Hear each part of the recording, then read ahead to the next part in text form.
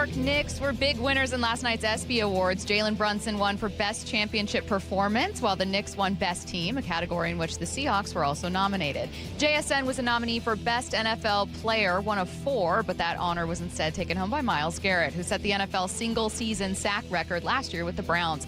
The Mariners are back in action tomorrow, opening up a series at T-Mobile Park against the Giants. First pitch will be at 7:10 p.m. There is one MLB game back tonight, Mets-Phillies at 7:10. Snapshot, brought to you by Miller Lite. When it's game time, it's Miller time.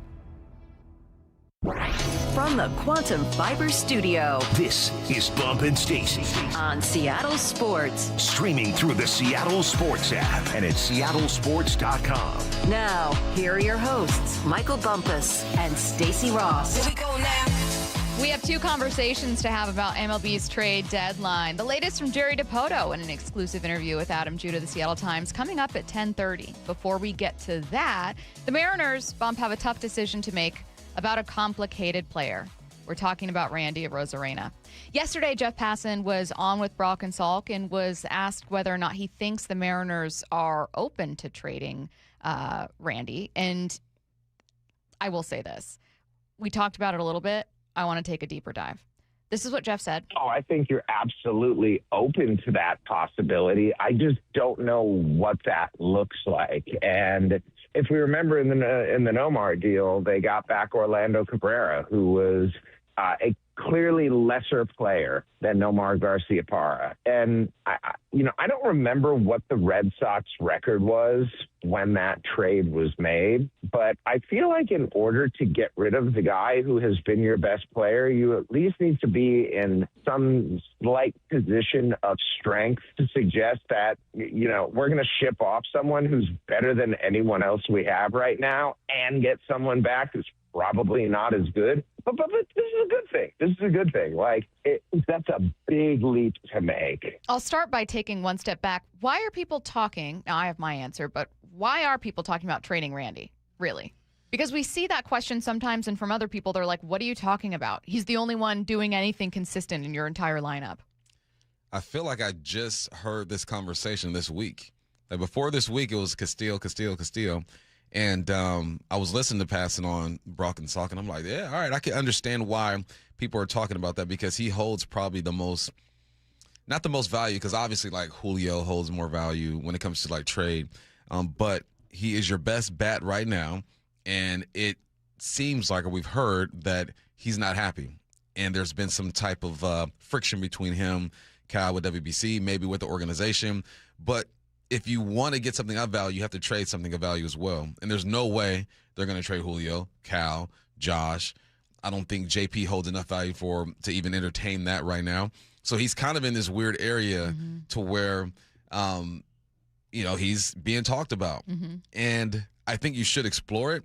But I also think that you got to be 100% sure, man, because if he's not in this lineup, you're not even in the position you're in right now, honestly, with the way that everyone else has been playing. So it's weird, man, because you understand the idea of trading him, but then you think of the repercussions of trading him. If the guys don't get hot, it could get ugly really bad. Randy Arozarena is top on the Mariners in almost every category outside of like home runs, where he's 4th. But if you want to look at total runs, total hits, doubles, pretty much everything, he's 2nd in walks. He is not striking out a ton. He's 3rd in strikeouts behind 2 guys who have played less than he has. Tops in stolen bases, number 1 in average, on base percentage, 1st in slugging despite not leading the team in home runs, obviously 1st in OPS. You're an offense that's been struggling. We've been complaining about leaving runners stranded. We've been complaining about how, in May they had a bunch of home runs, but that they haven't surpassed, I think, like 30 or 25 or so a month since then or before. He's kind of the only bat working right now. As fun as like a stretch of Luke Raley in his play has been, Dom Canzone has had one of his best years and has kind of made himself a regular part of the lineup. Julio has been injured and is currently out, but we know second half Julio can be special. Randy's been it. Why would a team that wants to make the playoffs, that's in a bad division, someone's got to win it. It still could very well be you. So you're going to be playing in October in all likelihood. I'm knocking on wood. Don't worry. Why would you deal Randy? You would deal him because defensively he's been a liability. I think that's probably his biggest flaw. And you think you would get something. Here's the thing with Randy. Are you going to get something equivalent to what he is offensively?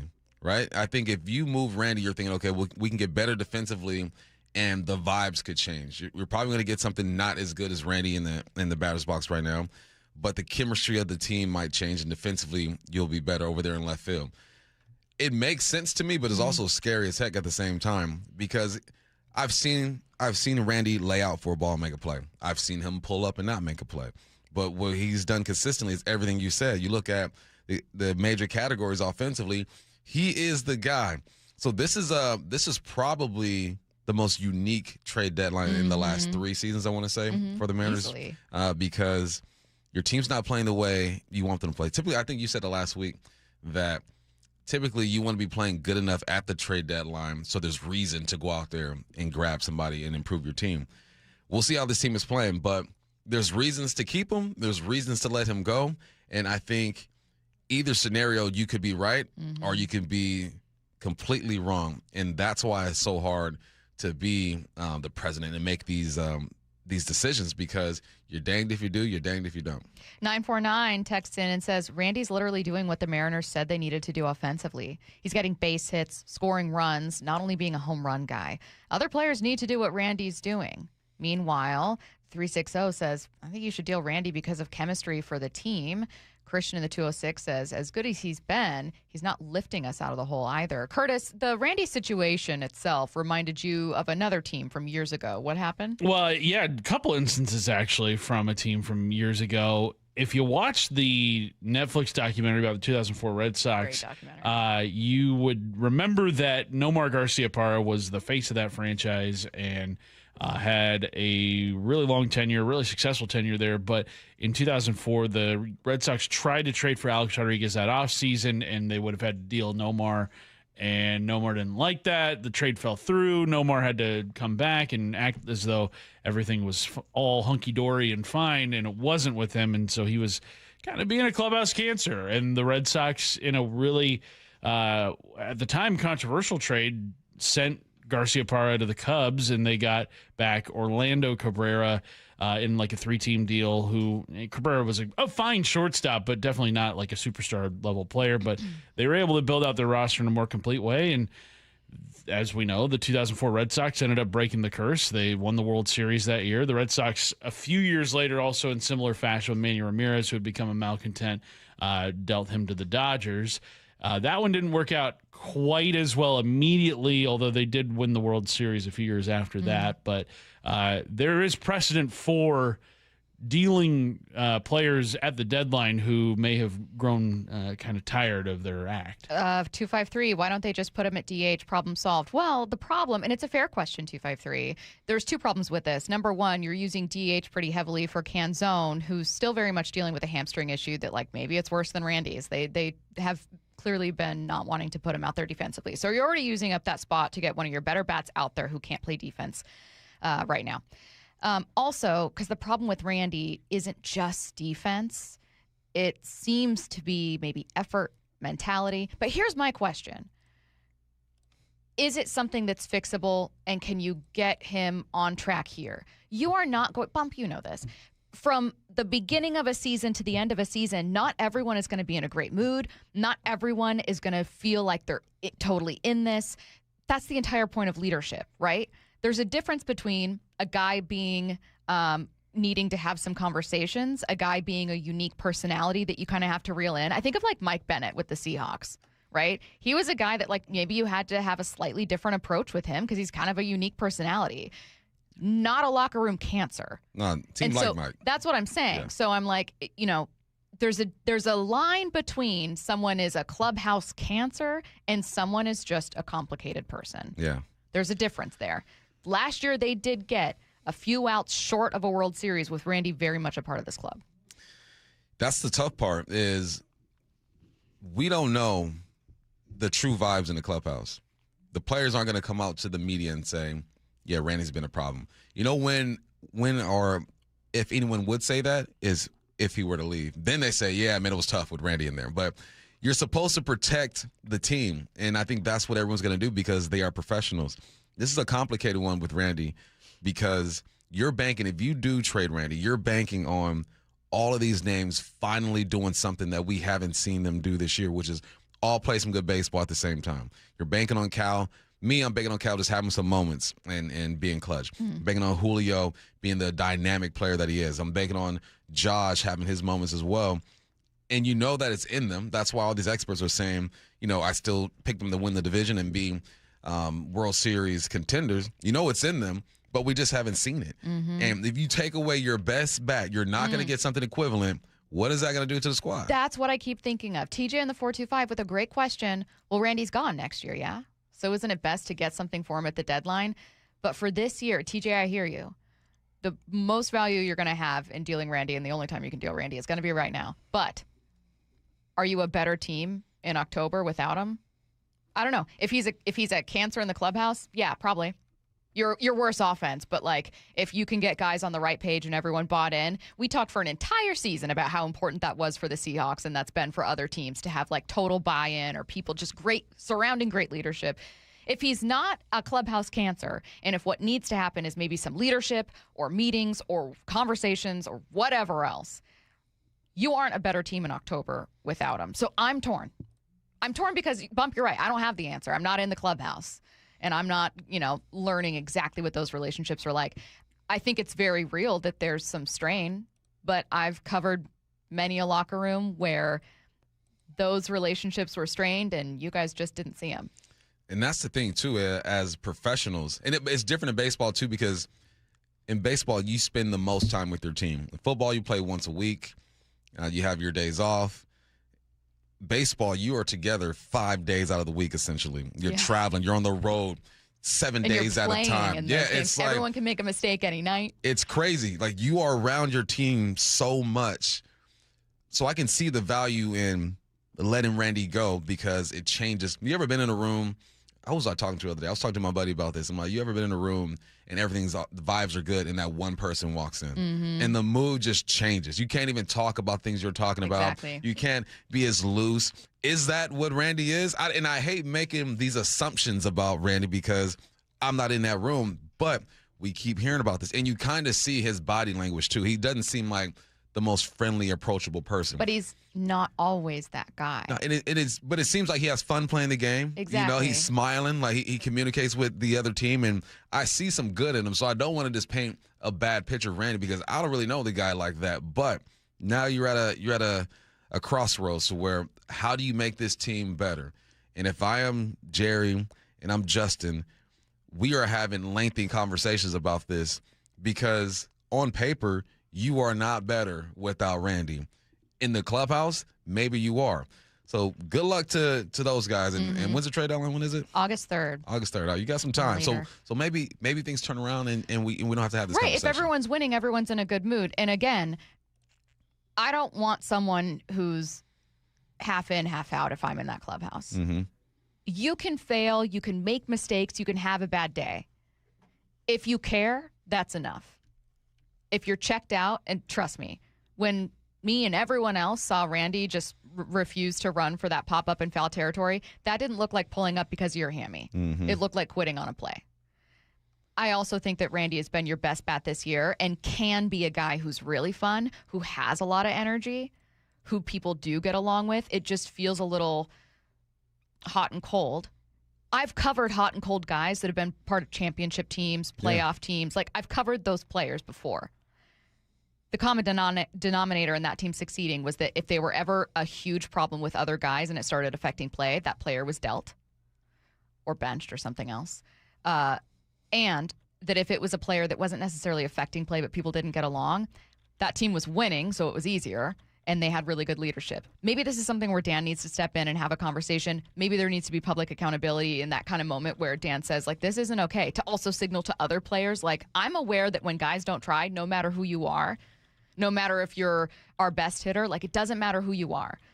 you're going to get called out, and we're all going to acknowledge that wasn't good enough. I don't know what it needs to be, but I wonder if there's some salvaging here with this relationship because, again, I can't stress this enough. Randy's bat, I don't have enough intel about chemistry. Randy's bat makes you better in October. The best bat on the squad. Makes you better in October, and guess what? This division is so awful. Like, you could fall into the playoffs at this point. Please don't make yourself worse. You know what you do with pretty people? Have patience. Pretty people, you get pretty, I tell my friend, pretty privileged. You're like, oh, I got this and this guy. I go, I've experienced it my whole life. Every day you experience that, Every right? day I experience it. No, I was a very ugly child. So I'm like, I tell her all the time, like, you have the pretty privilege. That's what and she can't understand that. Yeah. Like, you have pretty privilege. That's what Randy is right now. Yeah. He's got pretty privilege. He's got pretty privilege. Because my man is holding this team down. How much can you deal with when it comes to Randy? We'll see. Randy needs to be like me growing up looking like Weird Al. That humbled me. It made me funnier, I think. When you grow up ugly, you're a better person. I feel you. I was a weird looking kid too. You know? So I'm with you. No, I've seen the pictures. you can affirm. Let's get to headline rewrites. Extra, extra, real life. Headline rewrites. Must make headlines. The real story behind the headlines in today's news. Powered by Bay Alarm Security Services. With Bump and Stacy. Headline number 1, Brendan Donovan was actually seen on a baseball field. He went 0 for 3 with 3 strikeouts in a rehab start with the Arizona Complex League Mariners. What's the real headline? Well, we've got proof of life, at least. He exists. He's alive. He's okay. Took a picture of Brendan Donovan with a newspaper to make sure that he was out there that day. I'll take it. I'll take it too. I'll take it. Let's just get going because this team needs you. They need Randy. They need you. They need Julio. They need Naylor. All hands on deck. So finally, we saw him out there. It feels like they've been pushing back. You know, what's that video game that everyone, Matthew, that's been pushed back like 5 years now? GTA. GTA, I said. Donovan feels like GTA right now. It's like, oh, is it? No, next week? No, the following week. So I'm glad that we see him. There's life, and just get better. Did you guys see the joke? Who was the host of the ESPYs? I keep blinking. Marcelo Hernandez. The joke that he made about Tiger Woods. I didn't. He talked about Caleb Williams being on the cover of Madden, and then he said Tiger Woods is going to be on the cover of Grand Theft Auto. I thought it was a good joke. That's pretty good. It's always tough being a host at those moments because you're making jokes at the expense of the audience, and all of them are in the same network, so they're not sure if they can laugh. It's like, that's a solid You got to joke. be able to laugh at yourself. I'm sorry, but when you have had multiple rollover crashes, your brand is expanding into crazy driving at that point. Tiger says the reason why he does it is because he doesn't trust any driver to know his personal schedule. He's that intense. My man be making stops. That's why. Exactly. Stops where? I got a few stops I got to hit. Yeah, What do you mean up, Tiger? What's next? Headline rewrites. Headline number 2, Argentina's miracle run to the World Cup final continued after their stunning win over England in stoppage time yesterday. What's the real headline? Given historical context, it's always ended poorly for England on U.S. soil. USA. The colonizers. Go for it. I was going to ask you to explain this in football terms, our football, for anyone who, because England fans are livid today at England's head coach. Can you explain in football terms for anyone who's not a big soccer fan what he did wrong? What England did wrong? You're running a 4-minute offense, and you have the lead, and you're not pressing. And Argentina is so talented that if you don't keep possession, they're going to create some chances. So they ran a 4-minute offense. They kept dinking and dunking, running the football, punting that thing, prevent defense.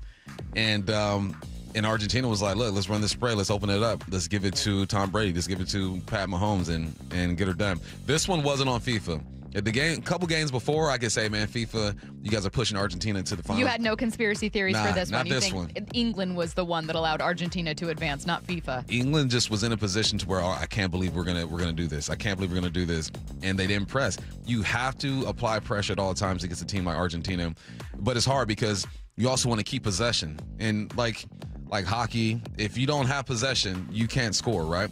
You don't have possession, you don't control the game. Yeah. And they just didn't press, man. I felt so bad for England. They haven't been to the finals in a minute, and the last time they won is like 1950 something. Yeah, it's been like 60 it's the something. birthplace of the game, I believe. Yeah, it's tough for them. I was thinking that too. Like, obviously, you're watching the Premier League, you're watching all kinds of things annually, but like, if a season ends in heartbreak for your NFL team, you know that they're not going to like. The Cardinals know they're not getting to a Super Bowl this upcoming season, but they know that they're in for another round of games less than a year later where they got to dive back in and have some hope and say, like, okay, what can you accomplish this year? If your, like, single greatest thing that you just want to see in your life is your team winning in the World Cup, at a moment like this, you're going, I'm going to be 4 years older. I was talking about that with one of my friends, Adam, and he was saying he lives in England, and he was talking about, like, man, he's like, my son's going to be like watching it with me. Like, that's 4 years time that you're waiting to check in on it. That's tough, man. Poor England. Yeah. Headline rewrites. Headline number 3, the opening round of the British Open is teed off from Royal Birkdale. What's the real headline? What's great is the British are teed off after yesterday's World Cup loss. So they already teed off. It's going down in the station right now. Is that thunder out here outside? Is it raining and thunder? Yes. Our blinds are closed. All right. Oh, so that was thunder we heard. Yeah. Wow, in a Yeah, the soundproof lights studio. just flickered. Well, no, I know they flickered, but earlier there was a noise and I didn't know what it was, and I never would have assumed that because we're like behind 2 soundproof walls. Yeah. Usually when the lights flicker in this building, that means we have switched to generator power. So that would So mean, you're telling me we could go off air at any moment. heck yeah. Oh no! And then it like immediately drops. Bump, are you going to be watching the British Open? You know I'm watching that thing, man. See, I'm saying that you're literally watching it right now. Rory is struggling right now. DeChambeau is finally competing in a major. He's been cheeks this year. But yeah, this is one of my favorites. I think Salk really likes the British Open too, just because it's a link style course. This is like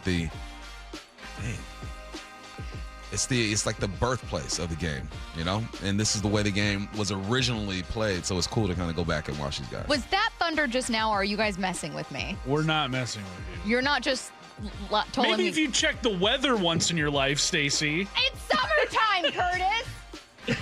I left my house without a jacket, just assuming. Because you didn't check the weather. You make fun of me for too many things. And you guys, this is the other thing. You guys always mess with me because you know I'm gullible. You guys could bang on that wall and be like, oh my God, Stacy, it's thunder from outside. And I would believe you, and you know that. So I can't tell if you guys are messing with me. I can't see outside. Can someone please text that can see outside right now? I can see. It's dark as heck outside. Oh, no, those are the blinds. No, they're not, Stacy. What? Those are not blinds out there. What is up with you today? Stop! Oh my God, there's thunder in the studio. That's not funny. God. Coming up next, Jerry Dipoto talks trade deadline approach and the latest from the Seattle Times. Back on February 8th, the countdown started at 167 days. 3, 2, 1. Right after the clock showed zeros. The Seahawks win Super Bowl 60. Now we're less than 2 weeks away. 9 days until Seahawks training camp begins. We know that we're target number 1 now. And nobody covers Seahawks training camp like the home of the Super Bowl champs, Seattle Sports.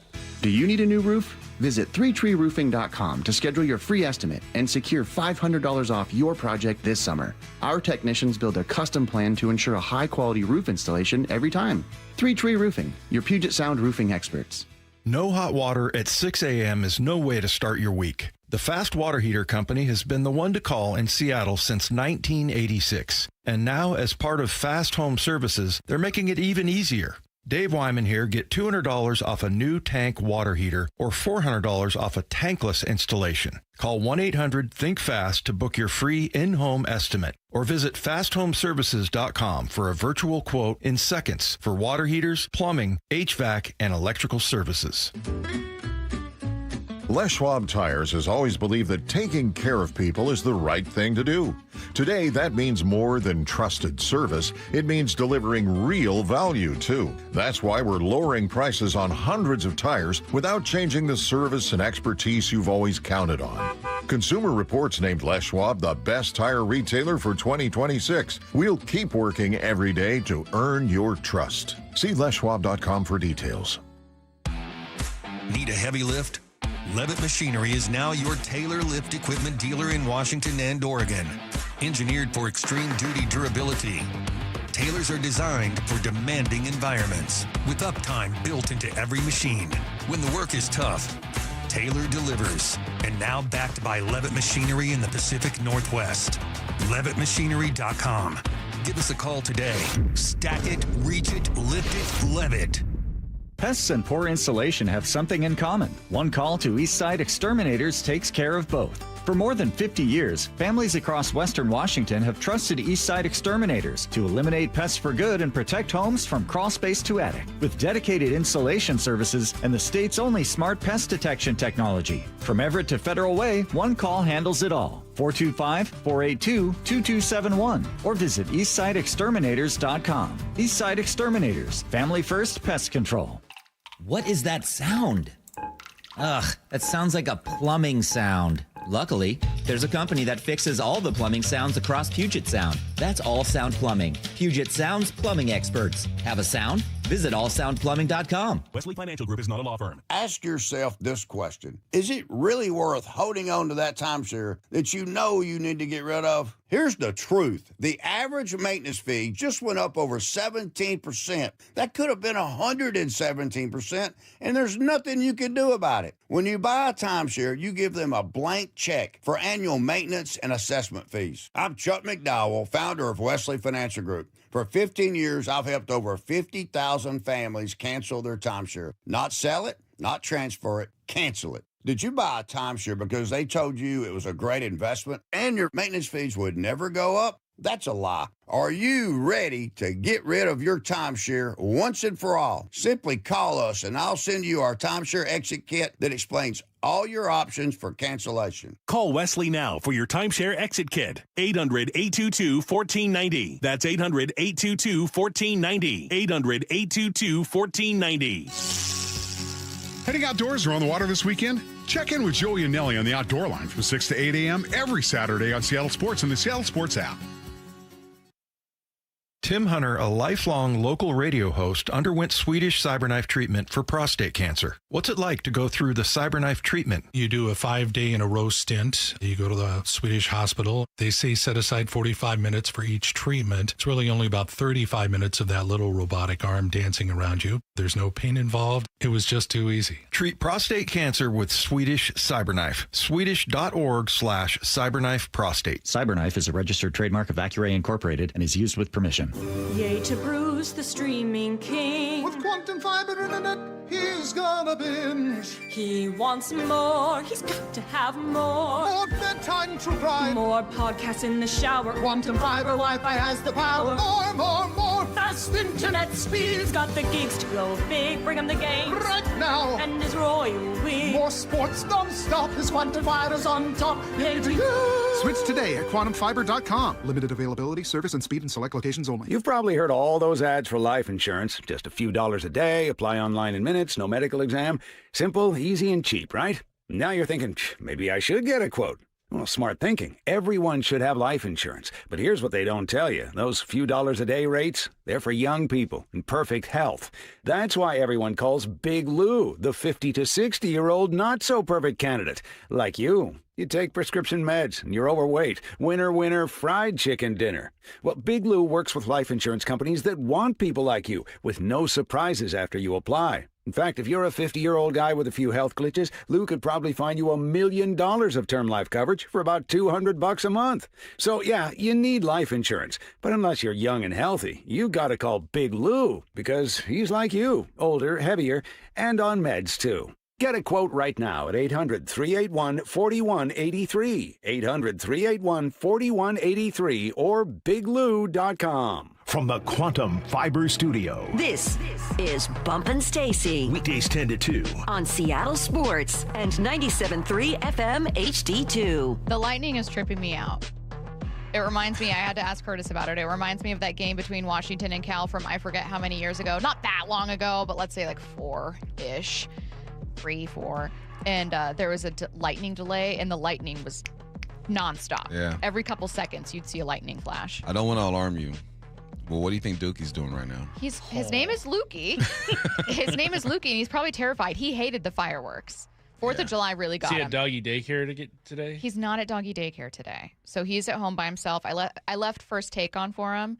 And so he That'll might get him really agitated. Yeah. So I don't know. You should have put the hope open everyone's form okay and on for him. everyone's safe. Yeah, it's calming. Yeah, you should have put open on. Oh, you're right. Probably I would didn't have fallen think this was- asleep. Yeah, I'm a bad Take a mom, nap. bad dog mom. Coming up at 10:45, ESPN released their latest top 10 list. Safeties is the last category that they looked at. Yes, Nick Emanwari did land in the top 10. We'll tell you where coming up in less than 15 minutes. Right now, Jerry Dipoto talked about the trade deadline approach in his latest with the Seattle Times Adam Jude, and I wanted to it's just a sit-down Q&A, so I'll just read you some of the quotes that stood out most to me, and we'll just kind of talk about what we think the Mariners are going to do here. I will start with this. Dipoto, pretty blunt about where the team is right now at the break. He said, look, we're obviously all frustrated about our inconsistencies. We're better than we've played. There's not a single person that would respond differently if asked that same question. He does give credit to the pitching, to what the bullpen's been able to do, certainly to the starters. And that's important because I think the starters have very much kept the team in this one. But he talked about the issues with runners in scoring position, not being particularly good on the bases, pressing too much. So what's the approach to the trade deadline? It doesn't sound like it's necessarily to add offense. He makes it very clear. In fact, this is the exact quote from Jerry Dipoto. We're definitely going to look to help the bullpen, period. And then with the offense, it sounds like he's talking around acquiring a bat and says, saying that we struggle against left-handed pitching doesn't really do justice to how much we've struggled this year.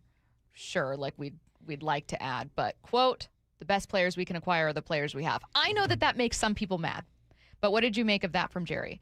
Definitely want to add to the bullpen, and then as he transitions to talking about the offense a little bit, it says the best players we can add offensively are the ones we already have. I don't even know that I disagree. Nah, I mean, you can't just wish upon a star and get a bat. You can't just say, well, the good Lord, please bless us with a bat that we can trade for, right? It has to be out there. Teams have to be willing to trade. So this is one of the times that we've heard this before. This is one of the times where I really believe, that's probably the best move because of what's going on around. Everyone is so cheeks right now that no one is a clear-cut seller. And, not many, I would say, are clear-cut sellers.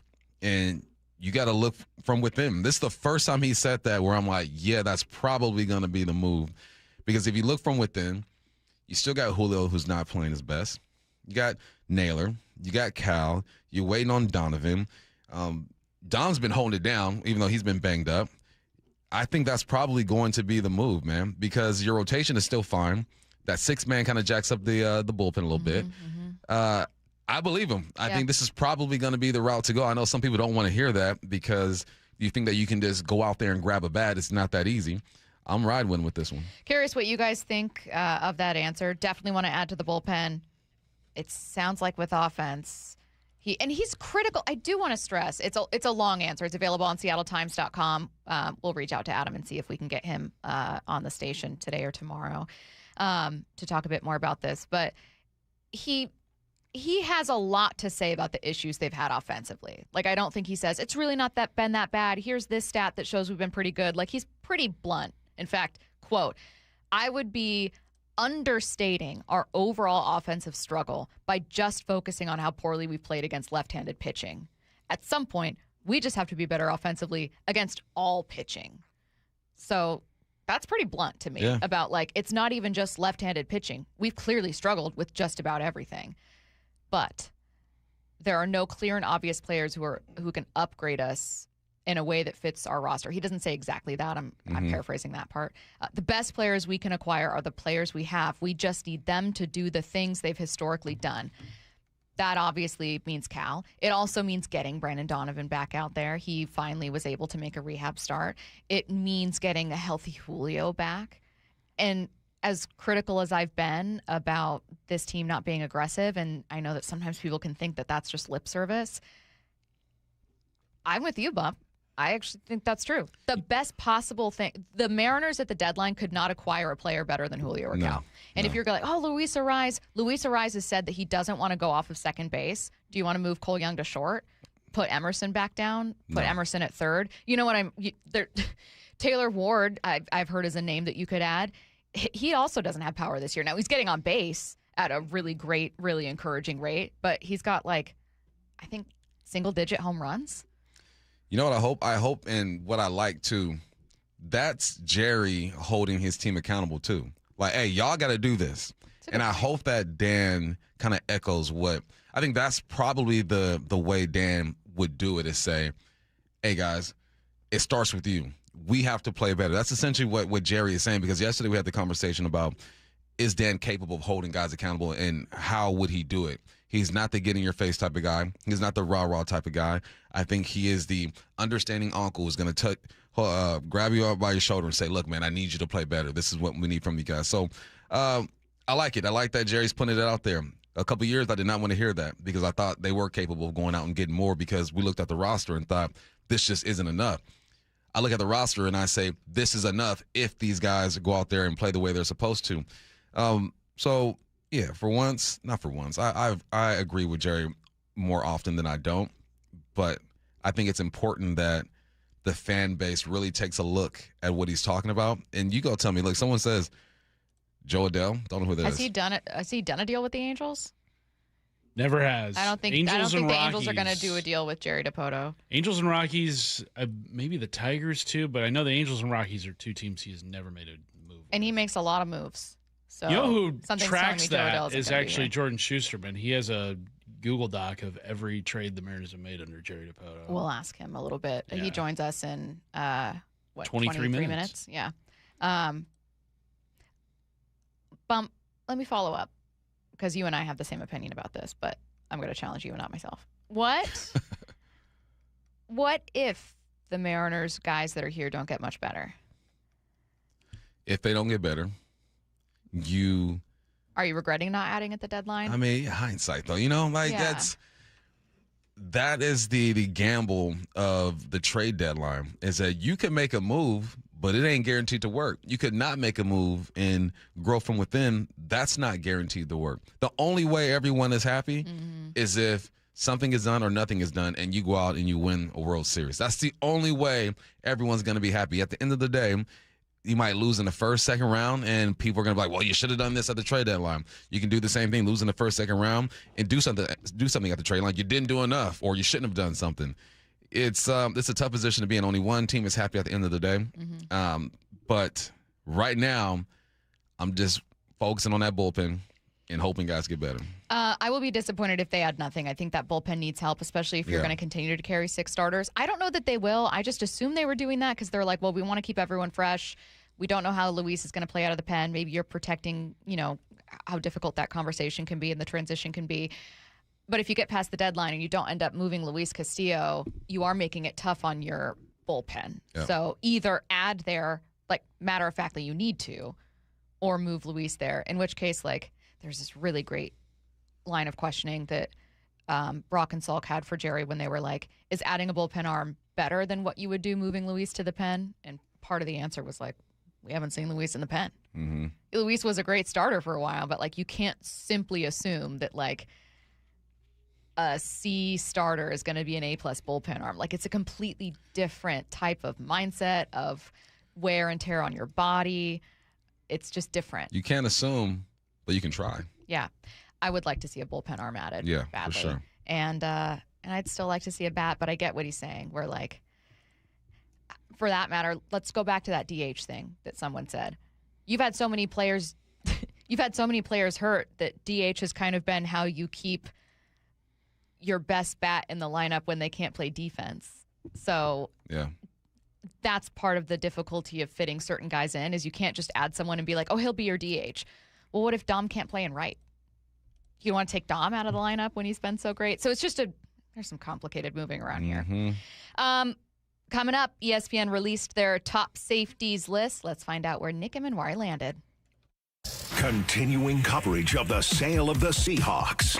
Breaking it down with a little Dave Wyman Stanford math. It has exploded from the time when I played. It was $194 million in '97 when they sold it. Reminder that $1 billion is 1,000 million. And so if you take $194 million times 50, that's about what the sale is at. It's a big deal. The home of your Super Bowl champion Seahawks. Seattle Sports. The beautiful game is coming down to a championship weekend this Sunday. Bump here inviting you to celebrate the final this Sunday at Silver Reef Casino Hotel. Make a whole weekend out of it. Here's what you should do. Head up Friday and treat yourself to a delicious dinner at the steakhouse. On your way to dinner, become a free member of Reef Rewards. It allows you discounts on gas, dining, hotel, and spa. Saturday morning, get yourself a tea time at Loomis Trails Golf. Make sure you get there early and check out the range and walk around the historic clubhouse. After your round, hit the spa for a massage, treatment, and get those knots out. We're getting old out here. Saturday night, have some fun and enjoy dinner at the Cantina or Red River Cafe. Sunday is for football. Taking the final with some loud and excited fans at the Porter's Bay Restaurant. Fresh off a big win, head home and plan your next weekend at Silver Reef. Maybe go to Crazy Town, Howie Mandel, or Guns 4 Roses. All you got to do, take I-5, exit 260, silverreefcasino.com. Hey, Brock Ewart here for my friends over there at People Come First Construction Group. You know I love my acronyms, PCF. They designed and built our outdoor living space for Molly and I, and we just loved it. And right now, PCF is making it easier than ever to get started on your new dream deck with 50% off your custom professional design and architectural drawing package. That means you can save over $9,000 on your project. And with 12 months of no interest, no payment financing, you can design your deck now and pay later. You know, most people who start with the design package end up with the exact outdoor space they've always wanted and dreamed of. This offer is your first step.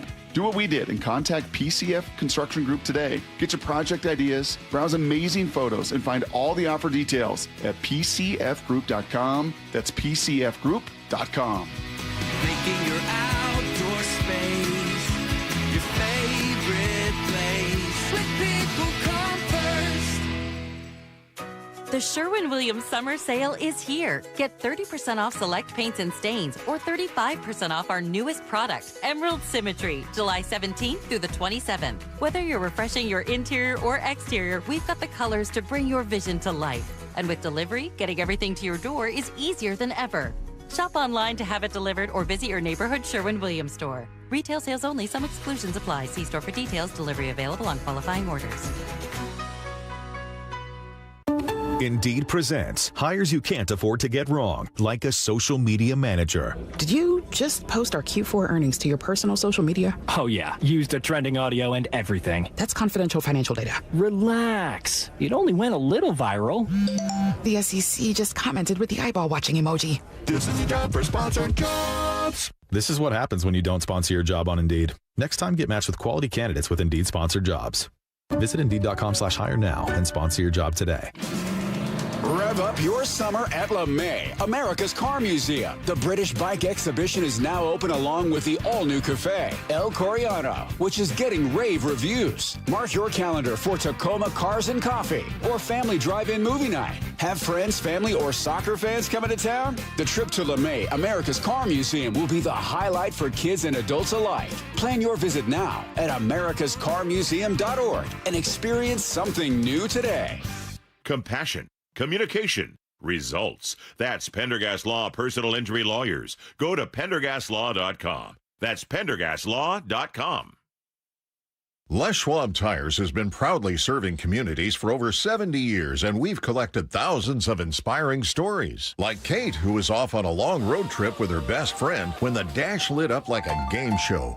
They find the nearest Les Schwab. Turns out they really needed an oil change. It was done in a flash. Road trip saved. At Les Schwab, we're proud to keep you rolling. Les Schwab Tires. Our greatest story is yours. Stories are composites inspired by real customer feedback. Olympic Hot Tub has more ways than ever to achieve total wellness at home. Immerse yourself in a saltwater hot spring spa and let jets melt stress away. Enjoy a refreshing swim in an endless pool swim spa. Retreat to healing warmth and detox in a Tilo sauna. Then awaken mind and body with a cold plunge. You'll be saying, ah, in no time. Your path to wellness starts today at Olympic Hot Tub. Current specials with exciting savings at OlympicHotTub.com. Better you, better life. From the FIFA World Cup to competitive business environments, grand ambitions lead to game-changing achievements. At Bank of America, we're there to support businesses at every step, providing insights and expertise to help you gain an edge. He shoots, he scores! What would you like the power to do? Explore winning business solutions at BofA.com/gamechangers. Bank of America, official bank of the FIFA World Cup 2026. From the FIFA World Cup to competitive business environments, grand ambitions lead to game-changing achievements. At Bank of America, we're there to support businesses at every step, providing insights and expertise to help you gain an edge. He shoots, he scores! What would you like the power to do? Explore winning business solutions at BofA.com/gamechangers. Bank of America, official bank of the FIFA World Cup 2026. From the Quantum Fiber Studio. This is Bump and Stacy. Weekdays 10 to 2. On Seattle Sports and 97.3 FM HD2. ESPN, via Jeremy Fowler, has been releasing their top 10 lists heading into training camp, examining the top 10 players as voted on anonymously by coaches, executives, scouts, coordinators around the NFL. Safeties was the last one released, and Nick Emenwari does make the top 10. Not Julian Love, which was interesting to me. He was in others receiving votes. Nick Emenwari comes in at number 6. I'm just going to read the full excerpt because it's just 2 quick paragraphs. Emenwari was a disruptor at the line of scrimmage for Seattle's championship defense, finishing second Defensive Rookie of the Year voting. He was utilized as a third safety/hybrid linebacker. The results: 2.5 sacks, pass breakup rate of 2.1%, second highest among safeties. Major upside, an NFL coordinator said. He's so impressive for where he is at a young age. He's got all the physical measurables. However, I'm going to ask you about this one in particular, Bump. One AFC executive countered that Emenwari has, quote, one-trick pony, end quote, to his game because he doesn't play as well going backwards as some of the top safeties. Interesting. I think he's definitely better in the box. He's definitely better getting downhill. And every player has their weakness. And just because it's their weakness doesn't mean that they're bad at it. It's just something that they don't do as well as all these other things. If I had to point out something that he's not the best at, it probably is covering. He's not asked to go man very often. Most likely he's a hook to curl or curl to flat type of player. Means he's not getting downfield. He's staying close to the line of scrimmage. But that's by design. That's what Mike McDonald is asking him to do. So imagine if you don't get reps at something, and he played over, 1,000 snaps if you look at special teams as well, right? 765 when it comes to this playing defense. If you're not doing something often, then you're not going to be great at it. And I think that if there's something he can improve in, it's probably that. It's probably learning how to shed blockers too. Like, he's a rookie, you know what I'm saying? He's not your traditional safety. So you're looking at safeties, even like J Love. J Love stays in the back. He's always flipping the hips and turning and playing in space and playing the football. He has more opportunities to do it, so he's going to be better at it. I just don't, you know what I get? I get defensive because I don't like his tone, okay? Don't be talking about Emenwari like that. Yeah, don't be talking about him like that because even he knows he's not asked to do that often. So, yes, you might be right that he's not as good as that, in coverage that he is getting downhill. But don't say he's a one-trick pony. He's doing the trick that Mike McDonald is asking him to do. So he can get better at it, though. He can get better, but he's not bad at it. You know what I find fascinating about this ranking, and it's true for maybe like the linebacker rankings, edge rushers, is that because there are some positions that are used much differently in today's NFL or are evolving in different ways, or in the case of Nick Emenwari, this player uniquely to your team brings a set of skills where you kind of have a slightly different looking safety role for him. That on this list of safeties, you look at, number 1, Kyle Hamilton for the Baltimore Ravens. Probably not the best example I could have said. Derwin James, Los Angeles Chargers at number 2. Xavier McKinney, the Packers. Brian Branch, 4th for the Detroit Lions. Jesse Bates for Atlanta.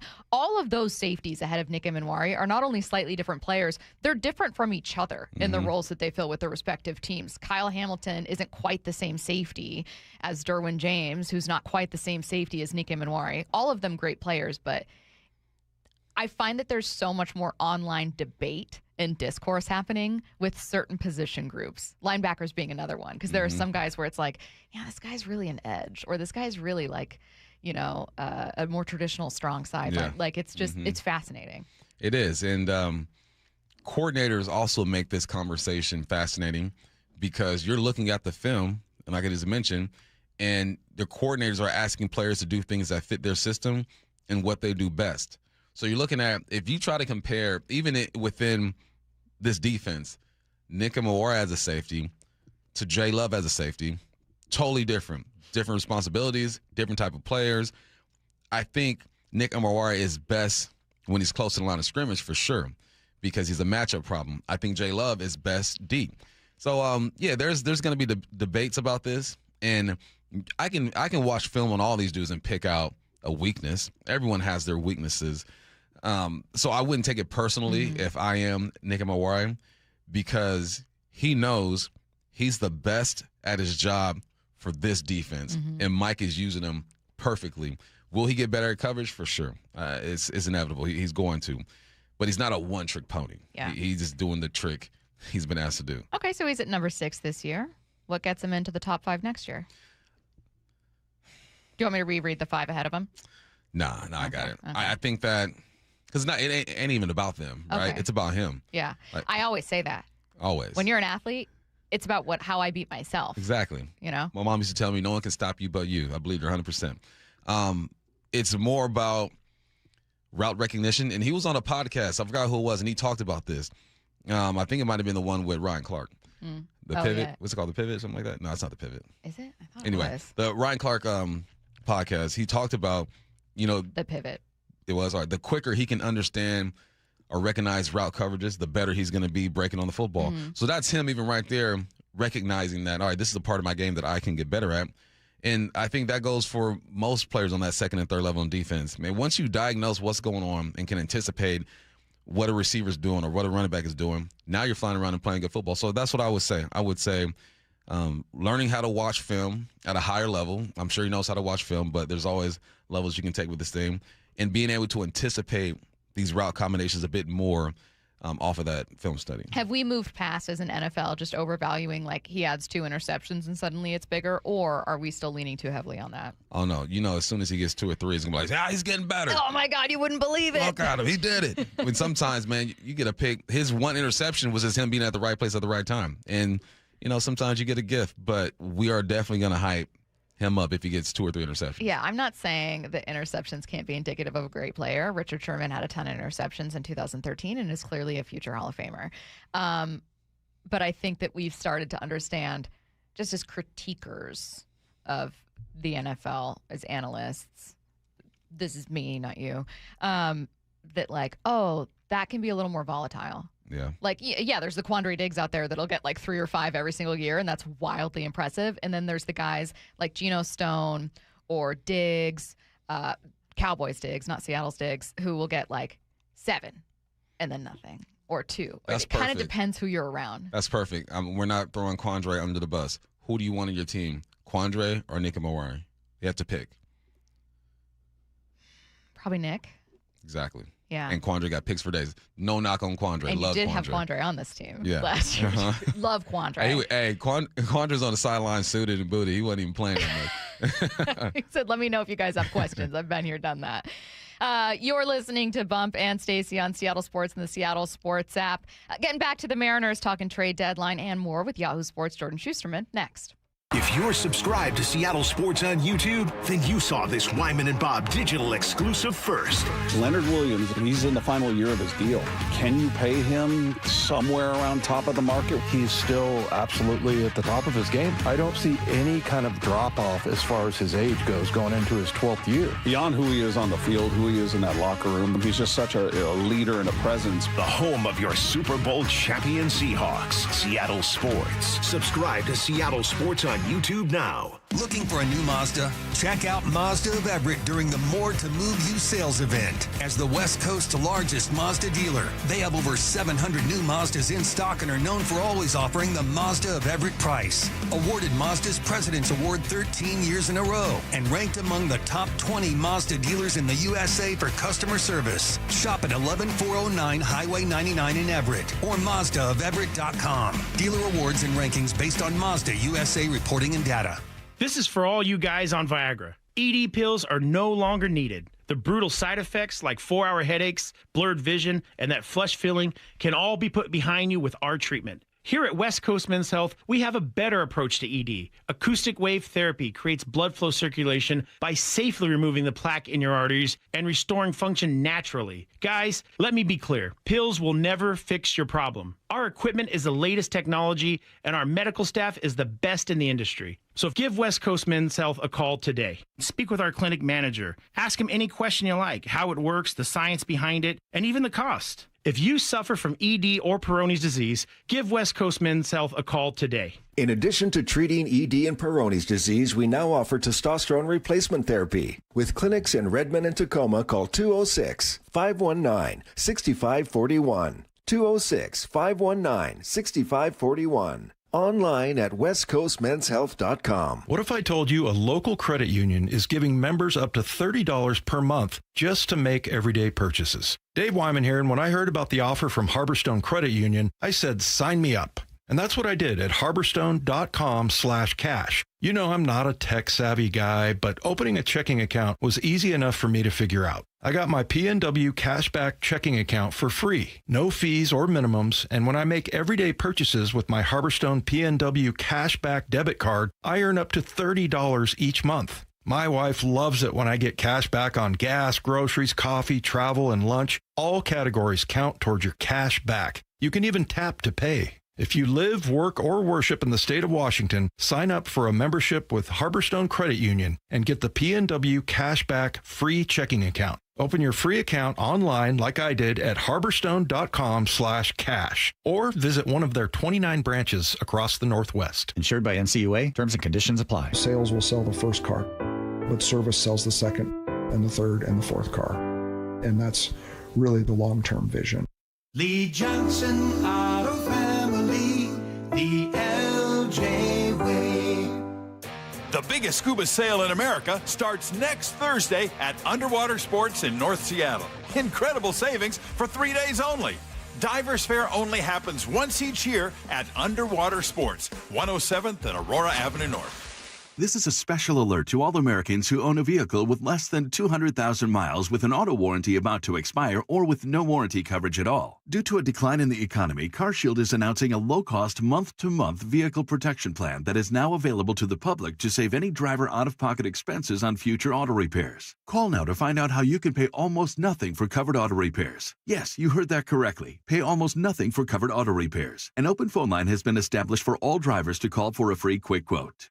Call 800-330-8323 now. Drivers who are covered will not have to pay for covered repairs again. This protection plan is at an all-time low. Additionally, drivers who activate this vehicle protection today will also receive free roadside assistance, free towing, and car rental options at no additional cost. Call us for your free quick quote today. 800-330-8323. That's 800-330-8323. What do you have to lose? Call 800-330-8323. Again, 800-330-8323. Hey, baseball fans, Rick Riz here. I'm excited to introduce you to my good friend Keith Dashafee, owner of Pella Windows and Doors of Western Washington. Keith? Thanks, Rick. At Pella Windows and Doors, we pride ourselves on delivering top quality windows and doors that enhance the beauty and energy efficiency of your home. Our products are built to last with innovative designs and exceptional craftsmanship.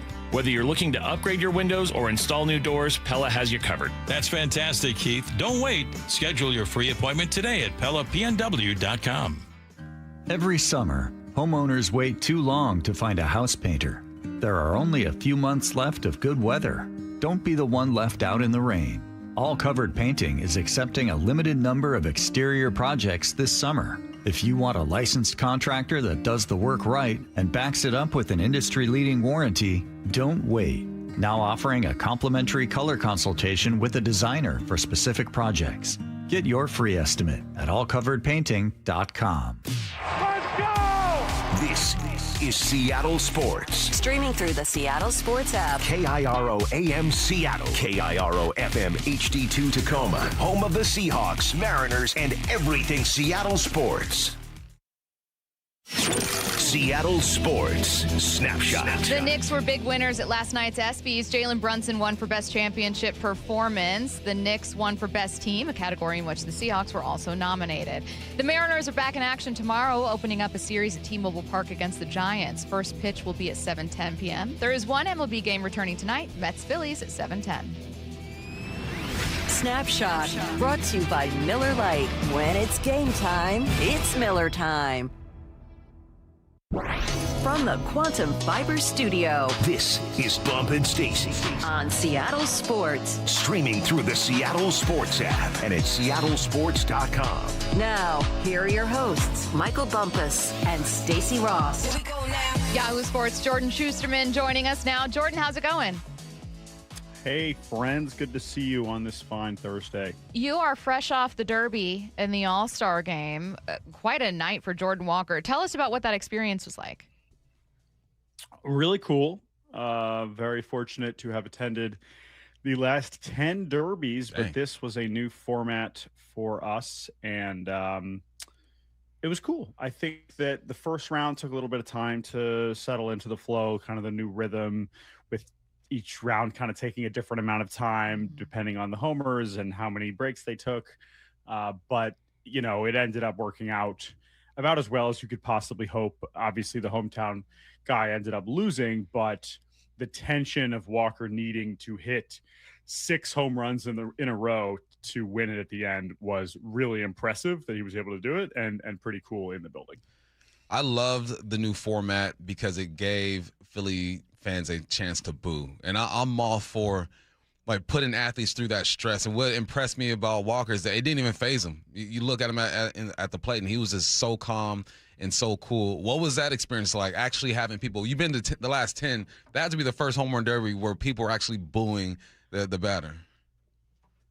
That's exactly right. And that was something I've kind of been reflecting on. You know, there are hometown guys that have been in it where they've been up against someone else, but this was absolutely, it felt unique. I don't know if it was the first time ever that you've had rounds like this where the boos were so strong, but to my recollection it was. And we got a little preview of it in the semifinals with Wilson Contreras, who came very close to upsetting Schwarber.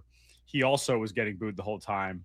He ends up falling just short. But then for Walker to come up, especially with him hitting second after Schwarber had put up a big total, yeah, it was really impressive. I think it was just the amount of focus that it takes there, and to kind of embrace the environment as opposed to maybe being impacted by it.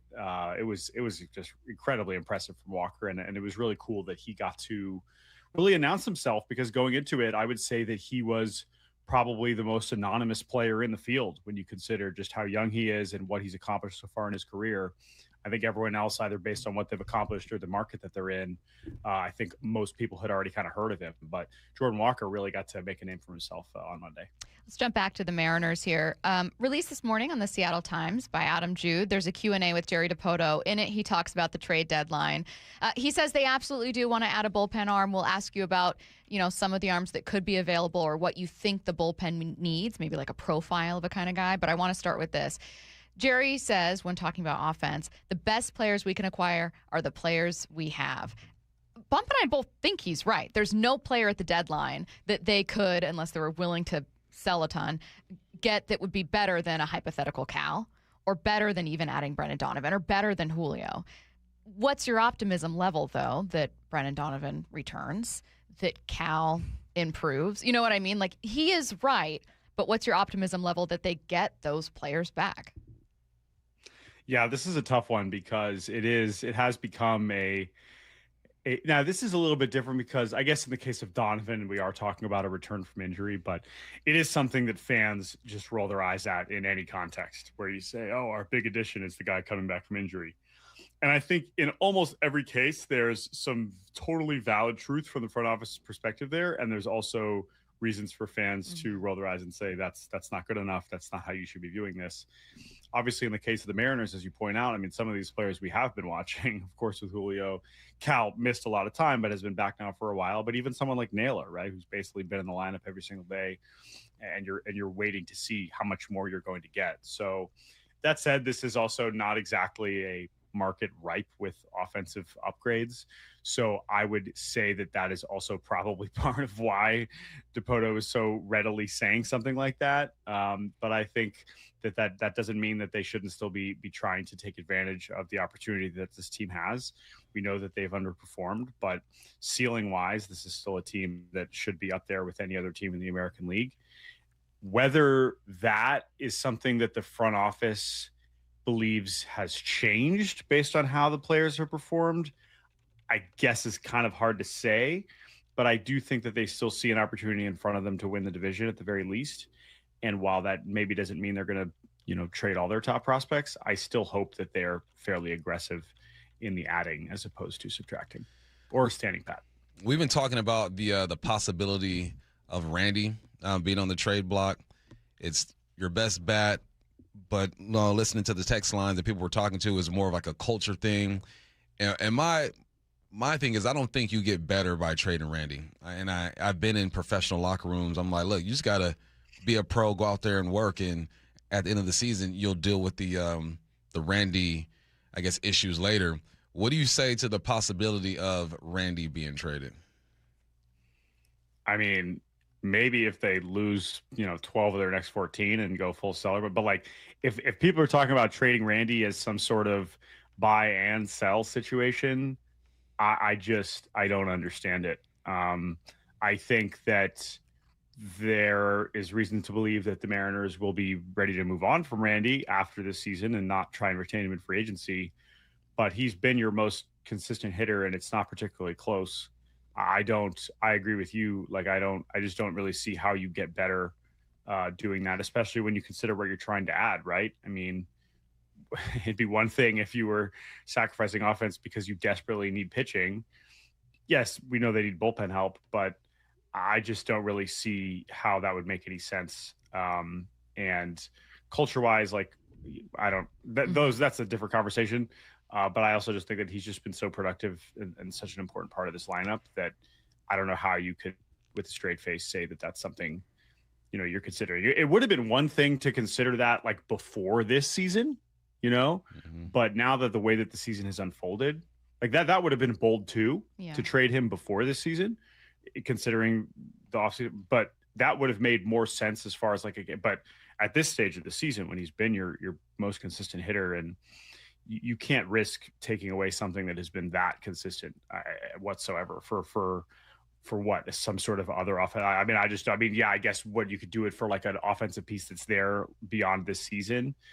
But when you consider the stakes of this year, I just don't see it at all. Hey, I have kind of like an abstract question. Just bear with me while I try to frame this one.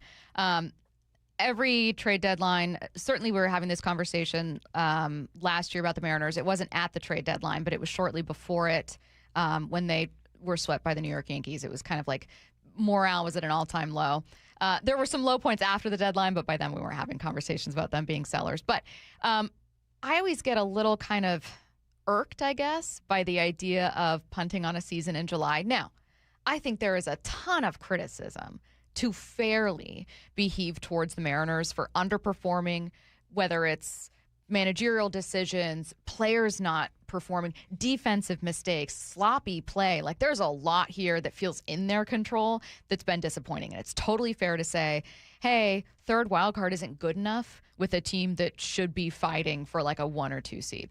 However, I spent like all of my teenagehood and 20s not watching this team in the playoffs. And so sometimes for me, I'm like, I don't know if you've still got an opportunity. Seize the opportunity. You mentioned earlier, like, the opportunity that they have, and so it kind of stuck with me. And I wanted to circle back and say, well, Jordan, talk about the opportunity they have. Yeah, it's absolutely still there. It's what you said, though. Like, these things could both be true. That you could totally criticize them and say this has been horribly disappointing and you should be running away with the division, and all these key hitters and even some of the pitchers along the way have not lived up to what a lot of people were expecting. But a lot of those players are still there. A lot of them are healthy. They are all capable of performing at a much higher level at some point over these next few months. And the math is still so heavily in their favor in terms of just getting in at all that I just can't, for a team that's never been to the World Series and still has according to Fangraphs, 71% chance to make the playoffs in one of the worst American leagues we've ever seen. I'm sorry. It would be so disrespectful. I think it's more disrespectful to your fans to even contemplate selling. And I don't think that they are. But this is what I just don't understand is, like, of all the teams and all the franchises and all the fan bases, this would be the last one that I would think would want to throw away any opportunity to just get in and see what happens. Mm-hmm. I mean, there are teams that are way worse, either because of the way they've actually performed and where they are in the standings, but also when you just look at their roster and you think, like, where could this possibly be going? Okay, maybe this team could sneak in, but like they have no chance of making a dent, and versus the teams like Seattle, where you can still look at it and be like, all right, well, there's still pieces in place here that could go on a run. And I know people are tired of hearing it because it's just about this year's American League, but this is where the Mariners' specific context as the team that's never been to the World Series, like, as bad as it's been, this could be a better opportunity than last year. I know that sounds absurd because of how bad that they've been playing, but I think that's still undeniably true. And I have no idea. Now, by the time we get to October, who knows? Maybe they make it, maybe they don't. Mm-hmm. But I cannot understand wanting to go backwards even for 1 year when you consider just where they are as a franchise and how close they came last year. It just doesn't really make any sense to me.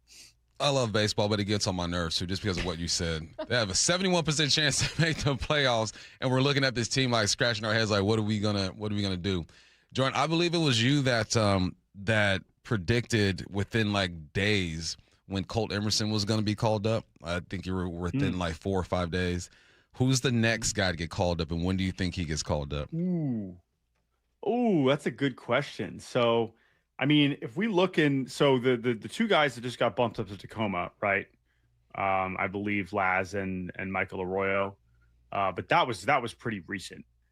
I would say, if they trade Randy Rosarena, we probably will see Michael Arroyo, but I don't think that's going to happen. So I'm not really sure what the path to open up, like who the next prospect would be that really is going to make a difference. I mean, obviously, I was at the Futures game too. I watched Kate Anderson. I watched Ryan Sloan. I think depending on what happens at the deadline with like a Luis Castillo, maybe we start having conversations about Kate Anderson at some point. But before then, I don't know if any of those hitters are really going to be in position. I mean, Montez, I would be floored because of just the profile. Arroyo, I could imagine hitting his way into a role depending on who's healthy.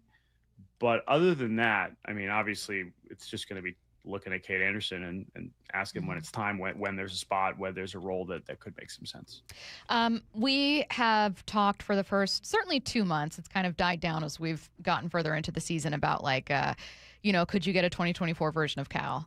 You're not going to get 2025, but this is clearly, Jeff Passan said, if last year was the 99 percentile Cal, this year has been the 1 percentile Cal, which I think is fair because this is not who he is or has been as a player. It'll be the first time since 2021 he hasn't led all catchers in home runs. So while there was a massive gap last year, he's been a power hitting catcher for a few years. But I don't know, Jordan, that we're just where he is with the eye test, with how much pressure he's facing, and with how tricky obliques are. I don't know that we're even getting 2024 Cal. So I've instead started to think about, A, what's a better 2026 Cal? And B, if you're not getting the power from him, you're near the bottom of the league in slugging, and that's a problem. So where does it come from? So I wanted to throw both questions your way. What's a better version to expect from this year's Cal, like a realistic version of this year's Cal? And if he's not bringing those home runs, which he's probably not, who steps up? This guy hit 22 homers after the break last year, which is absurd. And I was just like doing the quick math of like, if he hit 22 homers after the break this year, would he still lead all catchers in home runs? Maybe. I mean, he'd be at 29. I think that would. that would require Hunter Goodman and Shea Langoliers to forget how to play baseball. Mm-hmm. But to your question, it's so perplexing. I think that the switch hitting element is what makes it hard, because I do wonder, and I don't know if he has talked about this or would admit this, how much the swings are impacting each other. But to me, I mean, we've talked about the timing all year. I mean, he's just getting eaten alive by fastballs in a way that is just so different than what a lot of his career has been. So, yeah, I mean, in terms of who else is going to step up, like who are we counting on? I mean, this is usually when Julio starts to go pretty wild, right? I mean, that is something that this team has gotten in pretty much every season. And I know he showed that flash early on in the season that made it seem like he was going to have a big first half, and then he sort of tailed off again. But that's still something that has been historically consistent and would not surprise me if he kind of goes on that run again. But in terms of who needs to step up and needs to be more consistent, I still think it's Naylor, just because he's been in the lineup the whole time. That's not someone where you can say, oh, well, he missed this time. Oh, his timing's off. Like, no, he's been there, and he's shown some stretches where it's been like a 120 WRC plus here and there. But on the whole, I would still say that that's been frustrating. And I would say when you're talking about what kind of at bat you're getting, okay, great. We realize we're not getting 60 home runs. Cal's usually good at working some deep counts, working the pitch count. That's not something that Josh Naylor does, right? I mean, that guy is swinging early and often. This is also what Randy's very good at. Randy sees a lot of long at-bats, which has a lot of value really wherever he's at in the lineup. Julio is also someone that's swinging early and often. So that's really where you kind of got to find some balance. And I have to think that Cal, approach-wise, even if the swing isn't quite dialed in, I would like to see him at least draw some more walks as it goes. But listen, you can't sugarcoat it. The guy is in there to hit home runs, right? It's not like he's trying to get on base to steal some bags. So like he needs to be putting the ball, over the fence, over the outfielder's head. Drawing walks is helpful in a functioning, deep offense, but he's still someone that I think they're going to have to rely on to do some damage at some point. God, imagine if he just steals like 20 bases and this changes his profile entirely. Change my game. Can I keep you for an extra 30 and ask you a listener question? Please. This is from one of our listeners. What does Jordan think about Mariners bullpen prospects? I think they mean maybe top prospects. Oh, no, they mean bullpen prospects as fill-ins for Brash, Criswell, and Vargas until their returns. So just about using prospects as bullpen fill-ins. Right. I mean, it's kind of I don't know. I've thought about this a lot in terms of Cade and Sloan. Like, it's a big decision to change their role. I know if you're in the urgent, maybe once you get to October and you're saying you're just trying to get the best pitchers on the roster, that's one thing. But to almost downshift the workload and then asking someone who obviously, in the case of Cade Anderson and Ryan Sloan, they believe are going to be long-term members of the rotation. Having those guys now, like asking them to be available multiple times a week, I mean, that's just such a huge shift and really should only be something they're considering if, like I said, they are almost already in October. I just don't think that would be worth it. Mm-hmm.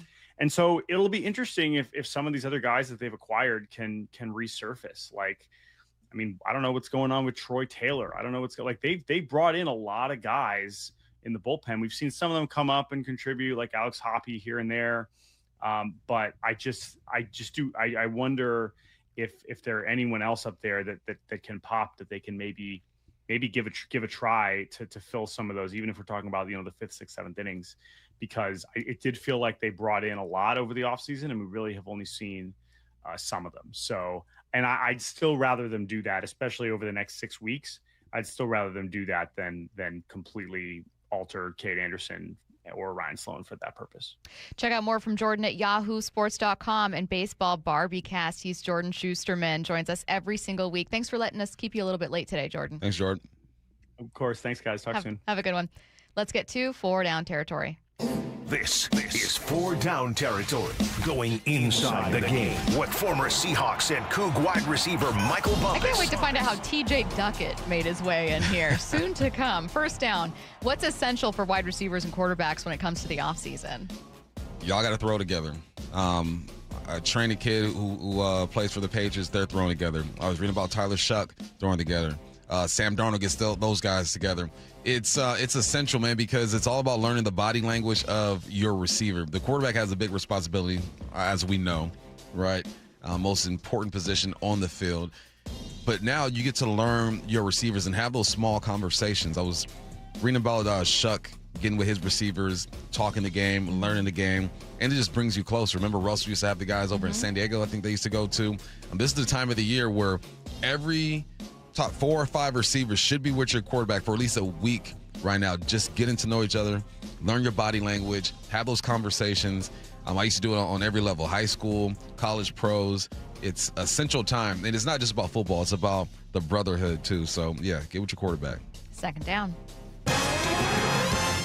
I have 2 guesses for your answer to this one.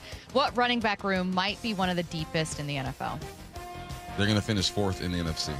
That was one of my 2 guesses for you. What was the other one? Atlanta, yeah. Arizona Cardinals, man, low-key got a deep running back room. You got Jeremiah Love, obviously, who's probably going to be the starter. Tyler Algier, who has had some good moments when he was with Atlanta.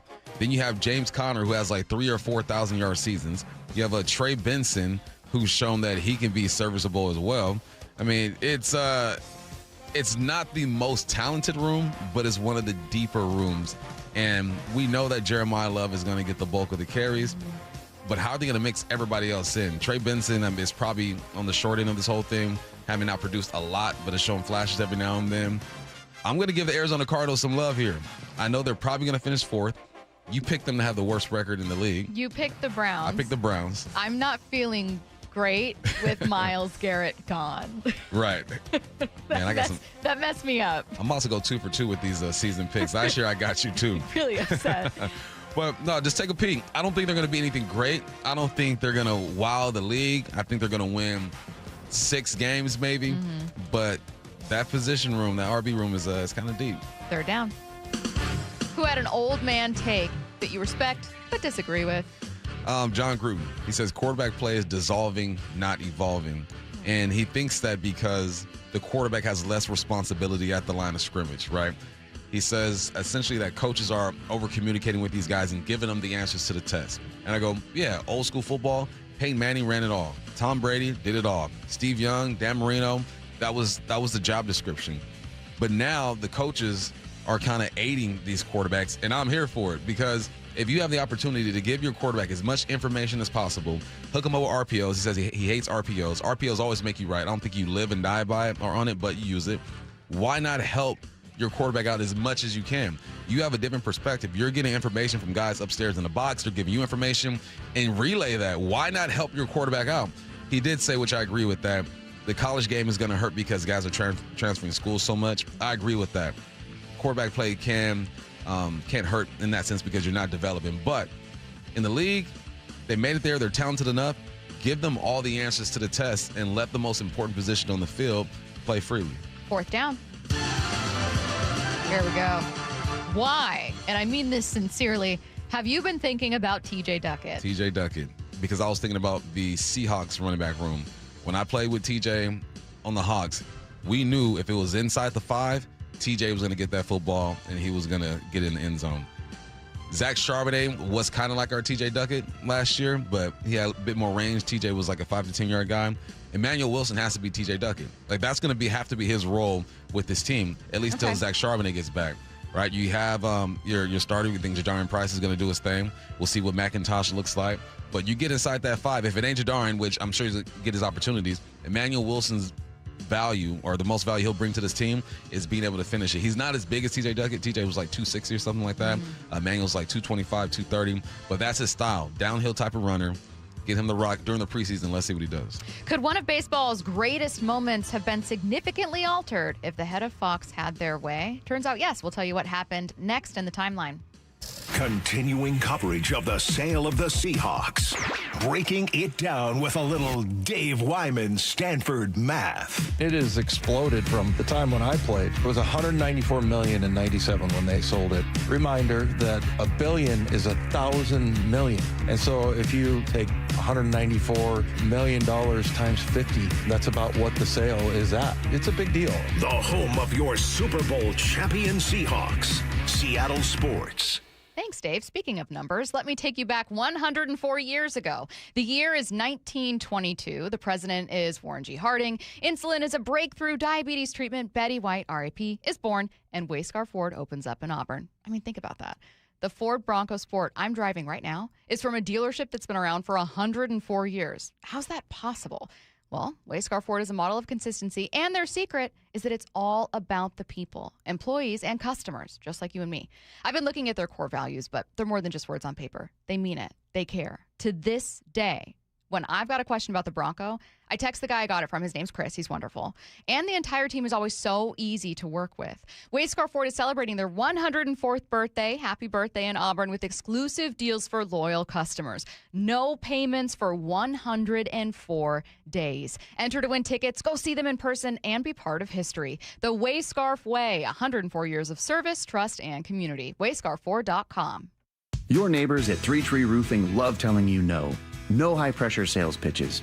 No Band-Aid fixes that will fail come wintertime. No outrageous pricing from some corporate-owned roofing company with headquarters thousands of miles from here.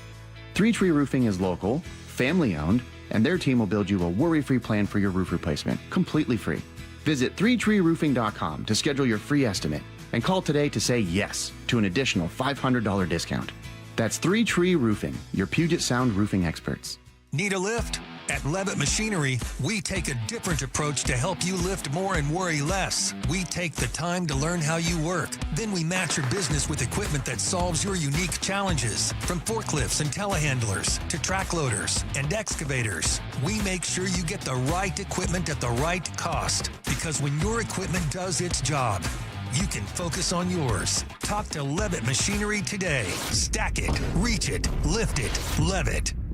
Pests and poor installation have something in common. One call to Eastside Exterminators takes care of both. For more than 50 years, families across Western Washington have trusted Eastside Exterminators to eliminate pests for good and protect homes from crawl space to attic. With dedicated installation services and the state's only smart pest detection technology. From Everett to Federal Way, one call handles it all. 425-482-2271 or visit eastsideexterminators.com. Eastside Exterminators, family first pest control. D.R. Horton's National Red Tag Sales Event is going on now through August 2nd. Stop by any of its participating communities and find select Red Tag homes at incredible pricing. Visit drhorton.com. D.R. Horton, America's builder and equal housing opportunity builder. Dave Wyman here, and the folks at Bellevue Rare Coins say higher prices have enticed more Americans to cash out their jewelry, gold, and silver items. Here's a story from a real customer. She walked into Bellevue Rare Coins with an old bag of jewelry, a little bit nervous, a little bit embarrassed because it was mostly old tangled chains and pieces she hadn't looked at in years. When they gave her the total, she couldn't believe what it was worth. Go see what your jewelry is worth with a free consultation. Bellevue Rare Coins is now in Linwood, Issaquah, Tacoma, and Bellevue.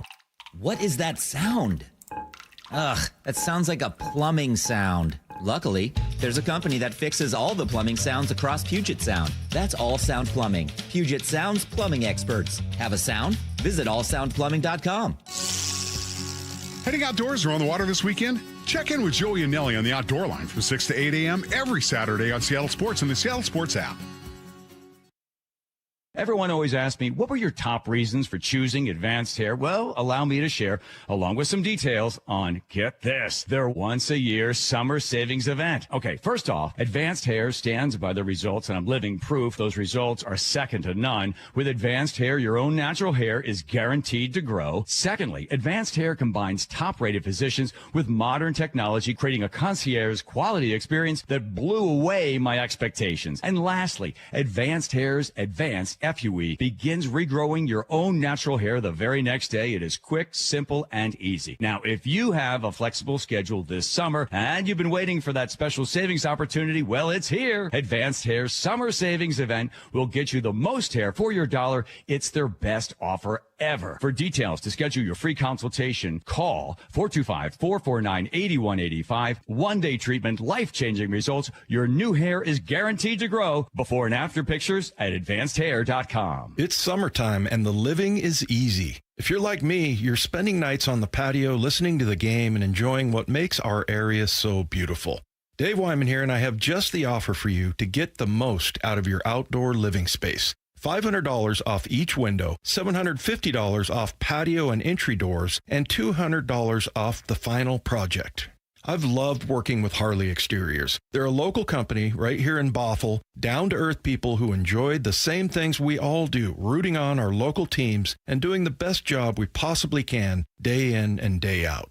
Use Harley Exteriors to complete your home space and receive 12 or 18-month promotional financing. Qualified buyers only. Subject to credit approval and lender terms. Minimum purchase of 4 qualifying windows required. Windows must be 36 by 36 inches or larger. No size minimum on patio or entry doors. Financing subject to approved credit. Offers cannot be combined with other promotions. Offer expires July 31st, 2026. Go to HarleyExteriors.com. This is The Timeline with Bump and Stacy. Brought to you by 1-800-DUI-AWAY. It is The Timeline, getting started with a devastating World Cup loss for England.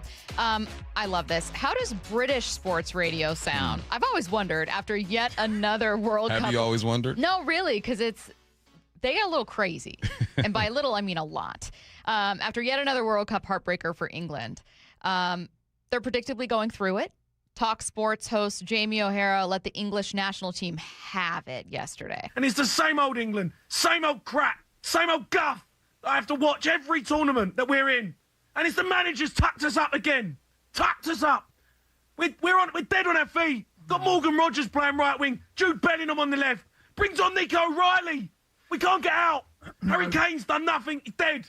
Nothing. Got nothing left. He's dead. I can't believe it, Jace. Well, no. Jace, I can't believe it. No, it's a disgrace. He should be sacked. Get him out. Gone. Oh, poor Jace in the background. His version of AJ Hawk just going, I would like to say, oh, sorry. I love that.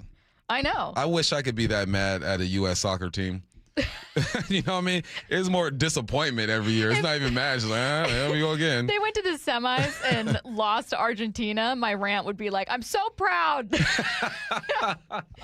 When they scored that 6th goal, they didn't make it 7. They didn't have a chance. Man, I feel them, though, because England always has a solid team. They always have a star on their team.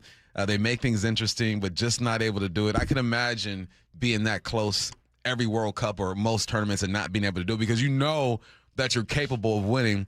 With the U.S., it's like, hey, let's have fun and get lucky, guys. Yes. Let's just see what happens. Well, and it feels like a curse when it's the same level or the same thing over and over, even despite changing coaches. Like, again, it was explained to me as the guy that they had previously had been there for a while, but, like, never able to actually get you there and win it all. Mm-hmm. So it's like, okay, we're going to hire this guy that we maybe have some issues with, but, like, we think he can do it. So we'll take this risk in order for him to get us there. And then the first few matches, it's like, oh my God, this is happening. Yeah. We made the right choice. Mm-hmm. This guy, I don't remember how to say his name. Is it Tuchel? Curtis, do you know? Tuchel. Who cares? Sure. Not our coach. But he, like imagine if the Seahawks hired Bill Belichick for a season, but it was working out for a while. And you're thinking like, oh my God, he's actually going to do it. And then the same thing happens with a different coach where he messes it up for very clearly some coaching decisions. And yes, there are some players out there. There's a lot of complaints about Harry Kane. A great headline. Complaints about Harry Kane? Mm-hmm. What are they complaining about? Well, the headline was Kane is not able, which I thought was really clever, but That's just that pretty he's good. old.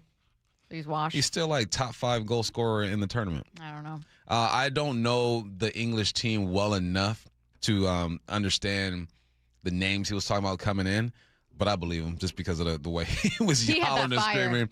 Yeah, He had the fire in his gut. He's dead. He's dead. And then, I don't even know. I want to know what the guy in the background wanted to say.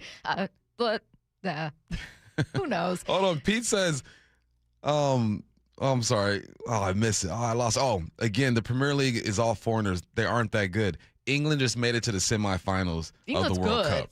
They are good. Well, and the reason they're mad is because they kind of did themselves in.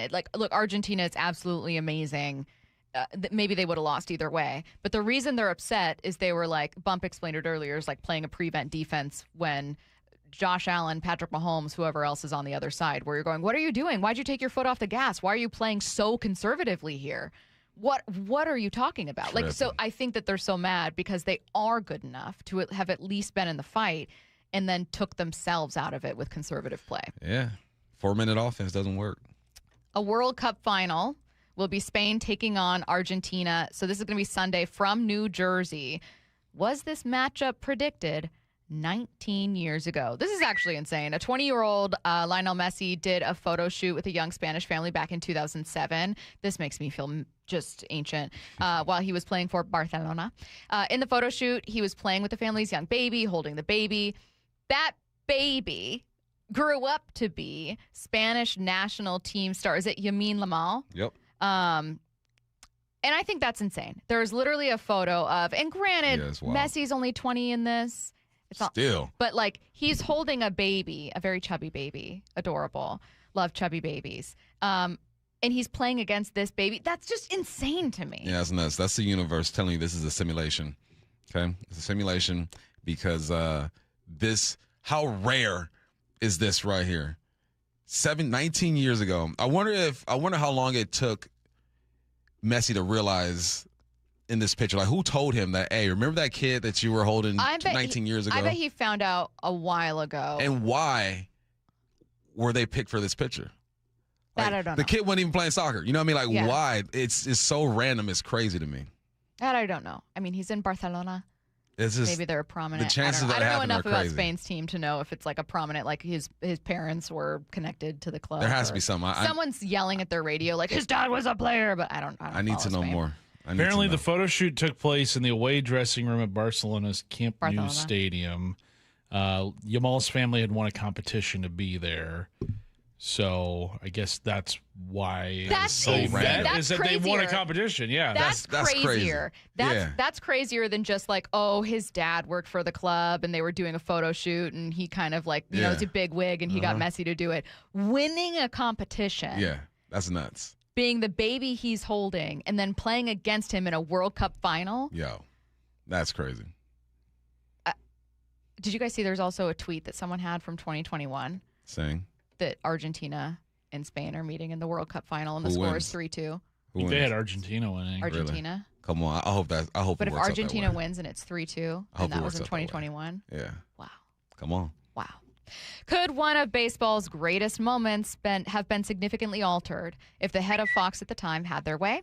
Turns out, yes. Here's what this is about. Former Cubs GM Theo Epstein shared the famous rain delay during Game 7 of the 2016 World Series, made Fox want to suspend play until the next night. But then I go to the little room with Commissioner Manfred and Chris Antonetti and like the meteorologists and all the officials, and they were looking at the radar. We don't think it's going to be too long. I remember Antonetti, Chris and I looked at each other and we just like man, this is an unbelievable game. I'm exhausted. Can you believe we're here in a rain delay and someone has to lose, someone has to win? But then the commissioner got a call and he takes it and I'm kind of listening in. I'm like, that can't be what I think it was. And he hangs up. He was like, you won't believe who that was or who. He's like, that's the head of Fox. He's like, they're asking about the rain and they said, if we can suspend this game right now and pick it up tomorrow night in prime time, it's going to be worth like 25 million more viewers or whatever. Oh my, no way. Yeah, and he was like, as tempting as that is, we can't do that. He's like, this is World Series Game 7.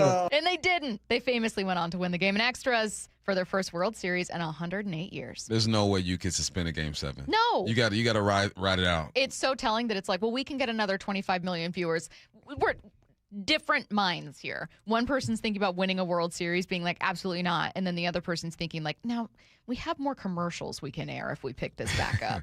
There's more viewers that we can Corporate reach. nonsense. Because we're going to miss out on some East Coast viewers because it's so late, whatever is going on. That's just... Any other game. Any other game. Game 3, sure. Game 7 of the World Series, no thank you, man. You got to keep these guys locked in as long as they can. That would be a shame if they did. I'm glad they didn't do it. What's been one of your guys' favorite Game 7s? Favorite Game 7s? You know who never saw Game 7 in the finals? Michael Jordan. Yeah, that's a fun fact. Last year's is actually pretty stellar. Yeah, it was. I thought last year's was amazing. Certainly, New York, Boston, famous. Game 7. There has to be a baseball game. 2001 Diamondbacks, Yankees. Yeah. Did Royals go to Game 7 Royals or no? and Giants Royals went to and Game Giants. 7. Madison I remember the Bumgarner. Royals was a big one. Did Toronto go to Game 7? Toronto and LA last year? Yeah. Yes. Yeah, Extras in Game 7. Yeah, there it is. That was a really, really good one. And then I know Astros Nationals was every game on the road, but I can't remember if Game 7 was super competitive. Yes, it was. Because remember, I think it was Zach Greinke was pitching Game 7. He went I liked that World Series a lot. 7 shutout or something, Yeah. and then Howie Kendrick hit a home run to tie it. That was a and good one, then too. the Nationals took the lead, I think, in the 8th inning or something. Good series in Houston. Right. Sorry, guys. Not sorry. Not sorry. Let's go around the diamond. The Mariners are back tomorrow night against the Giants. Pregame starts at 6 p.m. First pitch at 7:10 p.m. on Seattle Sports. Also, baseball does return tonight technically. Phillies playing at 7:10, I believe, against the Mets. That's Around the Diamond, brought to you by Klein Jewelers Edmonds. Coming up next, could a reunion 26 years in the making be in the works for August? That's next. Back on February 8th, the countdown started at 167 days. 3, 2, 1. Right after the clock showed zeros. The Seahawks win Super Bowl 60. Now we're less than 2 weeks away. 9 days until Seahawks training camp begins. We know that we're target number 1 now. And nobody covers Seahawks training camp like the home of the Super Bowl champs, Seattle Sports. Sports fans, you don't have to be a pro athlete to feel like a champion. At Emerald City Athletics, our Champions Training Program delivers faster, smarter fitness results for every age, every level, every body. And right now, you can try ECA free for 29 days. Boost your energy, build your confidence, become the champion of your life at ECA. Voted best in the Pacific Northwest. Try 29 days free and join for as low as $22 a month. Emerald City Athletics, smarter fitness, real results, champion energy for all. If it's blocking your view, keeping your yard dark or shaded, or impossible to mow around, get rid of that tree or stump this summer with P&D Tree Service. They'll do it safely and quickly, cleaning up your yard in the process. P&D Tree turns multi-day jobs into a few hours, saving you time and money. One tree or land clearing, they have the tools and expertise for the job. They specialize in large tree removal. Ever seen a tree removed by crane? PNDTreeservice.com. Thinking about a new roof or exterior upgrade, but worried about the cost? This is Justin Shirley, CEO of State Roofing and Exteriors. We've created our summertime savings event to make it simple and affordable. Save up to $3,000 off your exterior project or get 0 down, 0 payments, and 0 interest up to 24 months. And every qualifying GAF roof is backed by our lifetime Golden Pledge warranty. One call gets you started. Call 866-ROOF-ROOF or visit stateroofing.com today. Held to a higher standard since 1968. Hey, Brock Ewart here for my friends over there at People Come First Construction Group. You know I love my acronyms, PCF. They designed and built our outdoor living space for Molly and I, and we just loved it. And right now, PCF is making it easier than ever to get started on your new dream deck with 50% off your custom professional design and architectural drawing package. That means you can save over $9,000 on your project. And with 12 months of no interest, no payment financing, you can design your deck now and pay later. You know, most people who start with a design package end up with the exact outdoor space they've always wanted and dreamed of. This offer is your first step. Do what we did and contact PCF Construction Group today. Get your project ideas, browse amazing photos, and find all the offer details at PCFgroup.com. That's PCFgroup.com. Making your outdoor space your favorite place. Let people come first. Hey, baseball fans, Rick Riz here. I'm excited to introduce you to my good friend Keith Dashafy, owner of Pella Windows and Doors of Western Washington. Keith? Thanks, Rick. At Pella Windows and Doors, we pride ourselves on delivering top-quality windows and doors that enhance the beauty and energy efficiency of your home. Our products are built to last with innovative designs and exceptional craftsmanship. Whether you're looking to upgrade your windows or install new doors, Pella has you covered. That's fantastic, Keith. Don't wait. Schedule your free appointment today at PellaPNW.com. Dave Wyman here, brand new member of Harborstone Credit Union, and I got my PNW cashback checking account for free. No fees or minimums, and when I make everyday purchases with my Harborstone PNW Cashback debit card, I earn up to $30 each month. Gas, groceries, coffee, travel, lunch, all categories count toward your cash back. Open your free account online like I did. Go to harborstone.com/cash or visit one of their 29 branches across the Northwest. Insured by NCUA. Terms and conditions apply. Heading outdoors or on the water this weekend? Check in with Joey and Nelly on the Outdoor Line from 6 to 8 a.m. every Saturday on Seattle Sports and the Seattle Sports app. This is a special alert to all Americans who own a vehicle with less than 200,000 miles with an auto warranty about to expire or with no warranty coverage at all. Due to a decline in the economy, CarShield is announcing a low-cost month-to-month vehicle protection plan that is now available to the public to save any driver out-of-pocket expenses on future auto repairs. Call now to find out how you can pay almost nothing for covered auto repairs. Yes, you heard that correctly. Pay almost nothing for covered auto repairs. An open phone line has been established for all drivers to call for a free quick quote. Call 800-330-8323 now. Drivers who are covered will not have to pay for covered repairs again. This protection plan is at an all-time low. Additionally, drivers who activate this vehicle protection today will also receive free roadside assistance, free towing, and car rental options at no additional cost. Call us for your free quick quote today. 800-330-8323. That's 800-330-8323. What do you have to lose? Call 800-330-8323. Again, 800-330-8323. Patrick was way behind on his IRS taxes. I was in way over my head. The total amount ended up being somewhere just over $30,000. $30,000.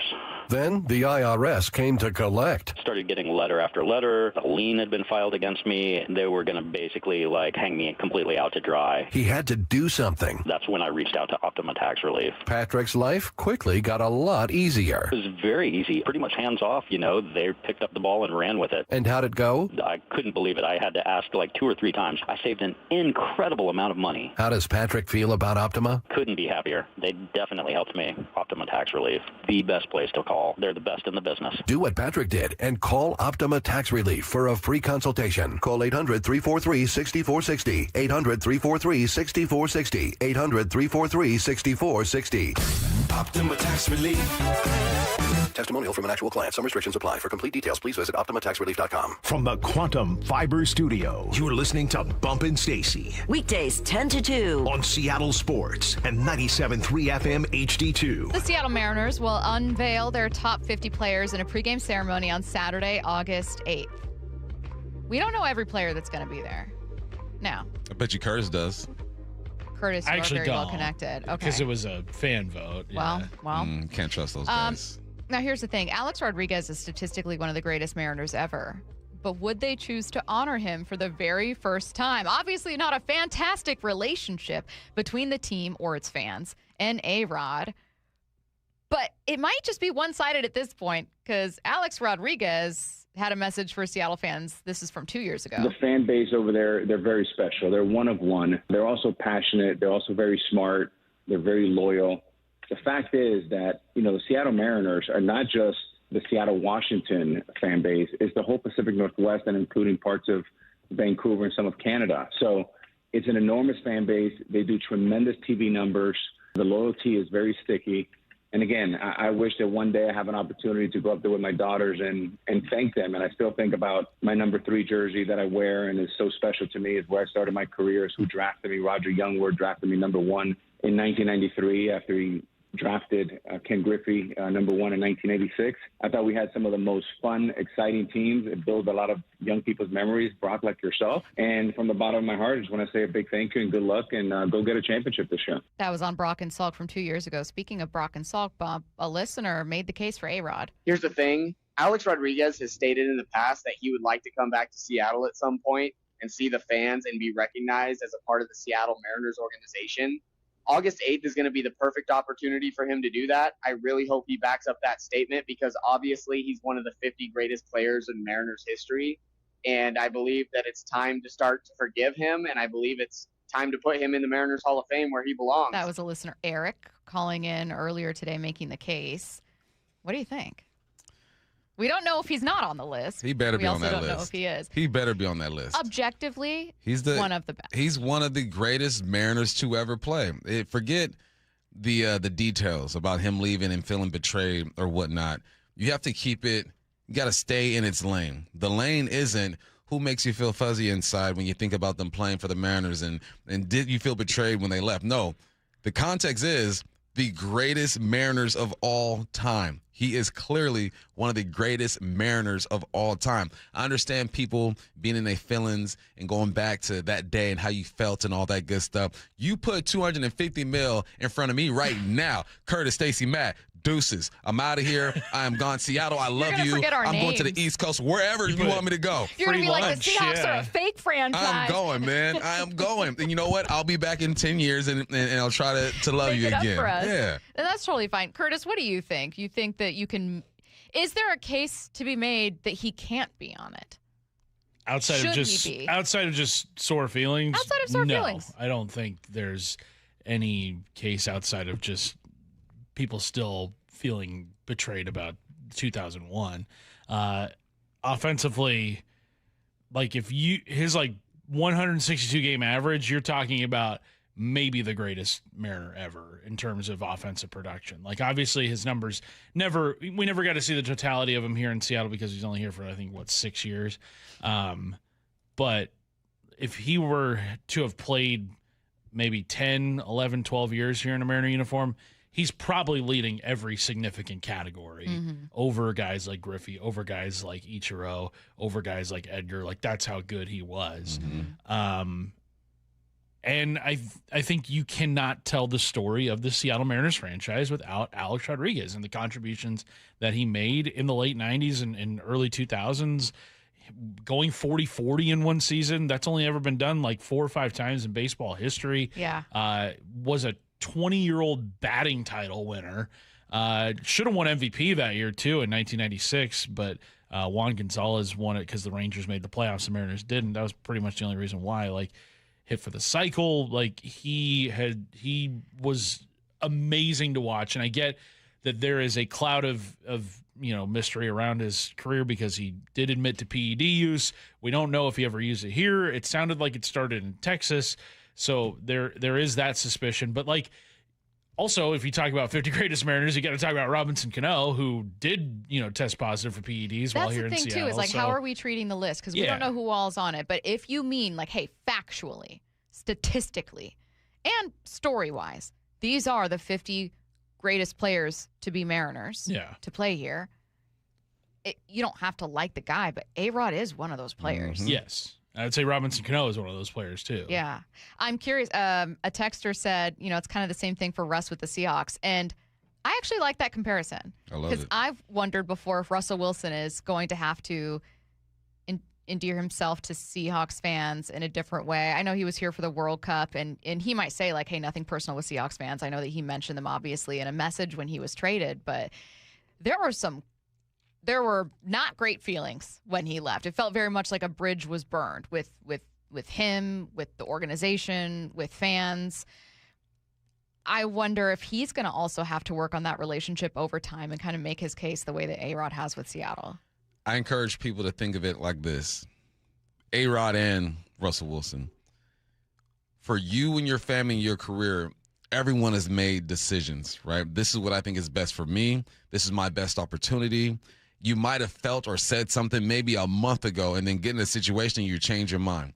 You just listen to us talk on the radio about the Mariners. We change our minds every single week. So now think about your career and forget how they did it or what they said. The mental is, this is my best opportunity to either capitalize on this money while I have it or put myself in a situation that I feel is better for me. I might have said something last week, but people change, things change.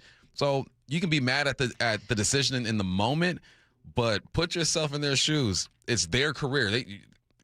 They're making decisions for them, not for you. And I get it. I think part of it is the disrespect that was felt by fans. First of all, I'm fine, have them 50 in the 50 greatest Mariners. I think there's a very fair and obvious case to make for him. I have no problem with it. But I'll say this.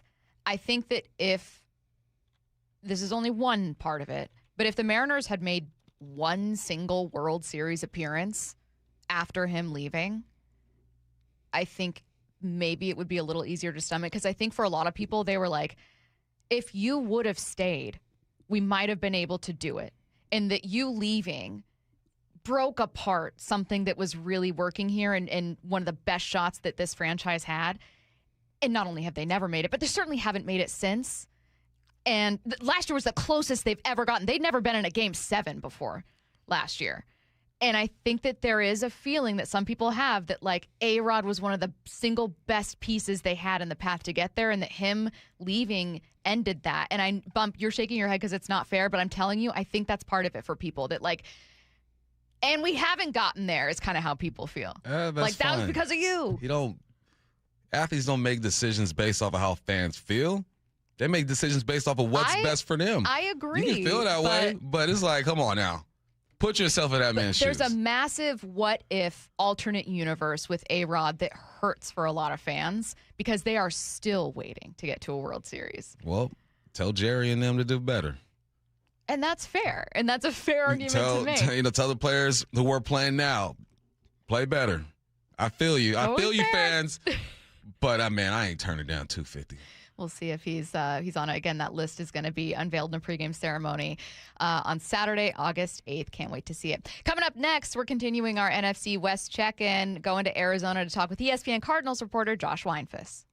Those in the know that you can't miss Blue 88 with Brock Heward. Owners in general and how they make their money and how they run their team. What did you learn as you took a deep dive? Yeah, it's kind of all over the board. I can't tell you that Arthur Blank is a better owner because he started Home Depot. There's just not a direct through line. We're not saying you'll get dumber if you're not listening, but you ain't getting any smarter if you miss it.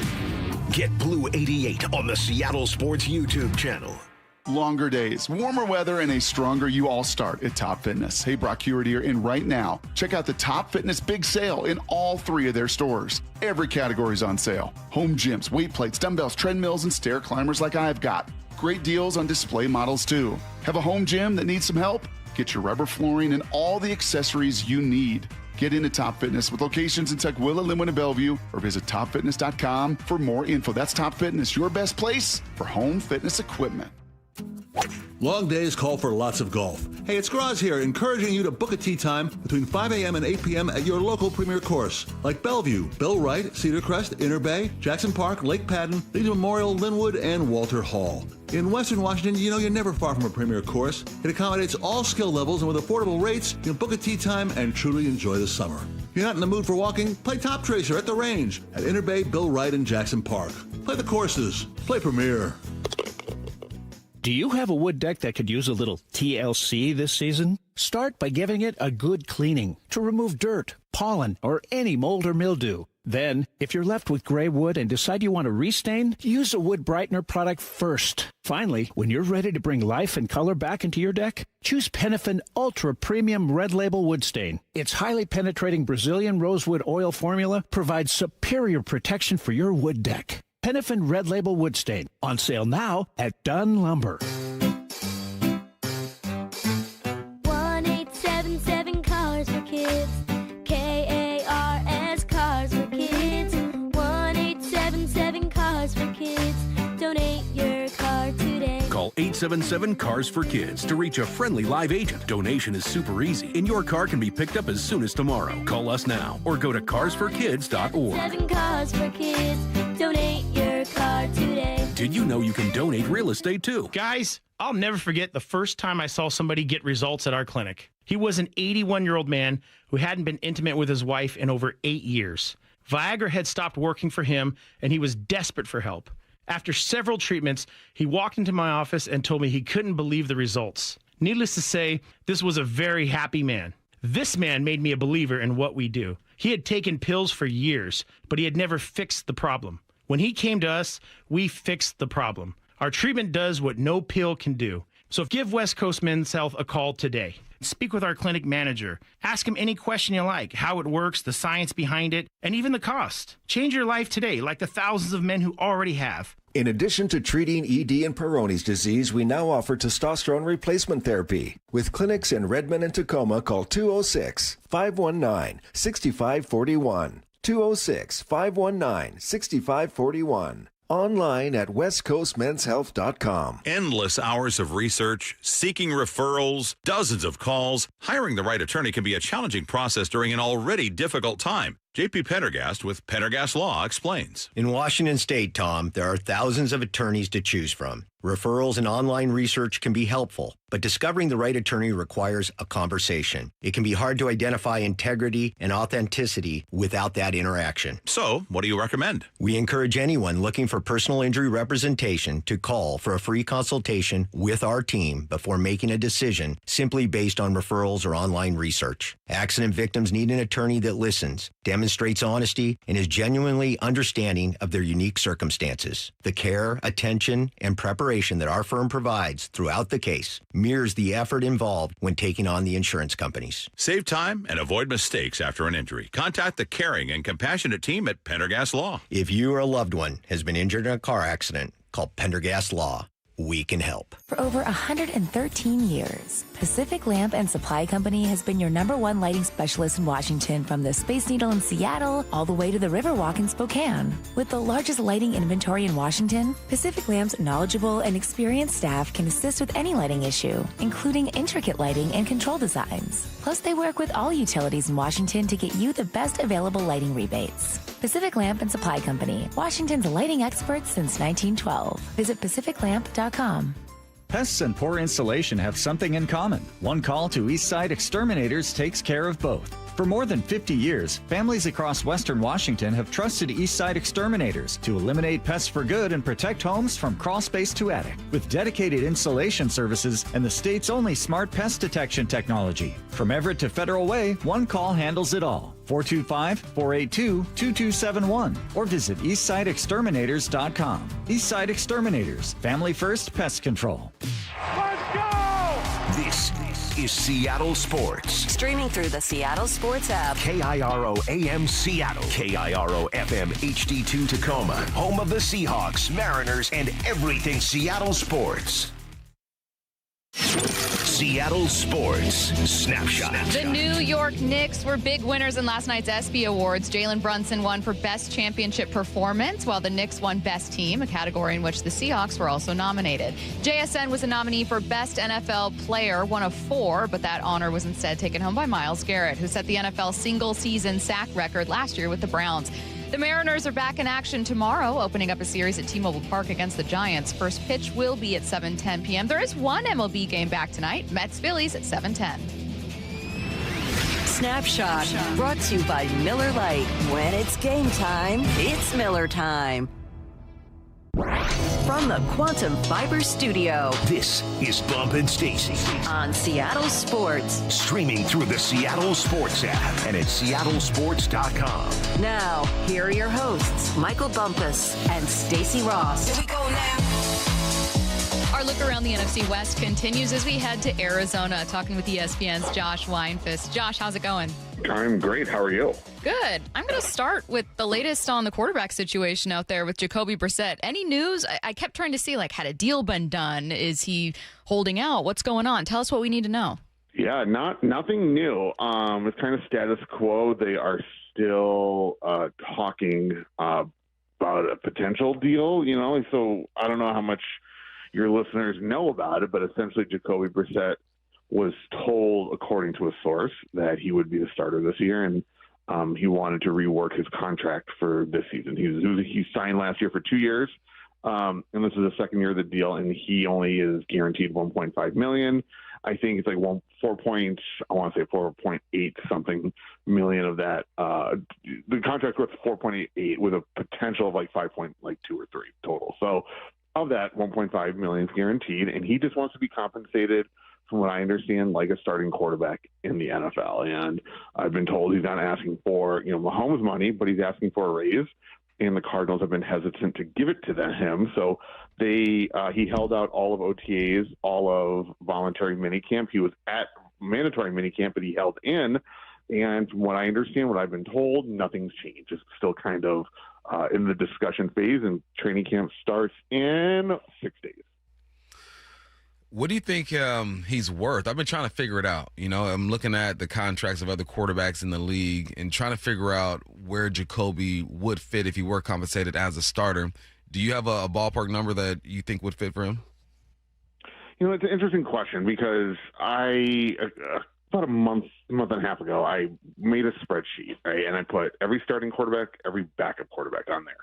And I had 3 categories. It was like guaranteed money, what the contract value is, and what they're going to get. Because all 3 of those numbers are different from most quarterbacks. And at $1.5 million, he was like at the bottom of the guarantees, pretty close to the bottom. Because a lot of guys, out of the big guys, they're playing for the league minimum this year, which is like $1.3 million. All of that was guaranteed. But they all got some sort of bonus or are getting some sort of bonus. So their total take home is like $35 million up, right? Like some guys are getting $40 million, some guys are getting $50 million, but Jacoby's sitting there at the bottom. So to me, I mean, is he worth $50 million? No. And I think he understands that. To me, it's something in the $15 to $25 million range, which on the surface, you're like, oh, that's a lot of money. You can't give that to Jacoby Brissett. But in reality, if he makes under $22 million, which I think is Aaron Rodgers' salary this year, he's in like the bottom 3 quarterbacks in terms of total salary this year, right? Which is still wild. So, I mean, to me, it's something like give him $15 million and then have like $10 million in incentives. So he could reach $25 million while he's trying to help his team win. Because as we saw last year, like he had his best season as a pro last year. Granted, they won 3 games, but that wasn't all his fault. The defense was awful and horrendous, especially the last like 9 games. But he did help Trey McBride become an all-pro. He did bring Michael Wilson from like 52 yards after 5 games with Kyler Murray to 1,006 in the last 12 games. Like that's worth something. The locker room loves him. So I think that there's definitely an upside to paying him, but also the Cardinals are in another rebuild, or I guess their rebuild is continuing, and they know he's not their long-term answer. He won't be here beyond next year, most likely. So it's the flip side of that is, do they want to pay him when he's not going to be in here in 27? They drafted Carson Beck.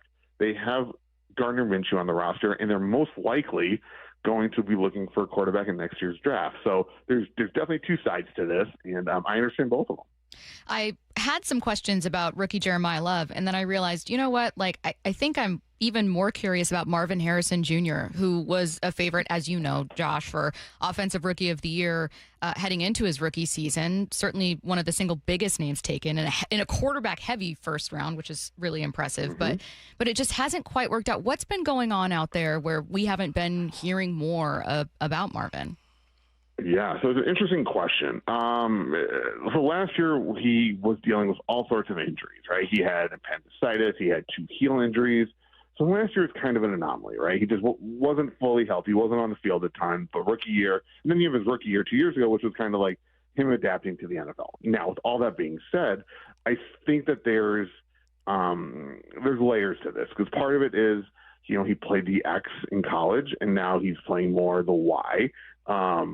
Which one fits him better? I don't know. I have my opinion. I think he's more of an outside guy, but also I'm not an NFL expert, right? I'm not a professional coach, so I see things very differently than the guys who are involved in do. And then there's kind of like last year with Kyler Murray, like there's a lot of miscommunication. So whose fault was that? Marv would cut one way, the ball would go the other. A lot of things did not look very good. As to why he hasn't produced, I think it's a matter of I think his aggressiveness has been called into question by some people that I've talked to. I think that is a big issue internally, is how he can be a little bit more of a dog, right? Like go get that ball instead of just waiting for the ball to come to him. And I think he has, to me, he's one of the top 5 naturally gifted receivers in the NFL, right? He has all the tools. He has the pedigree. His dad's a Hall of Famer. Like he has everything you need to be an NFL receiver. I think he just needs to put it all together. And we'll see how Michael Floyd uses him this year. But I do know that this is a big year in terms of perception of him, right? If he doesn't have 1,000 yards this year and doesn't blow up, I think a lot of people are going to start to question, is it ever going to happen? I think it will, but I think, you know, when you're drafted 4th overall and you come in as a can't-miss prospect, one of the most can't-miss prospects in the last how many years, the expectations are sky high, whether he likes it or not. He understands that. So we'll see how he responds to that this year. You know, when I look at the depth chart of the Cardinals, I see some names, right? Jeremiah Love, obviously, we expect him to be good. Marvin Harrison, Michael Wilson, who I covered when he was with Stanford, Trey McBride, one of the best tight ends in the game. Defense, you got Sweat, you got Budda Baker. Like, there's reason to believe that this team could be talented and win some games. But when you look at across the NFC West, you realize how hard it is. What are expectations for this team this year? You kind of hit it on the head, right? Like, they got some dudes, right, that individually, I think offensively, in their skill positions, I would put up with any other skill group in the league, right? And you named all the reasons why. But they are playing in the best division of football. The Rams just got significantly better with Myles Garrett. The Seahawks are the Seahawks, of defending NFL champions. And the 49ers are always the 49ers, right? They're always going to be a thorn in your side. Like, they could have 5 wins. They can go 13-4. Like, we have no idea which Niners team's going to show up, but typically they're pretty good, right? So it's going to be tough for them. I think they probably could steal a division win here and there. I'm not going to bank on it, but I think they have the talent to do it. I think it's going to come down to this: how well are they coached, and what kind of play caller is Mike LaFleur? Because there's been a lot of hype. He's coming from the Rams. He's a Kyle Shanahan and Sean McVay disciple. But the last time he called plays with the New York Jets, it did not go well. So my biggest question about this year is, what kind of play caller is he? Because if he is as good as everyone thinks he could be, I think this team could do some damage, right? But damage to them might be 5, 6, 7 wins. I do think that there is this world where they might win to 9 or 10 games, but it's galaxies away. I think realistically, especially with the gauntlet that they're facing in their schedule, the first 9, 10 games, like, it's going to be tough. It's going to be very, very hard for them to get going. But I could see them making, maybe 4 or 5 wins, depending on how the offense fares, because they're going to have to carry this team. Last year's defense was horrendous. They gave 32 to 35 points a game in the last, I think all season, and then it was the last 9, 10 games, it was more than that. It was, so they weren't pulling their weight, and that can change this year. Then we might be able to see the Cardinals get going, but I don't see anything right now that's going to lead me to believe that could happen. Hey, I wanted to zero in on Trey McBride, speaking of the offense, and this one's just going to be less about just expectations for him and more about what makes an elite tight end or a top tight end in the league. Because we're talking about, what can A.J. Barner do this year, and can he, break into a top 10 list somewhere? He's just kind of on the outside looking in right now. And Josh, I know because you covered this, but, here in Seattle, I'm watching Trey McBride carve up an elite defense, and Arizona ended up losing handedly in that one. And so, if you were a fan, you were walking away going, oh my God, this is amazing. I was walking away going, oh my God, Trey McBride put up almost 130 against this defense. You could not stop him. He just showed up and would have the ball, and you'd be like, what's happening? So I wanted to ask, what makes him special? What about him to you has made him part of so many of those top 5, top 10 lists entering the season? And what just makes a tight end really elite in today's league? Great question. I think with him in particular, he's a mismatch for everybody, right? He's kind of a defensive coordinator's worst nightmare, because he's quick enough to get by a linebacker, and he's big enough to outbody a cornerback. So who are you going to put on him, right? And he can make plays. He has great hands. He knows how to make plays after the catch. And the thing that he's been working on a lot this offseason is his spatial awareness. So he knows better now where he is on the field in comparison to the quarterback, to his other receivers, and that's going to make him even more dangerous this season, I think. And then he doesn't mind blocking, right? So you can sit him on the line and let him help in the run game, and then all of a sudden just let him go, and teams are going to forget about him, right? Because he might have been blocking for 3, 4, 5, 6, 7 plays in a row, and then he's going to leak out. He's going to get a 5-yard catch and turn it into a 25-yard gain. He can do it all. He can run deep routes. He has a great route tree. He's kind of the perfect combination. He's kind of like and I think there are other guys like that. George Kittle was like that at one point. Travis Kelce. Obviously, these guys are getting older. The younger crop of tight ends are just like Trey. And I think that with him in particular, he can do all of that, and he's smart. He's a high football IQ.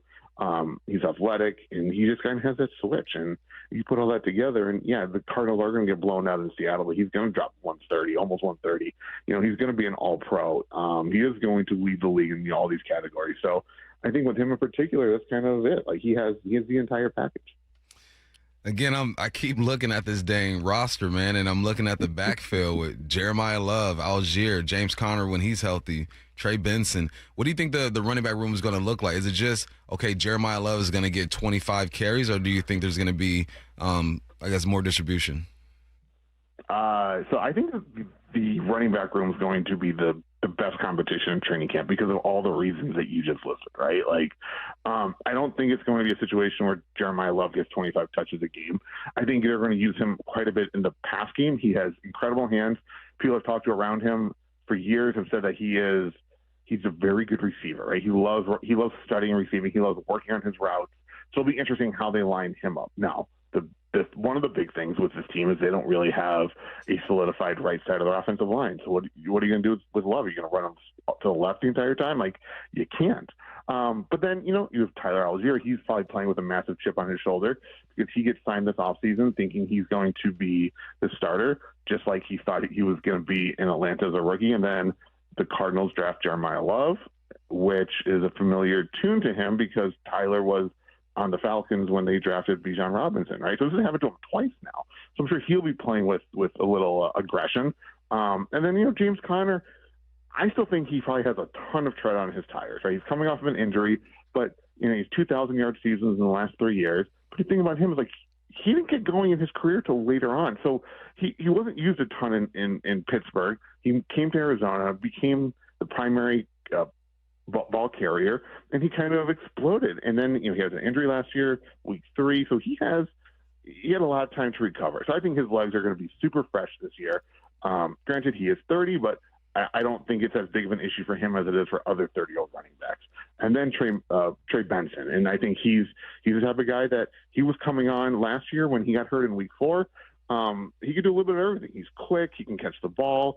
I think if any of those 4 have to go, I think it'll be either a situation where they move James Conner because another team's going to need a running back and they can get something in return for him, or maybe they let Trey Benson go just because they're not going to have enough reps for him. But then again, they saw last year how injuries depleted that room. So keeping all 4 isn't out of the realm of possibility. But I do think, obviously, to me, the order right now is Jeremiah Love is your 1. And I'm not going to lie. I think James Conner is going to push Algier to be the 2, and then one of those will be 2, 3, and then you have Trey Benson number 4. Josh, my last question for you isn't necessarily related to the Cardinals at all, but given that it's July, as you know, sports radio, we have all kinds of random debates. Who's the Mount Rushmore of this person, or the Hall of Fame of whatever. Yesterday, Bump and I got into a disagreement, and I think you're a good person to answer this because there's kind of a candidate out there in Arizona for this. Bump thinks in the next 5 years we'll see a running back be MVP of the league. I said, no way. I don't think it's ever going to happen. I think it's just going to be a quarterback award forever. And I think that I just don't see it. But I don't know. Jeremiah Love's a special player. I'm not saying it's going to be him, but you think in the next 5 years we see a running back as MVP? Bump, so you're already shaking your head. Because you're looking for validation. No, I'm not. You're trying to throw me under the bus. Josh might agree with you. Josh might agree with you. No, I see what you're doing here. Josh is a friend Let's to both go, of Josh. us. He's going to be honest, Josh. I don't see it. Thank you. I just don't. Hey, I don't Josh, Josh, listen to our show. I'm going to get her for this. Don't you worry, okay, Josh? Josh, why don't you see it? I think because I think we will see a wide receiver be an MVP before we'll see a running back if it's a non-quarterback position. And that's because I just don't think a running back – I think a lot of these offenses now, or most of these offenses, if not all of them, are so pass first that if you take a running back out of a scheme, the offenses will still go, right? The train will still keep on going. And I think, to me, an MVP is the person you take off the field and everything falls apart. Right? That's why it's the most valuable. And I just don't think any running back now in the next 5 years especially fits that bill, right? I don't think anyone's going to be the most important player for a team. I think obviously every quarterback is the most important play because they touch the ball every play. But I could see a receiver just having the type of season where, I mean, you guys saw it up there with Jackson Smith and Jigba. Like, he could potentially be an MVP candidate at some point because of what he does to an offense, to a defense, and how he can change a game. I just want you to know I'm nodding along with you going, yes, exactly. And Bump is quietly under his breath going, you guys are wrong. I need you to make know a this, segment out of your answer, Josh. Josh, I care about you being here, and we can't wait to talk to you for a Cardinals preview this season. We'll let you know how it goes. ESPN's Josh Weinfuss. Always a pleasure having you on. Thanks, Josh. Thanks, Josh. Thanks for having me. Let's get to headline rewrites. Extra, extra, Headline rewrites. We must make headlines. The real story behind the headlines in today's news. Powered by Bay Alarm Security Services. With Bump and Stacy. First down, what's essential for wide receivers in court? Just kidding. Wow. What the heck? I had my show sheet in the wrong section. Do you want me to drive this thing now? I Are was you good? setting up my snapshot, and I had the show sheet in the wrong section. Good? Curtis, if you would please. We're an hour after that. That's next hour, Stacey. I know I was looking too far ahead. Headline Brendan number Donovan. 1. Yeah, headline number 1. Brendan Donovan was actually seen on a baseball field. He went 0 for 3 with 3 strikeouts and a rehab start with the Arizona Complex League Mariners. What's the real headline? Well, we've got proof of life. Are you sure we're on the right segment? Yes. Okay. Okay. Can we look? This happens to the best of us. The best hosts in the world, I think, sometimes read the wrong part of their page. I'm sure it does. But back to Donovan. Yes, finally we see him. It's been how did I describe it last time? It's like Grand Theft Auto. You keep thinking it's coming out and it's not coming out. You keep pushing it back. That's what I felt like with Brendan Donovan. So, and we need him. And this is going to be our big move at the trade deadline. So let's hopefully he gets healthy and does his thing. See, that's how I feel about the Rihanna album, and unfortunately, I think we're never getting that one. Though I do hope that we get Brendan Donovan back. Again, as Curtis mentioned, 0 for 3 for 3 strikeouts isn't a great line, but it's a rehab start, his first back out there. Now, assuming Brendan Donovan's able to make it back, which I think the three of us are assuming that he does at some point, what's a fair expectation for when he returns? Because he was great, one of their best bats in like the month that he was actually playing. What's fair? I don't have any expectations. Okay. Just small contributions and just get better as the season progresses. You know, I think we learned with Cal. You know, when Cal came back, I didn't have high expectations either. I don't know, just be serviceable. Couple good moments. You'll be fine. Headline rewrites. Second down. Headline number 2. I knew there was more. It's like they're going to keep it going. Now we're on the second headline of headline rewrites at 12:15. Argentina's miracle run to the World Cup final continued after their stunning win over England in stoppage time yesterday. What's the real headline? Given historical context, it's always ended poorly for England on U.S. soil. That's a good one. And thanks. I understood it the first time we talked about it. I felt bad for England. They're always around the trophy, semifinals, other tournaments as well. Just not able to get it done. I was rooting for I feel like most of the country, or excuse me, the world was rooting for England because Argentina has done it already. But Messi and Argentina are doing something special right now. This is the first game in the knockout stages where I felt like FIFA did not help Argentina. They did this one all by themselves. Yeah, this is self-inflicted wounds. Although there's a lot of Argentina. I live near a soccer bar, and there's been big Argentina crowds. I wonder if just maybe because of Messi, but just like a massive following. Yeah, Argentina's more Argentina kits than anything else. It's kind of like when you travel, when you do those international games, you're always going to see Seahawks jerseys. Yeah. Like they just try. I think that's kind of the feel with Argentina. Argentina will try to repeat as champs Sunday against Spain. Headline rewrites. Headline number 3, the opening round of the British Open has teed off from Royal Birkdale. What's the real headline? What's great is the British have already teed off after yesterday's World Cup loss. Nice. And Rory's struggling. Well, I don't know if you see this, but you have atop the leaderboard, -5 points to Suber. Do you know how to say it? Under 5. 5 under. 5 under. Yeah. Yeah. There you go. I'll get you out on the course one day. I don't care. We're going to get you out. No, somewhere someone's going to be going, I can't believe you work in sports radio and you don't know about golf. I understand the basics. I just don't love golf. Don't love it. I'm so sorry to tell you. There are a lot of people in sports media that don't love golf. It is what it is. There's also a lot to do. I could also list off the last 10 offensive lines for the Seahawks. Golf to you is soccer to Salk. Totally. Yeah. Yeah, where he's just like, it doesn't move me. So, like, I'm going to understand enough to mention it, but, like, I'm not going to be afraid to kind of make fun of how I don't care. But what if I said you could drive the golf cart and have some rosé on a beautiful day outside in the sun? Stacy doesn't like outside. And you can bring little Lukey. That's true. I don't usually like outside, but I do like sitting down, so I'm torn. Oh. I'm okay. Is it shaded? The cart is, yeah. Okay, because I don't like to expose my face to the sun. Yeah, the cart's shaded. Okay. I would do that. Okay. But how long are we out there? I can go 40 minutes. Oh, you're out there like 3-4 hours. That's right? too long. 3.5 minimum. Outside the whole time. Outside the whole time. You don't stop. There's not like a But halfway. there's food. There's no halftime. There's food. There's On the course, like a there's hot dog food? cart. Yeah, they drive the cart around. They bring you food, drinks. That's just so long. It takes 4 hours to 3.5 golf. minimum. That's a football game. It is. You watch football. Pace of play. Speed this up. You're listening to Bump and Stacy on Seattle Sports and the Seattle Sports app. Taking a look around the NFL next. Continuing coverage of the sale of the Seahawks.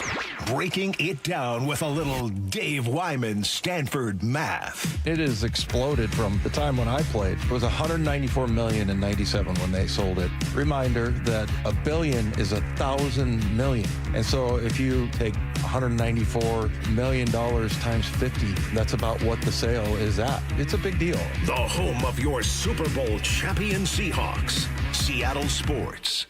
Hey, if that number on the scale isn't what you want it to be, or maybe you're hiding in the back of those family photos this summer, I get it. It's Mike Salk here. And summer can be a time when those schedules get hectic with vacation, the kids are at home. But make an excuse to do it, right? If there was ever a plan you could buy into and do while you're busy, it's the Eastside Weight Loss Clinic plan. All you have to do is something you're already doing. Going to the grocery store. You don't have to count calories, no exercise or carving time out to run or go to the gym. Just grocery store shopping and then clean eating. The right amount at the right times. I lost 35 pounds in just 8 weeks with Eastside Weight Loss Clinic. And you could too. That could be you before the end of the summer. Make an excuse to do it. Start with a 15-minute phone call. It's free. You can schedule yours at eastsideweightlossklinik.com. Schedule it for when you're in the car, just commuting to work or running errands or whatever, because the only thing you have to lose is the weight itself. At eastsideweightlossklinik.com. That's eastsideweightlossklinik.com. Dr. Ryan Coogan, D.C. Results may vary. What is that sound? Ugh, that sounds like a plumbing sound. Luckily, there's a company that fixes all the plumbing sounds across Puget Sound. That's All Sound Plumbing. Puget Sound's plumbing experts. Have a sound? Visit allsoundplumbing.com. Dave Wyman joined by another Swedish cyberknife patient to offer a glowing endorsement of their prostate cancer treatment. Tim Hunter, a lifelong local radio host, underwent Swedish cyberknife treatment for prostate cancer. How did you hear about Swedish cyberknife? Well, it was this familiar sounding voice on the radio telling me about it, and so I thought I'd investigate that. Everything I heard was what I wanted to hear, and so I reached out. What's it like to go through the cyberknife treatment? You do a 5-day-in-a-row stint. You go to the Swedish hospital. They say set aside 45 minutes for each treatment. It's really only about 35 minutes of that little robotic arm dancing around you. There's no pain involved. It's just a matter of listening to music in headphones and trying your best not to move. Looking back on your Swedish cyberknife experience, what stood out? It was too easy. It was just too easy. I went through it and I just went, that's it. Treat prostate cancer with Swedish cyberknife. Swedish.org/cyberknifeprostate. Cyberknife is a registered trademark of Accuray Incorporated and is used with permission. When your equipment is down, every minute counts. Levitt Machinery has the parts, technicians, and expertise to get you back up and running fast. Because if it's forked, we fix it. LevittMachinery.com. Need a lift? Stack it, reach it, lift it, Levitt. Summer is for going big. Julio! Dead center field, solo home run, 4-0 Mariners. Summer is for showing out. Crawford, out of the glove, Everton to first. What a play! Summer is for Mariners baseball. Cal Raleigh with an RBI double. The big thumper comes through in the clutch. Where else do you get 9 innings of eye-popping swings and snags? Plus fireworks that make your feet dance and your jaw drop. Oh yeah, and the guys have a dance of their own, a wind dance. Party time at T-Mobile Park in the sunshine. Mariners baseball. Trident's up. The Mariners are back in town this weekend for a West Coast showdown against the San Francisco Giants, including tomorrow's 2000s fireworks night, presented by T-Mobile. Plus, don't miss a 3-game series against the Cincinnati Reds, with value games on Monday the 20th and Tuesday the 21st. Get your tickets today at mariners.com. 9 days until training camp for the Super Bowl champs. And nobody has it covered like the home of the Seahawks, Seattle Sports.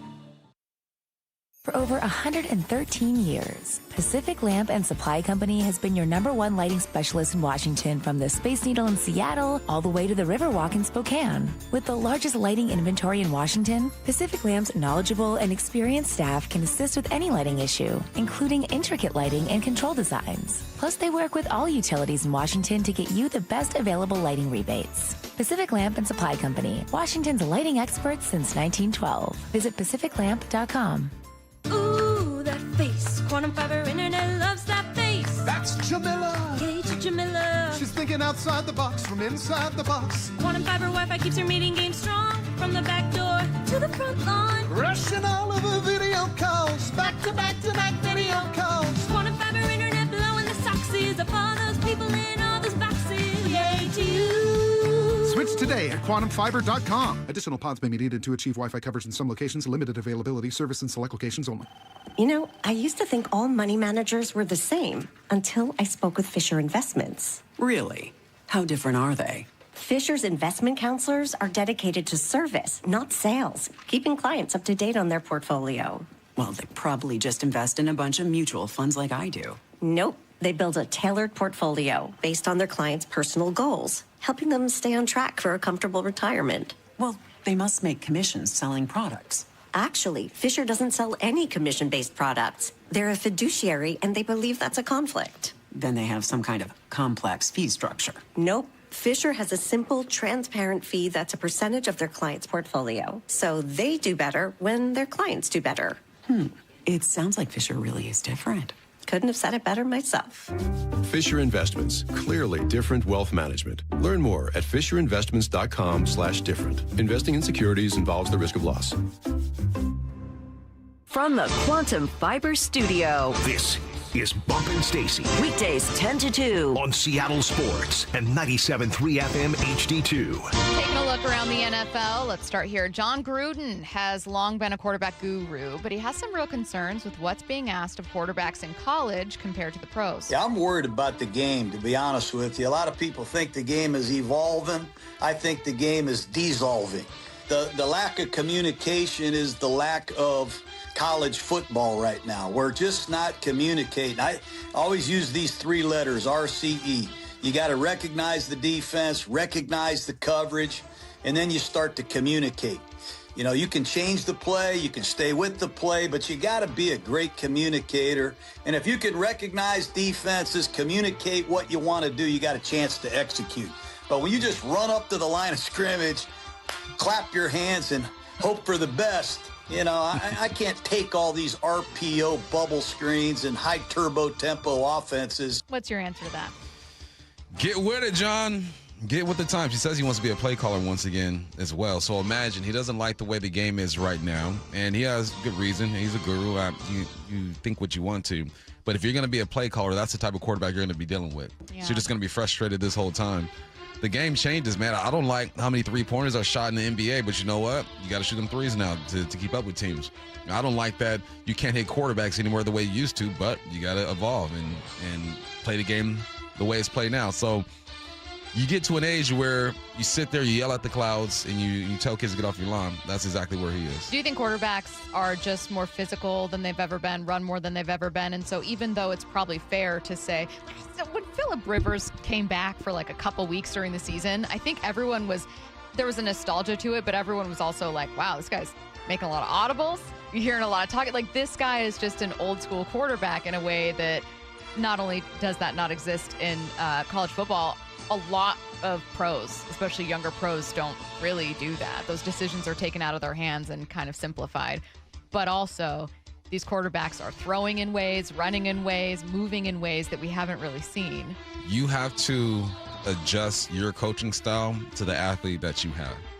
And it sounds like he doesn't want to do that. I understand him saying like at the college level things are dumbed down so much, but you also have to realize too is coaches are trying to make the game so simple because if you don't win in a couple of years, you are fired. So what do? You dumb the game down. You give yourself an RPO. I don't think quarterbacks are just going up to the line, clapping their hands and going. There are some that do that because they're young, but the veteran quarterback is looking at the protection, find the safeties. What's the coverage? What are my options? Maybe they're processing it so fast he can't believe that they're processing it. Do you think there's fast. something? Oh, that's interesting. I was going to ask if you think there's something lost when you take that out of their hands. I think the more information you have pre-snap, the better chance you have of success. So I understand why he doesn't like the fast tempo because he feels like you're not getting enough information. But what if they are? What if some of these guys are processing it that fast? Yeah.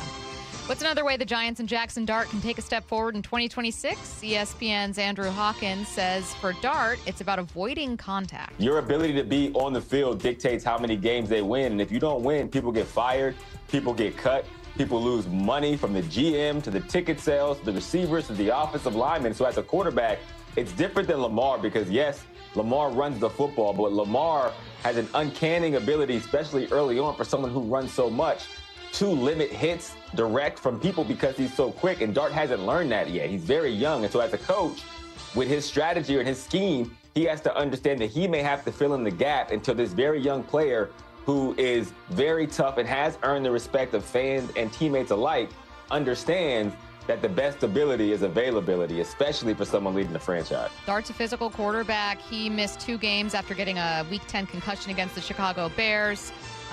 So you can't really continue to build on that, especially as a young player, then miss time. It sets your team back. Jameis Winston at the time took over as the starter. Do you agree that, hey, Jackson, you can't play just like that? You got to take care of your body, your head. It's a calculated risk. Now, sometimes it's 3rd and 2, and it's the 4th quarter.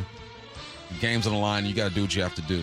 But no, it's about avoiding contact. If you don't have your starter out there, your team's not going to play at a high level. It's as simple as that. So I think he has to understand that. When you play high school and college football at the quarterback spot, you can take more chances because if you're a player like Jackson Dart,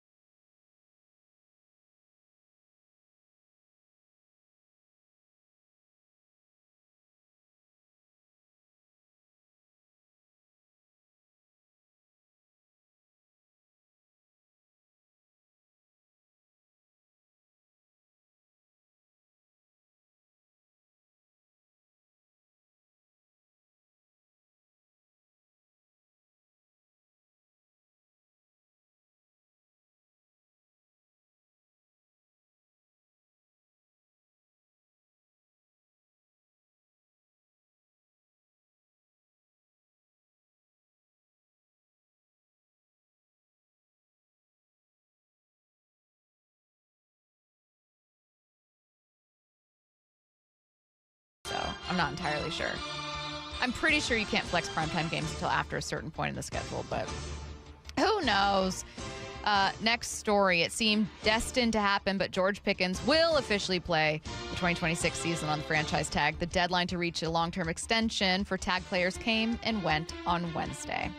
So maybe the final year with George Pickens in Dallas? Maybe, and I hope he goes off.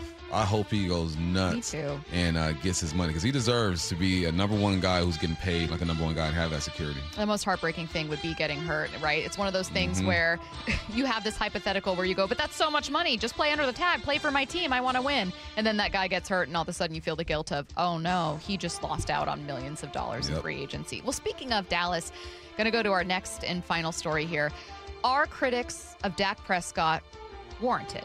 ESPN's Kevin Clark says the Cowboys quarterback is once again being underappreciated. Look at his numbers last year. Offensively, no issue driving the ball down the field. Probably the best play-action passer in all of football for long stretches of last season. When he threw to his top targets, George Pickens and CeeDee Lamb, down the field, it was about 15 yards per play when he's in play action. Those are video game type of numbers. I think he's unbelievable. I had Jason Garrett on my show yesterday, and he said that Dak Prescott might be one of the most underappreciated players in football. I'll go further. I think he's the most underappreciated because he's become a punchline, okay? He's become a punchline because of the sins of Jerry Jones's roster building and Cowboys fans who always overhype their team. But this year, when you look at the offense, I just think that there's going to be a floor that's really high, and in the defense, it can get to average. It's NFC contention. It's not Rams level, but it's close there. I'll say this. I do think that Dak Prescott gets a ton of blame and kind of shoulders, like, people view him and talk about him the way that they do the Cowboys at large. They're just deeply related in people's minds, where you might look good on paper, but you fail in big moments. People say it about the Cowboys, and they say it about Dak Prescott. Dak Prescott did make the top 10 quarterback ranking list, coming in at number 6. That's ahead of Justin Herbert, ahead of Drake May, ahead of Jared Goff, ahead of Caleb Williams, ahead of obviously the honorable mention, Sam Darnold, Jaden Daniels, Jordan Love, Brock Purdy, Baker Mayfield. I mean, there's still a lot of respect for Dak. Yeah, so what is he talking about? I don't think he's underappreciated. I think that he gets the love that he deserves. I think that if you don't win playoff games, you can't just say you can't just always point to someone else. Why Dak can't be excluded from that conversation when people talk about I think that's what he's saying, that quarterbacks. people are pointing at Dak more than they should. No, I think they're pointing the right way. I think that there's the right amount of fingers pointing at Dak. Everyone has fingers pointed at them if you don't win as a quarterback. That just comes with the territory. And he hasn't Dak, this is what Dak will do. He'll play really good for like 7 weeks and then fall off. And it's not all him, obviously, right? You need your defense, your specials, and all that stuff. But he'll have moments where he'll just fall off for 2 or 3 weeks, and your team isn't good enough for you to fall off. So, yes, it's the curse of being the Dallas Cowboys quarterback. It comes with it. You know why I don't feel bad for him? Because he is filthy rich. Don't feel bad at all. He's incredibly rich. Yeah. You're listening to Bump and Stacy on Seattle Sports and the Seattle Sports app. Coming up at 1, we're going to be joined in studio by Dave Wyman. And coming up next, our Seahawks training camp preview continues, taking a look at wide receivers. Exclusive coverage of the sale of the Seahawks on Seattle Sports. Oh, it's caught JSN. Drags the defender. ESPN NFL insider Seth Wickersham. At the very beginning of the process, people told me that don't underestimate this guy. With Brock and Salk. No one seems to know that much about him because most of the people we know are in the sports world. He's shrewd and smart. They wouldn't describe him as cutthroat, but he's someone who he never loses. Subscribe to Seattle Sports on YouTube now. Hey, Chuck here at Frank Lumber the Door Store. You know our customers have a lot of fun with trying to figure out new and creative ways to use closeout bifold blanks to fill their needs. They can also be used as small double door units, access doors that are pre-hung, and even bypass doors. And with thousands of closeout bifold blanks in stock in Marysville and at our Bargain Barn, you can put your creative DIY mind to work. Come visit our showroom and Bargain Barn in Shoreline or on Cedar Avenue in Marysville. Also, be sure to check us out online at franklumber.com. If it's blocking your view, keeping your yard dark or shaded, or impossible to mow around, get rid of that tree or stump this summer with P&D Tree Service. They'll do it safely and quickly, cleaning up your yard in the process. P&D Tree turns multi-day jobs into a few hours, saving you time and money. One tree or land clearing, they have the tools and expertise for the job. They specialize in large tree removal. Ever seen a tree removed by crane? PndTreeservice.com. Not all roofs are created equal, and not all warranties are either. This is Justin Shirley, CEO of State Roofing and Exteriors. Right now, take advantage of free lifetime Golden Pledge warranties on all GAF shingle installations. And save up to $3,000 or choose 0 down, 0 payments, and 0 interest up to 24 months. Summertime savings won't last forever. Protect your home with a roof you can count on for decades. Call 866-ROOF-ROOF or visit stateroofing.com today. Held to a higher standard since 1968. Dave Wyman here, and the folks at Bellevue Rare Coins say higher prices have enticed more Americans to cash out their jewelry, gold, and silver items. Here's a story from a real customer. She walked into Bellevue Rare Coins with an old bag of jewelry, a little bit nervous, a little bit embarrassed because it was mostly old tangled chains and pieces she hadn't looked at in years. When they gave her the total, she couldn't believe what it was worth. Go see what your jewelry is worth with a free consultation. Bellevue Rare Coins is now in Linwood, Issaquah, Tacoma, and Bellevue.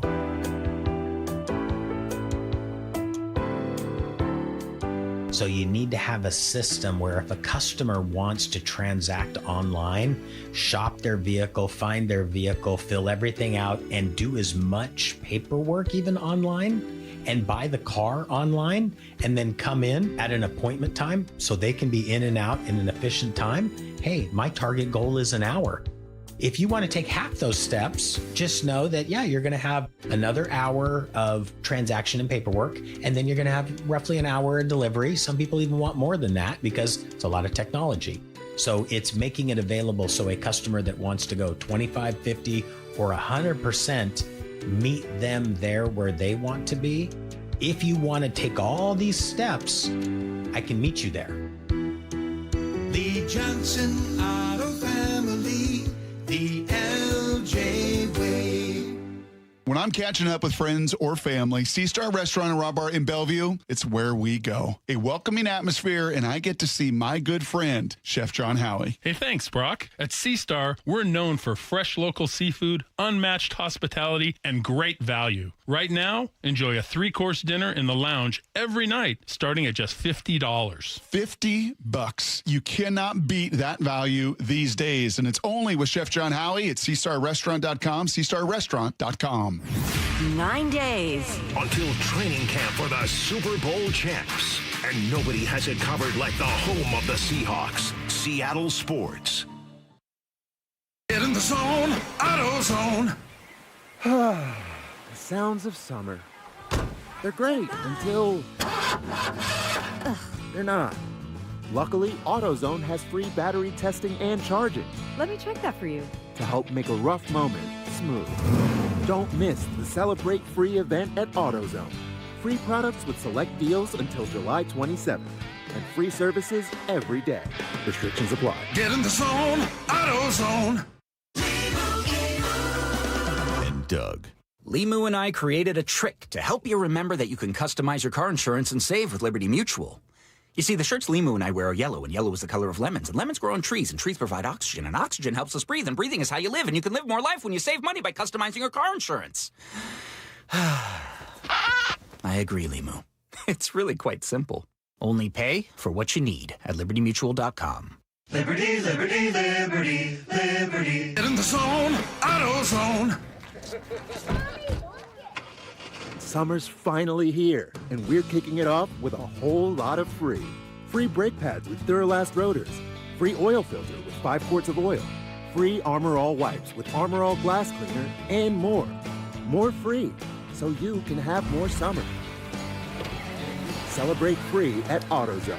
Now through July 27th. Restrictions apply. Get in the zone, AutoZone. When you see this in your kitchen, the stainless steel fridge is covered in fingerprints. You hear this. Leslie, people are going to think you were raised in a barn or by wolves, or raised in a barn by wolves. Fortunately, Wyman Stainless Steel 3-in-1 cleans, shines, and protects to give you the best shine. A spray and a wipe will have your fridge shining like a mirror. Wow, my fridge looks brand new. Your fridge looks amazing, Leslie.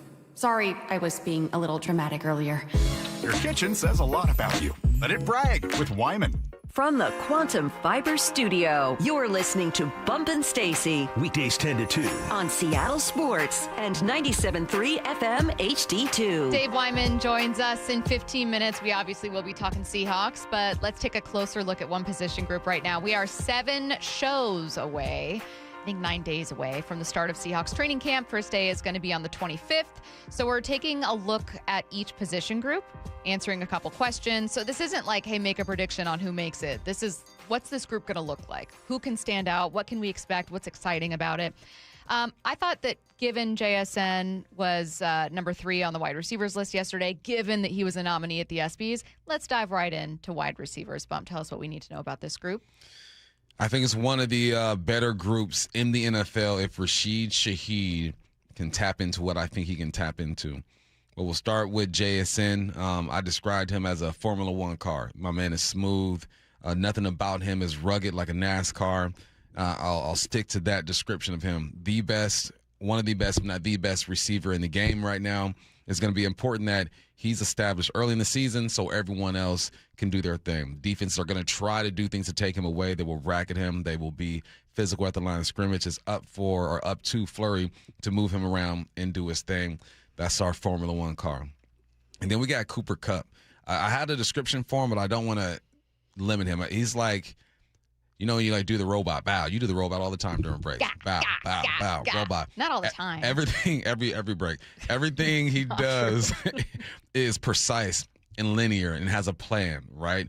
He collects data. He stands at the line of scrimmage and diagnoses things and comes up with an attack. He is like the general out there when it comes to these wideouts, understanding defenses and putting himself in great position. And he does all the dirty work too. He is not afraid to block. There are some guys, you get to a certain point in your career. He's been in the game once since 2017, almost 10 years now, and you're like, I don't need to go hard blocking. Mm-hmm. I'm just going to get in this guy's way and do just enough. That is not Cooper Kupp. He is Eastern Washington to the fullest. You know what I mean? He's from Yakima. I mean, this dude is exactly what you think about when you think of Eastern Washington. Then you have Rashid Shaheed. He is like he's a track guy. He's like the 200-meter guy. When you see these guys run the 200 meters and they're smooth, bending the corner, then opening it up down for the last 82 or 100 meters, that's who he is. I want to see him get more violent when he comes to his route running. I know that Jason is a smooth operator. Cooper Kupp is linear.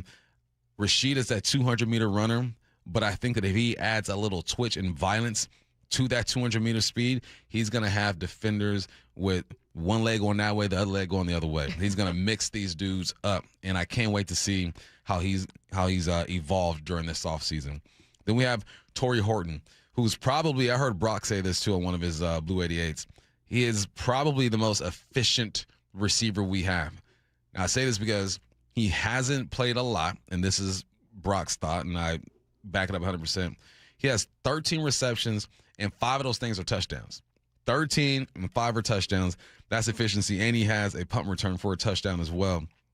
This is the one that I think can make the biggest jump this year, obviously because he didn't play a lot last year, but I think that he has the tools. He has the speed of Rashid Shaheed, somewhere near, maybe not as fast. Mm-hmm. I think he has the smoothness of JSN, and it can be the linear guy that Cooper Kupp is.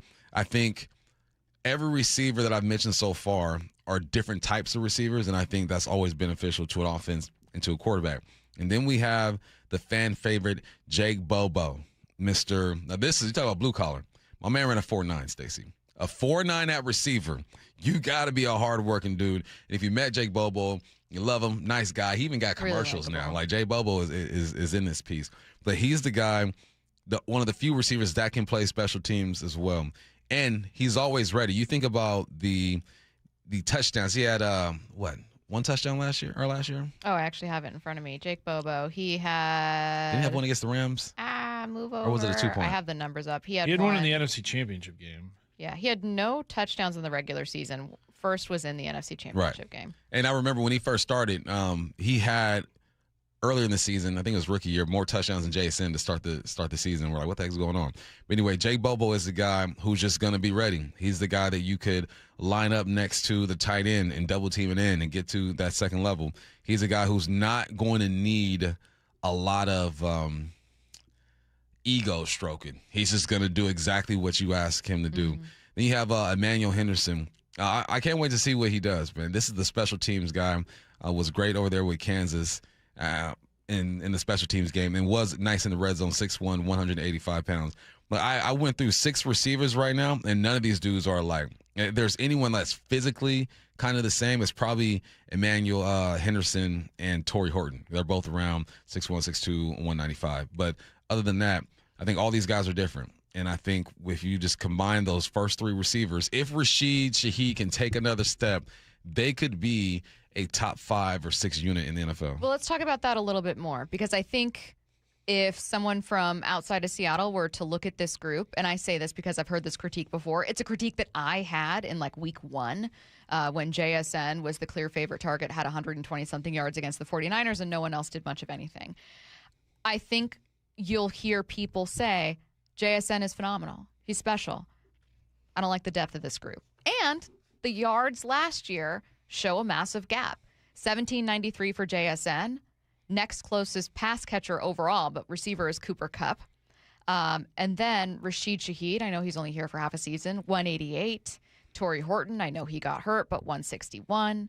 You got Cody White, Derek Young, who's obviously both are going to be featured heavily on special teams. But there's a massive gap there. And I think that people doubt the depth in a way that they don't with, let's say, the Rams.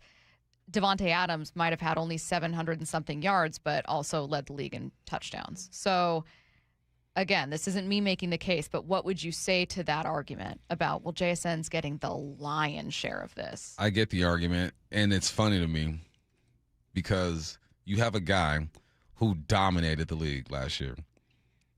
When does that become a bad thing, right? So if he dominated the league and you feel like teams are going to try to do things to take him away, it just opens up opportunity. Imagine if you didn't have a guy who dominated the league and guys were just pressing you straight up, no respect, man on the outside, let's go.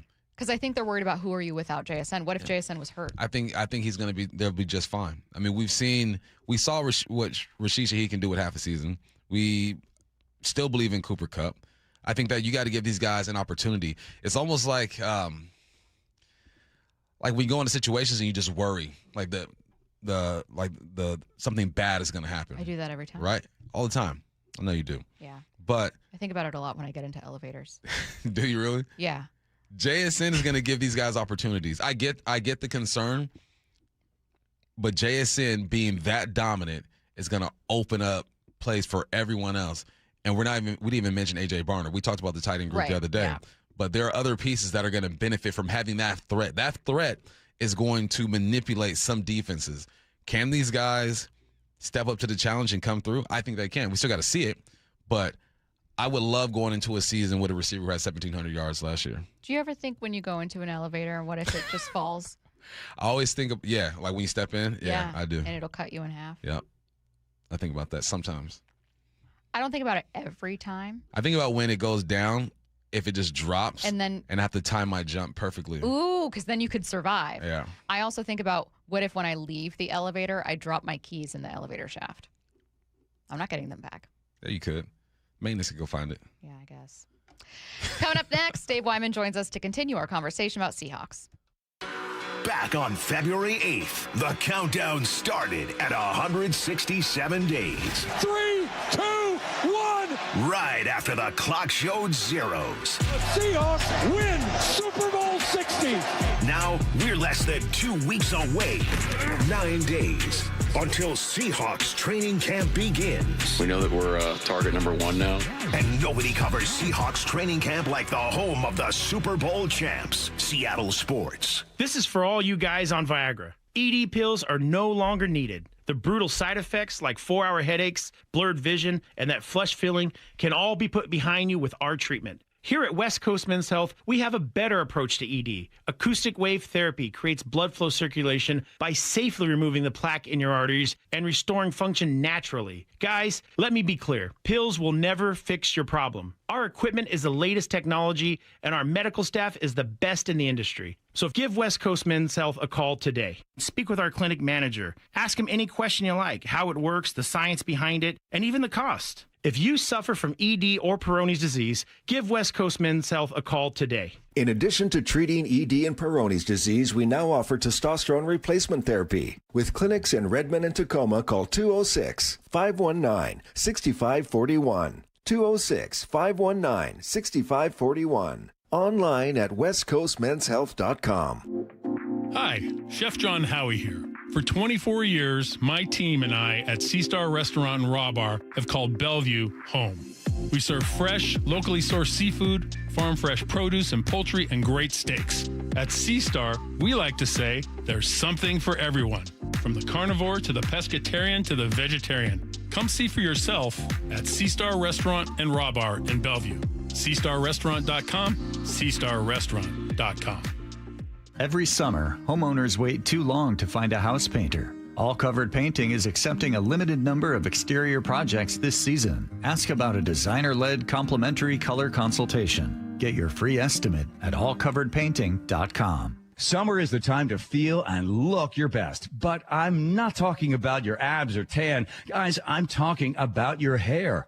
Restore that bald spot, reverse your receding hairline, or add volume to thinning during Advanced Hair's once yearly summer savings event. Advanced Hair's simple one-day treatment begins to regrow your very own hair the very next day, and they guarantee your new hair will grow. They are the team that addressed my hair loss, and I recommend them to everyone. Take advantage of your flexible summer calendar and get the most hair for your dollar. Advanced Hair's summer sales event is on for a limited time. So get the details and schedule your free consultation today. 425-449-8185. One-day treatment, life-changing results. With Advanced Hair, your new hair is guaranteed to grow. Check out the incredible before and afters and make the call now while their summer savings event is still on. That's 425-449-8185 or advancedhair.com. Digging in my yard, trying to lay a pipe.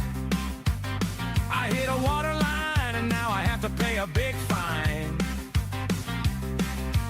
I should have called 811. Let me take you back 104 years ago. The year is 1922. The president is Warren G. Harding. Insulin is a breakthrough diabetes treatment. Betty White is born, and Wayscar Ford opens in Auburn. I mean, think about that. The Ford Bronco Sport I'm driving is from a dealership that's been around for 104 years. How's that possible? Wayscar Ford is a model of consistency, and their secret, it's all about the people, employees and customers, just like you and me. I'm looking at their core values, but they're more than words on paper. They mean it. They care. You know who I actually just texted with a question about the car? The guy I got it from at Wayscar Ford. He's awesome, and so is everyone, from the front desk all the way up to Way himself. Wayscar Ford is celebrating their 104th birthday in Auburn with exclusive deals for loyal customers. No payments for 104 days. Enter to win tickets. Go see them in person and be part of history. The Wayscarf Way. 104 years of service, trust, and community. Wayscarford.com. Back to school starts now. Get long-lasting battery life on the Dell XPS laptop powered by Series 3 Intel Core so you can work from anywhere. Now starting at $699 with exclusive student pricing starting at $599. Complete your setup with savings on select monitors and must-have electronics and accessories. Limited time deals and free shipping on PCs and more await you at Dell.com/deals. That's Dell.com/deals. I'm David Ortiz. When I lost my mom, she was only 46, and I lost my dad to cancer. It was the worst pain I ever felt. It made me think, what will happen with the people I love when my time is up? That's why I have life insurance. Ethos makes it easy. It's all online, take about 10 minutes, and you can get up to $3 million in coverage. Get your free quote at ethos.com/game. That's ethos.com/game. Paid testimonial. Time spent on application may vary. Online health questions required. This is Seattle Sports. Streaming through the Seattle Sports app. KIRO AM Seattle. KIRO FM HD2 Tacoma. Home of the Seahawks, Mariners, and everything Seattle sports. Seattle Sports Snapshot. The Mariners have set their starters for this weekend's first series back from the All-Star break. Bryce Miller gets the start tomorrow against the Giants. Brian Wu gets the start Saturday. Logan Gilbert takes the mound in Sunday's finale. The Mariners also announced their 2027 schedule this afternoon. The team will open the season on March 25th with a series at home against the Red Sox. Snapshot, brought to you by Miller Lite. When it's game time, it's Miller time. This hour is brought to you by Mazda of Everett. From the Quantum Fiber Studio. This is Bump and Stacy. On Seattle Sports. Streaming through the Seattle Sports app and at seattlesports.com. Now, here are your hosts, Michael Bumpus and Stacy Ross. Here we go now. Dave Wyman joining us now in studio, and we'll kind of continue a preview of the Seahawks season and up training camp. I'm going to continue, Dave, with the conversation Bump and I were just having. I was asking Bump about the wide receiver group. Hey, help me preview this for training camp. And I wanted to spend a little more time on our last question, so I'll just dive into it.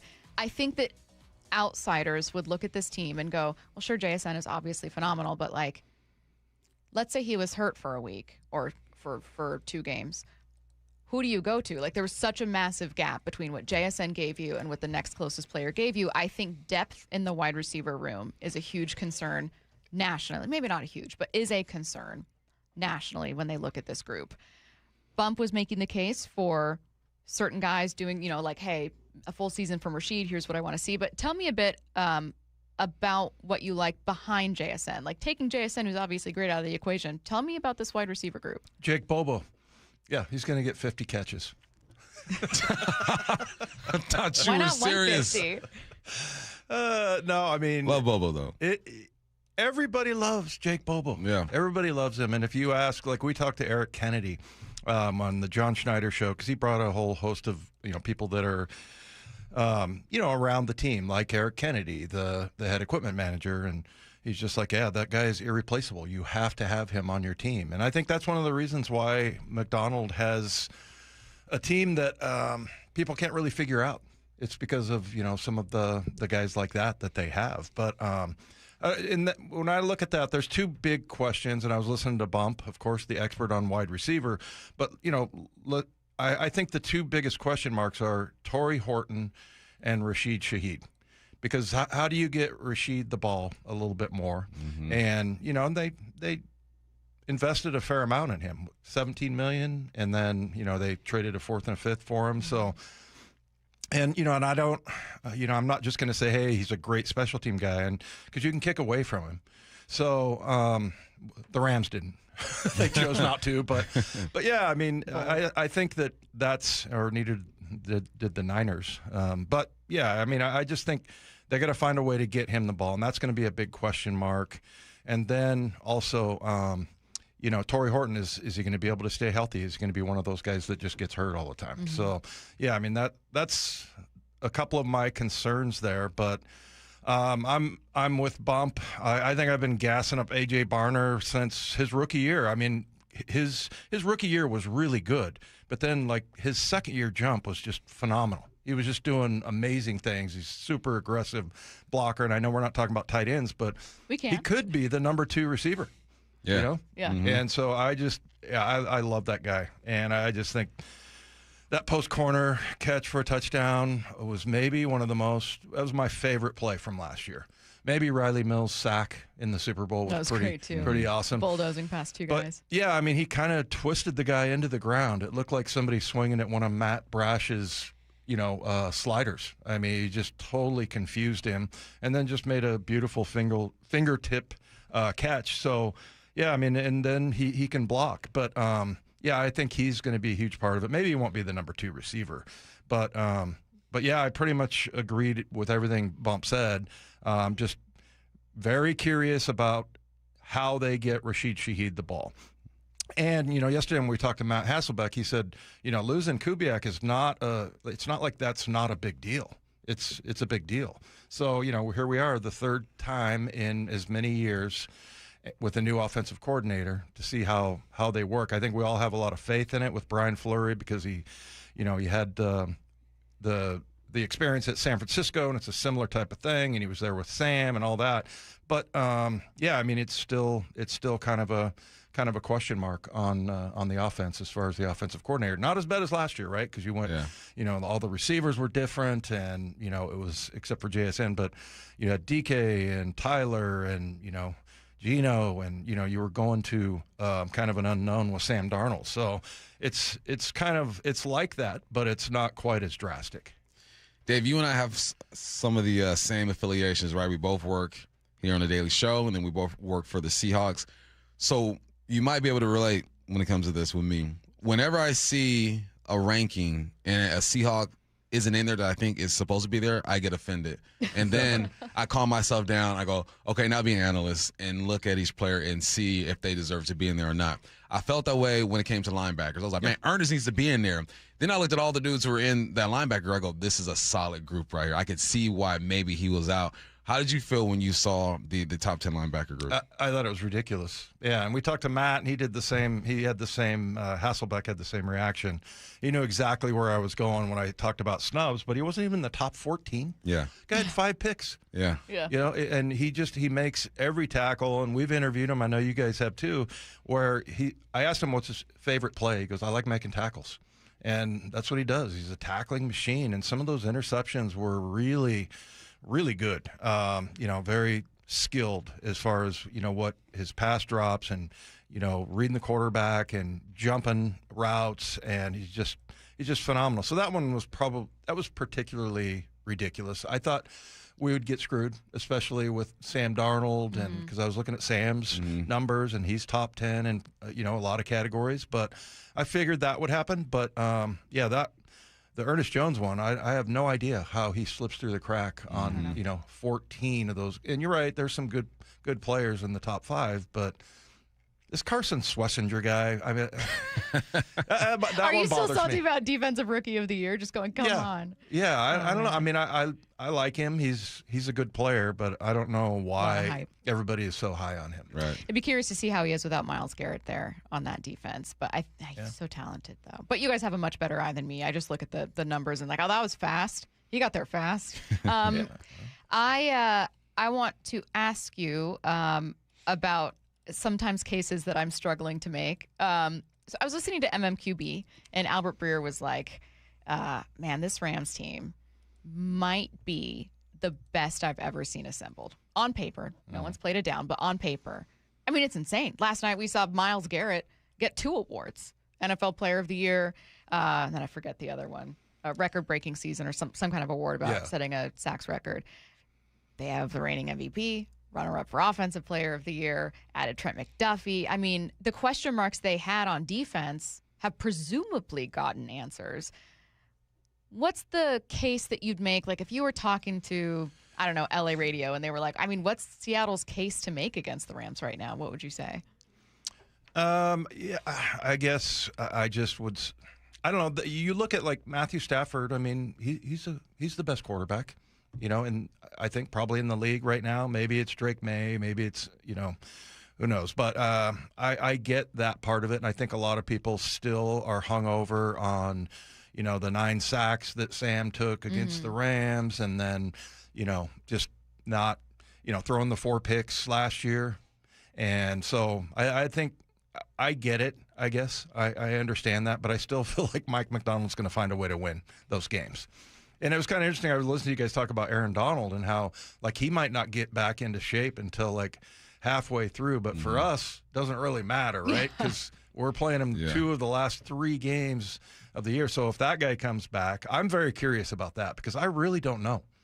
I mean, I thought, maybe Phillip Rivers could go out there and complete a couple of passes and all that. But, being down like in the middle, playing in the trenches, I mean, that's going to take – I mean, it's going to take a while for him to get, into shape and into football shape. So that's going to be kind of an interesting one to watch, but I hope it doesn't happen. Man, I remember when I got cut from the Hawks and I sat for like maybe 3 weeks before I went up to Canada and played. And I was working out every day. I was not in the right shape. I needed like 2 weeks, 3 weeks of getting in of running around and getting hit and stuff to really feel it. He's been sitting for a couple years now. He looks great. I'm sure he can run for days, but there's nothing like when you put them pads on and it's force on force. So I think it'll take him a while to get in shape. In 1997, my agent, Marvin Demoff, got me a workout with the Green Bay Packers.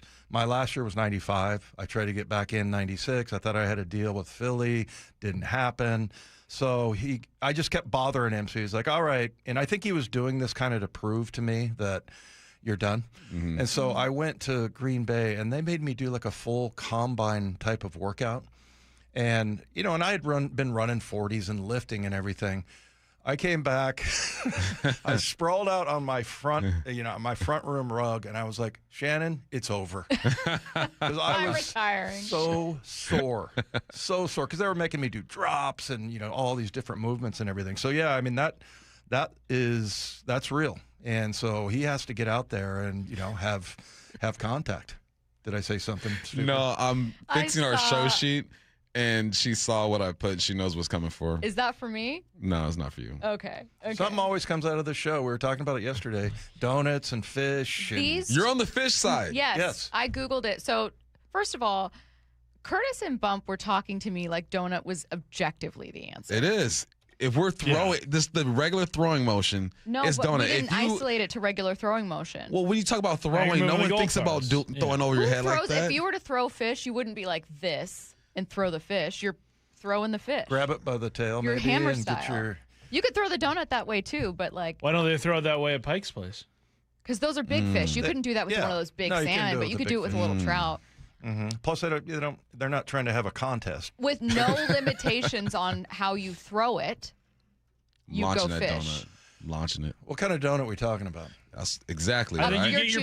Your pick. Your pick. Well, what if it's one of those big. Like an apple fritter, Boston yes, cream pie? Those are big Then and you can heavy. choose that. Yeah.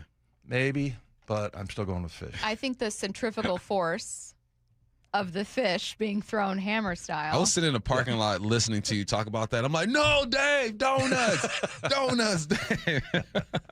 I'm with Stacy. Thank you, Dave. All right. I still have a couple questions looking ahead to training camp. I don't want to spoil our previews per se. I know we're going to get into running backs, but I kind of want to talk about them here because I think when people look at the questions they have about the Seahawks, and this includes me, it is about that running back room. What should our expectations be about what Price looks like? And I guess what I'm saying is, what if they start the season and there are questions there and they kind of have to answer them over time? Like, what else do you have in your toolkit to make up for maybe a slow start for that room? Yeah, I just think sticking with it, I think they have enough talent. Charbonnet, total question mark, so I guess we just kind of leave him out of the conversation. Always liked Kenny Mack. I know I hear you guys talking about Kenny Mack. I think he's really good. Jadarian Price is going to be the most interesting one, though, because – I used to say this about Ken Walker. When they run that inside zone, your brain has to move really fast. And it's more about that and making decisions and at high speed. It's almost like I feel like Jadarian Price, watching him at the combine and just his tape and everything. I'll bet you he's one of those guys that has to go back and look to see what he did. Because I think when I was playing my best football, everything was instinctive, and I would see myself do things that I didn't really plan on. And I think that's going to be the key with him, especially, replacing K9 as far as being a good inside runner, because they're going to run the inside zone. And, if he is able to do what I've seen him do, I think he could be your guy. But I always discount rookies. Just not because I hate rookies. It's just I think because you should do it just to put them in their place. Yeah, well, yeah, but I mean, also halfway through, you're not really a rookie anymore. So once you get to that part, so the first 7 or 8 games, I think are going to be interesting with Jadarian Price and seeing what he looks like out there. Side note: my friend who is really smart texted me and she said, "Law of physics says fish." Oh, so interesting. And Sarah, you're wrong. Okay. Women in STEM. Women in STEM. Thank you for supporting She's me. breaking out the law of physics. Law of physics, yeah. That's how her brain works. When it comes to just the offensive coordinator, I think Fleury is going to be fine, but you ever had that moment when you played, I'm sure, this is your first time in this situation, your first 3rd and goal from the 2-yard line, right? You've never been in that situation before, you go through it or whatnot. That's why I think about Fleury is when he's in those situations for the first time as a play caller, because he's never called plays before. What is that going to be like for him? What are your expectations when it comes to Fleury? Yeah, I just think it might take him a while. The good news is, and it's the same thing for Sam, and why, maybe he's not clamoring for some $55 million extension, is that your defense is going to keep you in games, and it's going to allow you to do what they did last year. They were top 5 in attempts almost every year as far as the run goes. And just being able to stick with that. But, it's going to be interesting to see how he sequences the plays. And maybe I'm putting too much on that, but, does he just have a style of, how he calls plays and how he sets things up? I mean, I remember all the time in the NFL where, you would see tight end run a stick route, and, if I jump it, they're going to come back with the stick nod, meaning, out and up. And, that's the kind of thing you're looking for. You're looking to set those kind of things up And does he have the ability to do that? We don't really know. He's really well-rounded coach, special team coach, defense, offense. So, but that part of it we don't really know. So it's another big kind of question mark. But in the meantime, I think they're going to stick with the run because that's going to be probably Mike chirping that mostly in his ear, but also you got a really good defense that can keep you in games. Wyman will be on with you guys in 45 minutes. For Wyman and Bob, we'll let you go finish getting ready for the show. All right. Thanks, guys. All right, Thanks, let's Wyman. get to It's now. fish, Bump. It is fish. Now this time for real, let's get to 4 down territory. This is 4 down territory, going inside the game with former Seahawks and Coug wide receiver Michael Bumpus. Excited to get to your 4th down here. First down, what's essential for wide receivers and quarterbacks when it comes to the offseason? They got to link up. They have to throw. I used to get text messages from my QBs like, hey, let's throw. I'm like, hey, let's go out there and get it. Learn my body language. Talk about the details of a route. Talk about what I'm trying to do when I'm moving defenders. It's just it builds the connection. I remember I heard someone say, this isn't true. Maybe it is true. But I heard someone say, Peyton Manning and Marvin Harrison had such a good connection. He can throw a 10-yard out in the dark, and he'll hit him right in his chest. Right, that's how close, those guys were. So it's important. I saw Tyler Shuck is throwing with his guys. Russell did it. The Patriots are doing it right now. I have a kid out there who's doing it. It's important, and it's fun, man. It's fun building that connection with your quarterback. So Sam's doing it or has done it already. It's just part of the offseason. So even at all levels, man, from Pop Warner to middle school, high school, college, go out and throw with your quarterback. Build that chemistry. I'm shocked how much chemistry Sam and JSN were able to develop so quickly. Yeah. Sometimes it's automatic, man. Yeah. Second down. Headline number 2.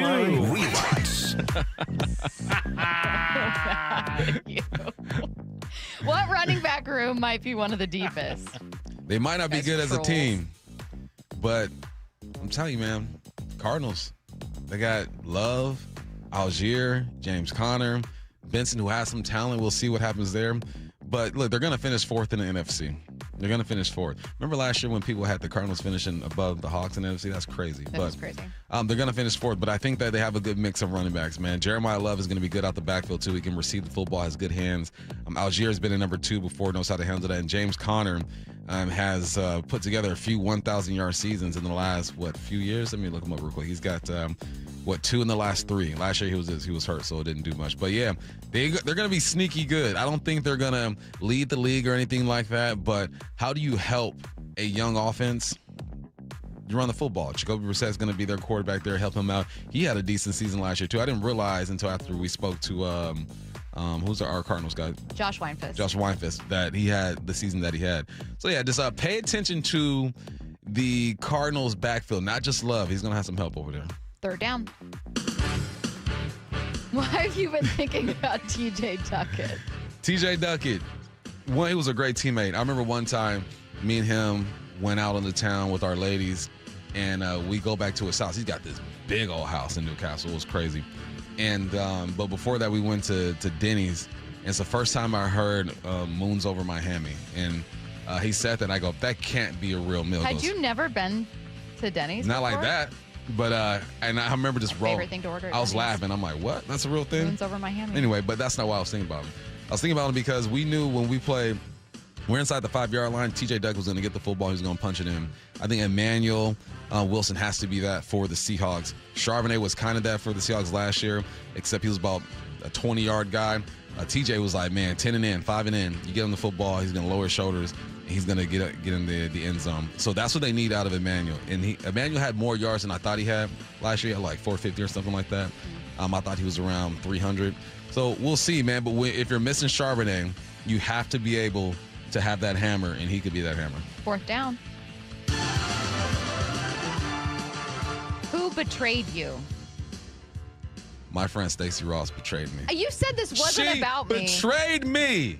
We had a disagreement yesterday, and you went in and brought a stranger into our business.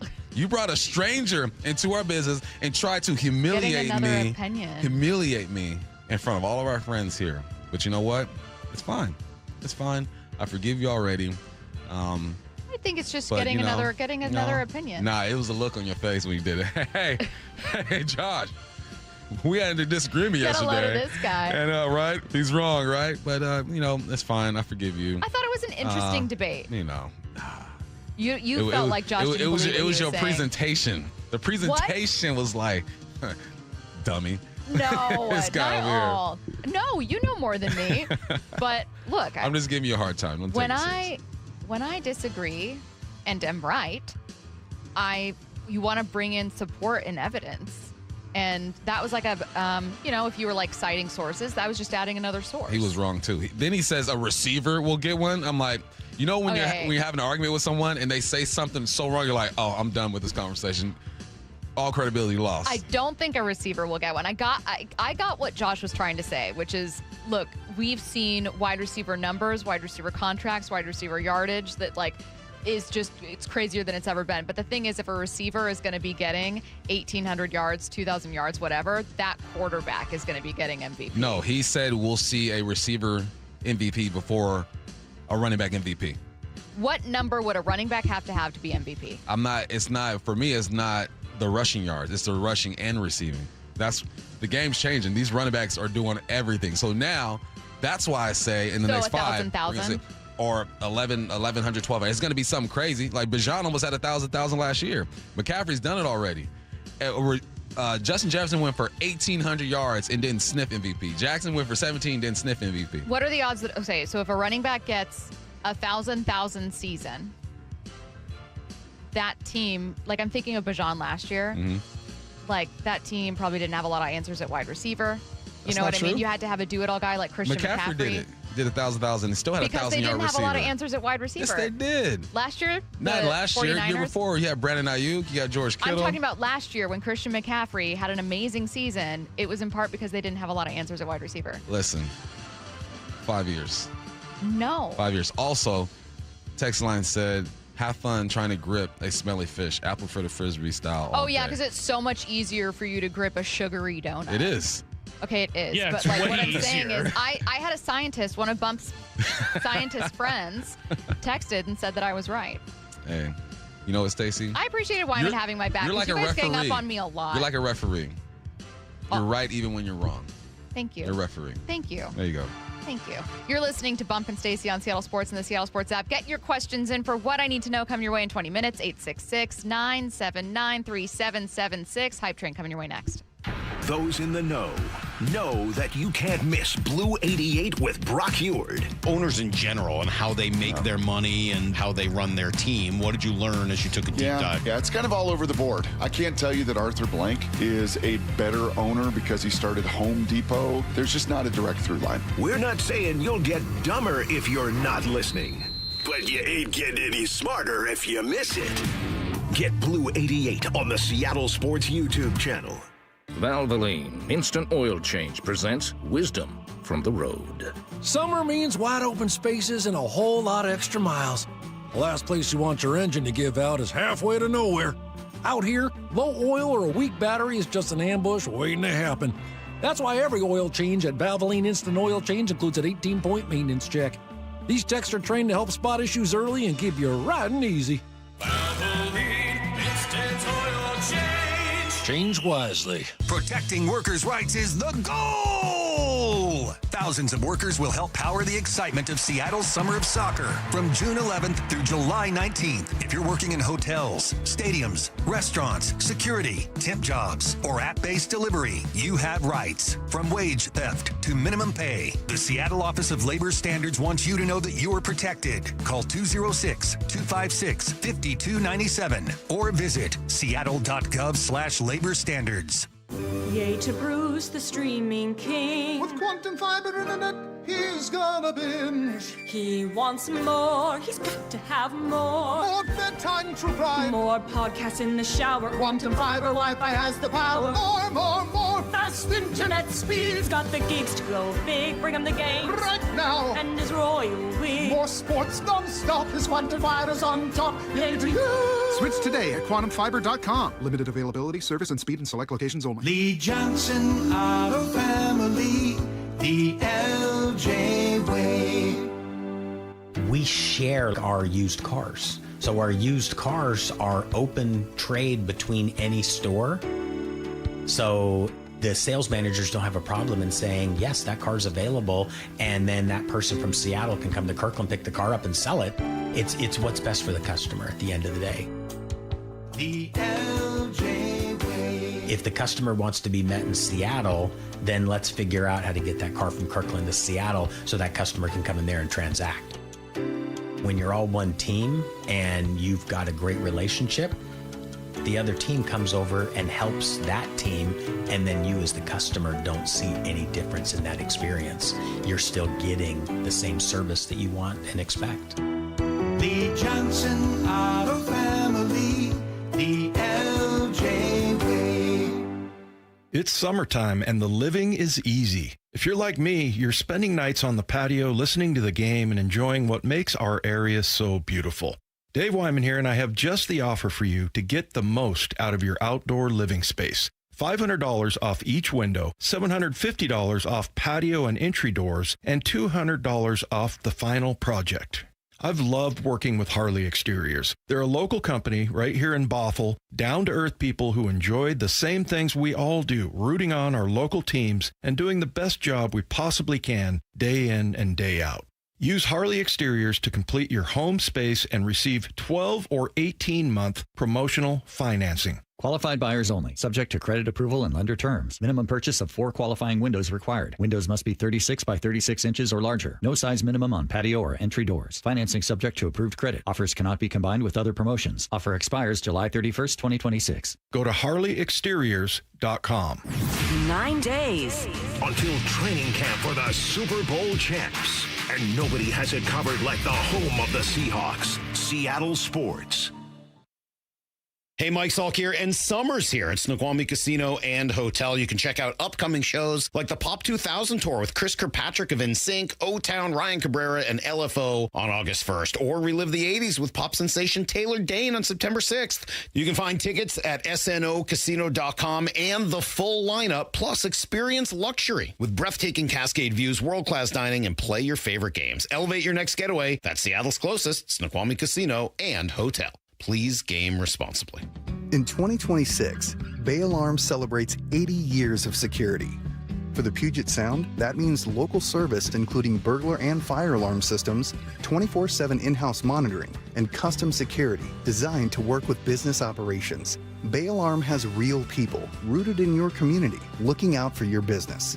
After 8 decades and 3 generations of family ownership, our promise is still the same. We got you. Learn more at bayalarm.com. Summer is the time to feel and look your best, but I'm not talking about your abs or tan. Guys, I'm talking about your hair.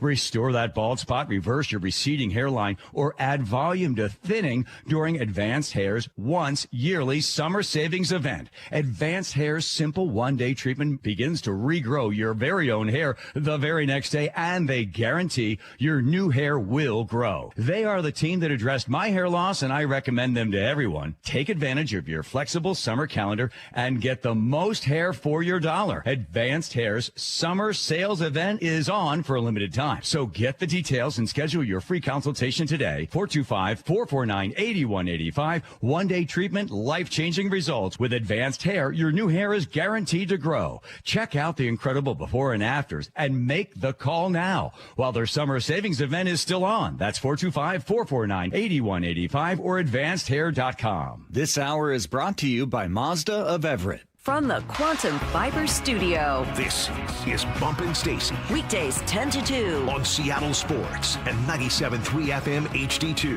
What I need to know coming up in 15 minutes. Get those questions in. 866-979-3776. Why are you already laughing? I'm just looking at Hype Train. Oh, yeah. Yeah, we're starting here. Let's get to the station for Hype Train.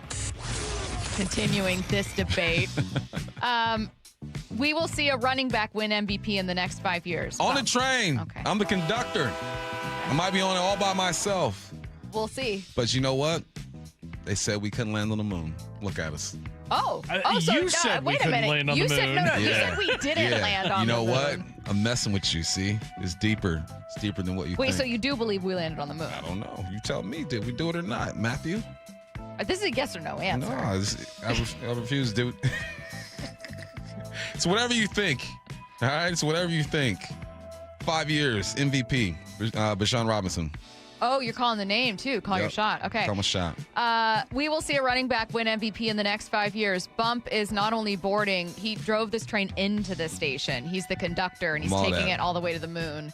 Maybe. TBD. If it's even real. Curtis, are you boarding? I would love to see a change up in I know where the Curtis is going. MVP voting. I would love to, but I'm looking at recent history, 2,000-yard rushers. Saquon didn't get it, and he was amazing in 2024. Derrick Henry did not get it in 2020. You're looking at it wrong. Chris Johnson did not get it in 2009. Jamal Lewis didn't get it in 2003. Adrian Peterson did in 2012. But this century, only one 2,000-yard rusher has ever gotten MVP. 26 years. That's a long time. That's over a quarter century. Yeah. All right. The game has changed. They used to wear leather helmets, too. There are people alive listening who have never seen a running back win MVP. I'm not seeing the vision. Cowboys used to be good, too. I'm not boarding this train. I'm not boarding this train because this is listen. This is what's going to happen. This is what's going to happen because we didn't give an MVP to the running backs that have had 2,000 yards or whatever in a season. When a running back is able to get 1,000 receiving yards and 1,000 rushing yards, all people are going to say is, okay, but he only had 1,100 rushing yards. He's not going to be the leading rusher in the league that year. You don't have to be. It's the most valuable player. It's not the But that's leading not how people rusher in the really do league. it. That's not how people really do it. Watch. They look at the Just quarterback disagree that got with me. the You're most not going to touchdowns, convince the me of quarterback this. that got the most You're not going to convince me of this. Passing You're not. yards. I'm not. A wide receiver that has that kind of split is not going to be leading the league in rushing or receiving yards.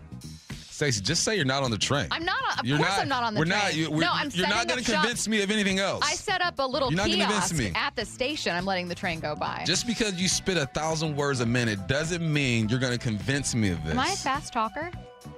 Like Jadakiss. Next up. Let's look at the Seahawks. Rashid Shaheed will be second on the team in receiving yards. Last year it was Cooper Kupp, followed by A.J. Barner. That means that A.J. Barner is not second. You know, I looked at the Cardinals had two 1,000-yard receivers. What are you laughing at? I almost said it does.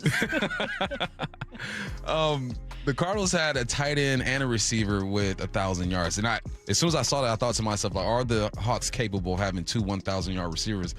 I think they are capable. I just don't know if Rashid Shaheed is going to take a big enough step. He's going to need like 800 yards, I think, right? So I'm going to go, no, AJ Barner is going to be the number 2. Okay. AJ Barner, yeah. Rashid Shaheed will be second on the Seahawks in receiving yards. Bump not boarding. Curtis. I'm going to say Barner finishes like 800, which then means Shaheed would probably have to go over 1,000. Think of those deep completions. And then JSN would probably see a deduction from his, 1,700 this last year. Sure, we'll board this train. I hope Rashid Shaheed has a big year for the Seahawks, not just as a returner, but also as a receiver. This is more me boarding the train on hope more than anything. Sure. And also you're paying him quite a bit of money to do that. By the way, getting back to 2,000-yard rushers, every 2,000-yard rusher was named Offensive Player of the Year, except for one, Eric Dickerson, who holds the record for rushing yards. Why wasn't he named Offensive Player of the Year? Who got it that year? 1984? That might have been not even a real year. That might have been the year Marino threw for 5,000 yards. So he didn't. So did he get both? Can you get both? What, MVP and Offensive Player of the Year? Sure. Yeah, you absolutely What can if do they that. gave it both to the same guy? I'm need to know who got Offensive Player of the Year if it wasn't Eric Dickerson. AP Offensive Player of the Year that year was Dan Marino. Okay. And also AP MVP, Dan Marino. Come on. At least it's not a kicker. That's crazy. Imagine having a record-breaking season like that, and you don't even get Offensive Player of the Year. Because we needed to give another award to a quarterback. Think about in 1984 how mind-blowing 5,000 passing yards was. Yeah. Yes, because I remember when Drew was thrown for 4,000, and we were like, that's crazy. This guy's just doing this regularly. 5,084, because I think Marino is still like second all-time in a single season in yardage. That's a good point, Curtis. They might have been this close to giving him Defensive Player of the Year, too. Like, this is just like, have all the awards, dude. Genuinely take everything. Oh, poor Eric Dickerson. No, I'm not boarding this train. I think that Bump's initial thought was right. It's got to be A.J. Barner. I was looking at the single-season highs for receiving yards for Rashid Shaheed. He's never had more than 719, which is in 2023. Now, he's never been able to be like that primary guy, but he's not really going to be that here either. What I do think we'll see is like maybe he leads, now this might be A.J. Barner too, but in like yards per reception. Like I think there's some real opportunities to connect deep, and I would like to see more of those. You almost had one in the Super Bowl. I want like those, but successful. Right. Next up.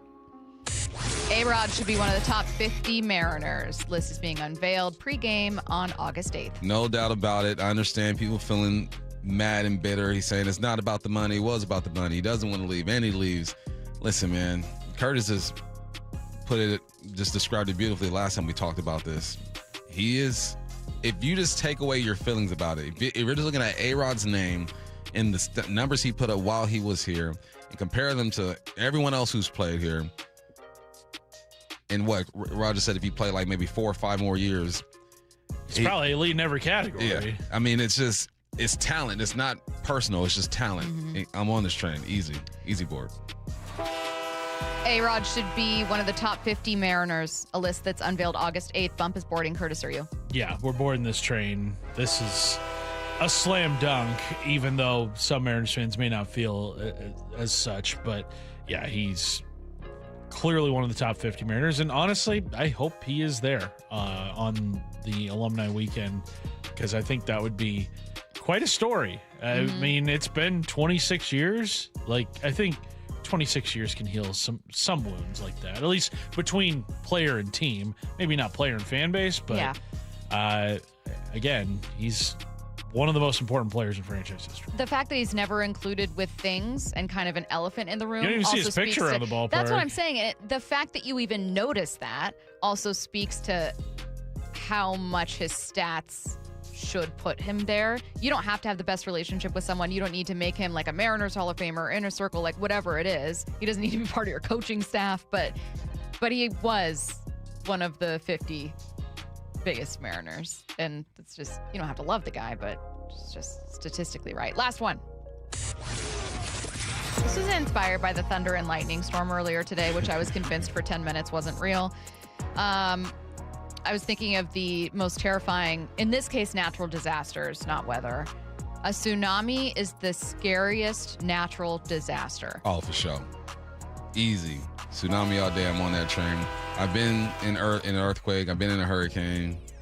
Have you been in a tornado? No, I've had tornado warning. Did you try it? Check it off. But I haven't. You're gonna be one of those storm chasers. Yeah. Is that where you're? That's not where you're out tomorrow. You're gonna go to like Omaha, Nebraska. You got it. You just wait for a tornado. See the movie to Twister? I got those little devices that. I see a cone forming. Yeah, it's got to be a tsunami. You can't. There's nothing you can do. Absolutely nothing you can do about a tsunami. Tsunami's the scariest natural disaster. Bump is boarding. Curtis. Yeah, we're boarding that train. Absolutely. Yeah, that's you're done for. It's over. Matt, you think so too? Counterpoint? You want to introduce tornado, hurricane, volcano? Ooh, volcano would be cool, but no, it's tsunami. I'm boarding that train. It's definitely tsunami. I thought for a while like hurricane, and I have too much confidence in my own swimming ability. This is part of it. It's hubris and narcissism. I thought hurricane would be, or tornado in just a place where you can't escape from it seems terrifying. Absolutely terrifying. But the tsunami is just... It's devastation everywhere. God. And it's just everything about it is... I don't even want to talk about it. It's definitely number one. Yeah. Yeah. You know, we make a lot of movies about twisters and tornadoes. But not about tsunamis. Not about tsunamis. Don't touch that. Yeah. There's a fantastic movie about it, though. And it's called Tidal Wave? No. There's... What's her name is in it? Oh, her, yeah. No. I'm going to think about this and come back with it. What I need to know, get your questions in, 866-979-3776. Naomi Watts. If you're subscribed to Seattle Sports on YouTube, then you saw this Wyman and Bob digital exclusive first. Leonard Williams, he's in the final year of his deal. Can you pay him somewhere around top of the market? He's still absolutely at the top of his game. I don't see any kind of drop-off as far as his age goes going into his 12th year. Beyond who he is on the field, who he is in that locker room, he's just such an a leader and a presence. The home of your Super Bowl champion Seahawks, Seattle Sports. Subscribe to Seattle Sports on YouTube now. From whiplash to herniated discs, there are a few car accident injuries we've all heard of. J.P. Pendergast with Pendergast Law explains that even the most common injuries differ from one another. Pre-existing conditions, health history, beginning of treatment. There are hundreds of factors that make every person and every injury unique. While these variables aid medical treatment, the strongest case recoveries must also take them into account. Could you explain a little bit more? Our team at Pendergast Law is obsessed with turning over every stone to differentiate each case. This requires thorough investigation, diligent listening, and relentless research. We never pursue cases with a one-size-fits-all approach. We built our success by treating every injury and every case with the individualized attention our clients need and deserve. Pendergast Law's individualized approach to even the most common injuries makes the difference in case outcomes. It's another reason why I can't recommend them enough. If you or a loved one has been injured in a car accident, call Pendergast Law. We can help. It's Grid City Harley-Davidson's 000 event. 0 cash down, 0 interest, and 0 payments until next year on any new Harley this week. Annual percentage rates such as 2.99% and no payments until next year on any new Harley. At Grid City Harley's 000 event now through Sunday. No payments for 7 months, no interest for 90 days with approved credit. Do you have a special occasion or milestone to commemorate? Come discover Klein Jewelers in charming downtown Edmonds. As a locally owned family jeweler, we combine an impressively large selection with the warm personal service only a hometown jeweler can provide. Whether you're searching for the perfect engagement ring or a beautiful piece of diamond or gemstone jewelry, you'll find plenty to love and no pressure along the way. From life's biggest milestones to those just because moments. Klein Jewelers by the Fountain in downtown Edmonds. You're a jeweler for life. D.R. Horton's National Red Tag Sales Event is going on now through August 2nd. Stop by any of its participating communities and find select Red Tag homes at incredible pricing. Visit drhorton.com. D.R. Horton, America's builder, an equal housing opportunity builder. I love days like these at the pool, but my moderate to severe plaque psoriasis can sometimes take me out of the moment. I'm ready to make a splash with clearer skin thanks to Skyrizi, risankizumab Riza. Skyrizi is a prescription-only injection for adults who are candidates for systemic or phototherapy. At 4 months, most people saw 90% clearer skin when measured from head to toe, and many were even 100% plaque-free. People also saw significant improvement in psoriasis symptoms of pain, redness, itching, and burning. Don't use if allergic to Skyrizi. Serious allergic reactions, increased infections, or lower ability to fight them may occur. Before treatment, get checked for infections and tuberculosis. Tell your doctor about any flu-like symptoms or vaccines. Now there's nothing on my skin thanks to Skyrizi, and that means everything. Ask your doctor about Skyrizi, the #1 dermatologist-prescribed biologic in psoriasis. Visit skyrizi.com or call 1-866-SKY-RIZI to learn more. Big Nation Station reminds parents the fatal crash rate for teens peaks at age 19, and we lose nearly 8 kids every day. Make a family agreement to never drive under the influence of alcohol or drugs, text behind the wheel, or ride with anyone who is. Always designate a sober driver, call a parent or rideshare, and let's bring our children home safely. Best wishes to all our kids from the entire team at Big Nation Station. We've got a complete stock of beverages, snacks, hot food, and more, and wish all our kids a safe and successful future. 9 days until training camp for the Super Bowl champs. And nobody has it covered like the home of the Seahawks, Seattle Sports. I know that hiring can be challenging. You need someone to match your role perfectly. Well, now you can meet them fast on ZipRecruiter. Build your team, build it sooner. Meet your match on ZipRecruiter. Just head to ZipRecruiter.com/free right now to try it for free. That's ZipRecruiter.com/free. Meet your match on ZipRecruiter. Try it free. If the world were like a Sleep Number mattress, everything would adapt for your comfort. Your coffee would never get cold. Your flight would always be on time. And your mattress would always respond to you and your unique sleep needs. Sleep Number mattresses are designed to respond to your body and shift with your changing life, helping you fall asleep faster and stay asleep longer.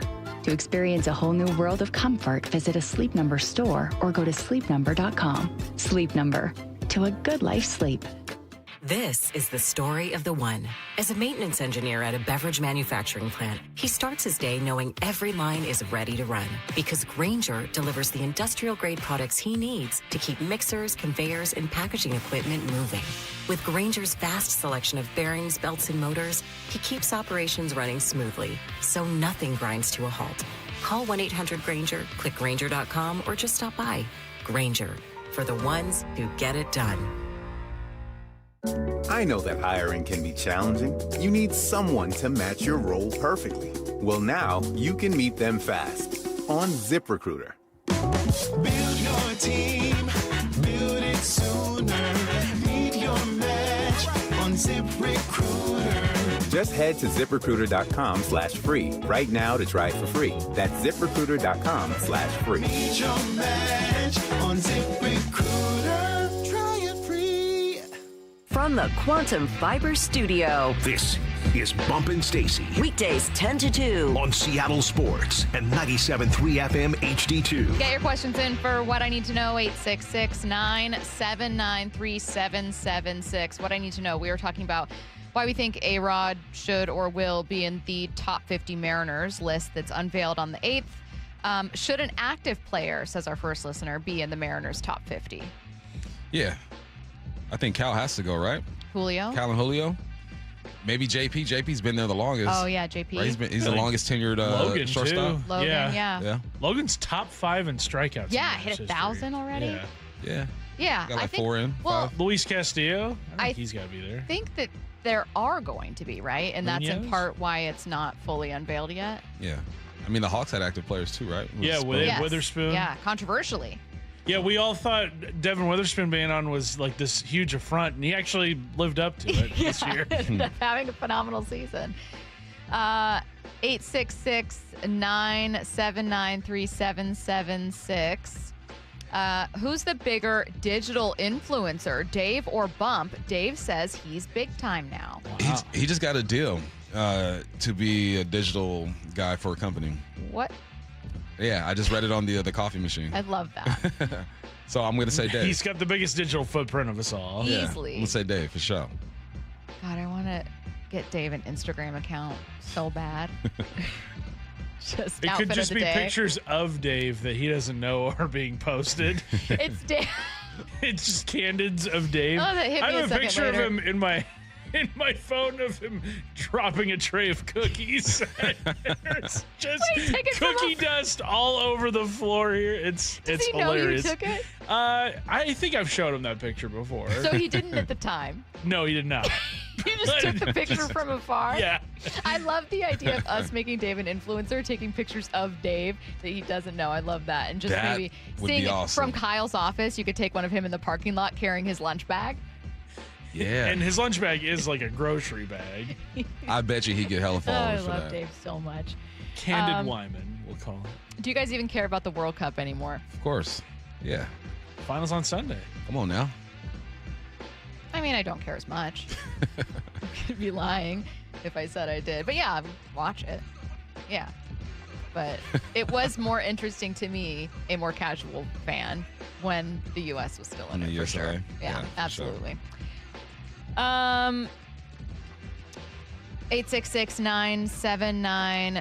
866-979-3776. What I need to know. Where should A-Rod be in the top 50? Is it ranked 1 through 50, or is it No, just? I think it's just the like top 50. Yeah, it's like the Seahawks top Yeah, 50. yeah. Where they just name everybody. But if we're talking like top 10 Mariners all time, yeah. I'd say he's definitely like top 5. Oh, I like this question. What I need to know. Pick an athlete you could place on any roster in any sport. That's a great question. It's got to be a running back type guy. Because you think about it, if you get the timing right, the swing right. I mean, I'm just thinking of Bo Jackson. football, Baseball. I put Bajan on this team. Baseball, I put Could Judge Bijan on this Robinson. team. Oh, I'll put Otani on this team. Baseball. Could Otani play football? He'd probably be decent at it. As Probably a what? tight end. He's a tight end. body. Hockey. I think Ohtani's one of those dudes who, if he trained for it, he'd be at least decent at it. Can I? Basketball. Yeah, wifey plays basketball. Is your answer Ohtani? It's Ohtani. Curtis? To add to this Mariners team? No.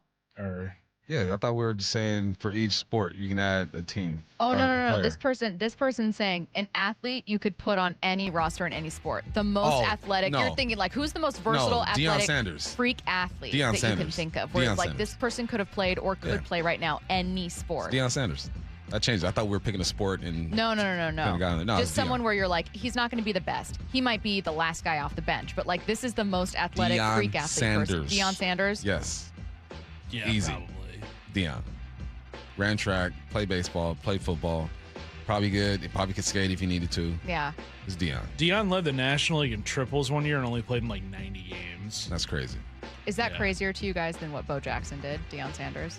Or are we like recency bias? I'd say Bo Jackson was probably the more explosive athlete. I mean, Curtis, you remember that throw he had in Kansas City?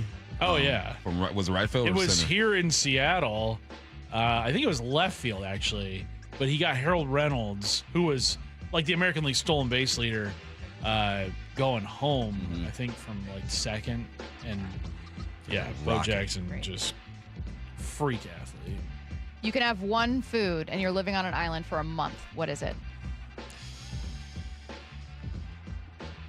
And I'll tailor the question, though they didn't, to be like, you could say sandwich, even though that's many foods together. Yeah, you get a little bit of everything with sandwich. You get protein, get your veggies on there. Sandwich is the answer. Yeah, I think I'll go with sandwich. I thought pizza because it's my favorite, but You don't get enough nutrients. you don't get enough nutrients. Yeah. I think you could eat a sandwich every day and survive on an island. You know what they say is one of the most well-rounded meals you could have is a homemade burger with like lettuce, tomato, and onion on it. Because you've got your protein, you got your bread. So you're you telling got me your veggies. Big fast food. Big fast food has been or big slandered. nutrition. The big nutrition has been big slandering food pyramid burgers. is lying to me about burgers being healthier than they are. The homemade ones are healthier. The ones at a fast food restaurant, sure, not so good. You know, deep frying things, but that's Yeah. actually fair because But like throwing totally a burger fine. on the grill, yeah, carbs great for you. Carbs get a bad rap. Pretty well rounded. They do. Someone said, I think Drew Lock could play any sport. He is a well-rounded. really good basketball player. Yeah. I hear he can golf too. You should actually put this to the test. That's a great answer. Yeah. Multiple people have said Dave Winfield. Drafted in 3 sports, yeah. Yeah, it's a good one to do. Jackie Robinson. Yeah, he was a 4-sport athlete. Yeah. There's so many freak athletes where it's just you want to know like what it would have looked like. It's crazy. All right. Thank you again to our guest today, Dave Wyman, for hopping on with us. Obviously, Josh Weinfuss for giving us a preview. Jordan Shusterman, Talking Mariners. You can find all of our interviews on the Bump and Stacy podcast page. Wyman and Bob coming up next. Continuing coverage of the sale of the Seahawks. Breaking it down with a little Dave Wyman Stanford math. It has exploded from the time when I played. It was $194 million in '97 when they sold it. Reminder that $1 billion is 1,000 million. And so if you take $194 million times 50, that's about what the sale is at. It's a big deal. The home of your Super Bowl champion Seahawks. Seattle Sports. Everyone always asks me, what were your top reasons for choosing Advanced Hair? Well, allow me to share, along with some details, on, get this, their once-a-year summer savings event. Okay, first off, Advanced Hair stands by the results, and I'm living proof those results are second to none. With Advanced Hair, your own natural hair is guaranteed to grow. Secondly, Advanced Hair combines top-rated physicians with modern technology, creating a concierge quality experience that blew away my expectations. And lastly, Advanced Hair's advanced FUE begins regrowing your own natural hair the very next day. It is quick, simple, and easy. Now, if you have a flexible schedule this summer and you've been waiting for that special savings opportunity, well, it's here. Advanced Hair's Summer Savings Event will get you the most hair for your dollar. It's their best offer ever. For details to schedule your free consultation, call 425-449-8185. One-day treatment, life-changing results. Your new hair is guaranteed to grow. Before and after pictures at advancedhair.com. Jane is a small business owner. That's right. And tell them what that's like, Jane. Yeah, well, it's like a roller coaster with a lot of ups and downs, and some days things can feel like they're flying off the rails. Yep, it's a lot. But the Total Solutions Advantage only from Comcast Business can help you manage it all. With the largest, fastest fiber-powered network designed for 100% reliability with business internet and wireless connect. Plus gig speeds with security and equipment included. All with a 5-year price lock. Nice. So everything stays on track. Exactly. The Total Solutions Advantage. Get started for just $60 a month for 12 months when you add wireless connect to a qualifying internet package. No one does business like Comcast Business. Limited time offer. Restrictions apply. New customers only. 1-year agreement, paperless billing, and automatic payments with bank account required. $60 offer requires 300 meg internet, security edge, and additional qualifying service. Equipment, taxes, and fees extra. Guys, I'll never forget the first time I saw somebody get results at our clinic. He was an 81-year-old man who hadn't been intimate with his wife in over 8 years. Viagra had stopped working for him, and he was desperate for help. After several treatments, he walked into my office and told me he couldn't believe the results. Needless to say, this was a very happy man. This man made me a believer in what we do. He had taken pills for years, but he had never fixed the problem. When he came to us, we fixed the problem. Our treatment does what no pill can do. So give West Coast Men's Health a call today. Speak with our clinic manager. Ask him any question you like, how it works, the science behind it, and even the cost. Change your life today, like the thousands of men who already have. In addition to treating ED and Peyronie's disease, we now offer testosterone replacement therapy. With clinics in Redmond and Tacoma, call 206-519-6541. 206-519-6541. Online at westcoastmenshealth.com. Pests and poor installation have something in common. One call to Eastside Exterminators takes care of both. For more than 50 years, families across Western Washington have trusted Eastside Exterminators to eliminate pests for good and protect homes from crawl space to attic. With dedicated installation services and the state's only smart pest detection technology. From Everett to Federal Way, one call handles it all. 425-482-2271 or visit eastsideexterminators.com. Eastside Exterminators, family first pest control. What is that sound? Ugh, that sounds like a plumbing sound. Luckily, there's a company that fixes all the plumbing sounds across Puget Sound. That's All Sound Plumbing. Puget Sound's plumbing experts. Have a sound? Visit allsoundplumbing.com. The biggest scuba sale in America starts next Thursday at Underwater Sports in North Seattle. Incredible savings for 3 days only. Divers Fair only happens once each year at Underwater Sports, 107th and Aurora Avenue North. Hey, Brock Ewart here for my friends over there at People Come First Construction Group. You know I love my acronyms, PCF. They designed and built our outdoor living space for Molly and I, and we just loved it. And right now, PCF is making it easier than ever to get started on your new dream deck with 50% off your custom professional design and architectural drawing package. That means you can save over $9,000 on your project. And with 12 months of no interest, no payment financing, you can design your deck now and pay later. You know, most people who start with a design package end up with the exact outdoor space they've always wanted and dreamed of. This offer is your first step. Do what we did and contact PCF Construction Group today. Get your project ideas, browse amazing photos, and find all the offer details at pcfgroup.com. That's pcfgroup.com. Making your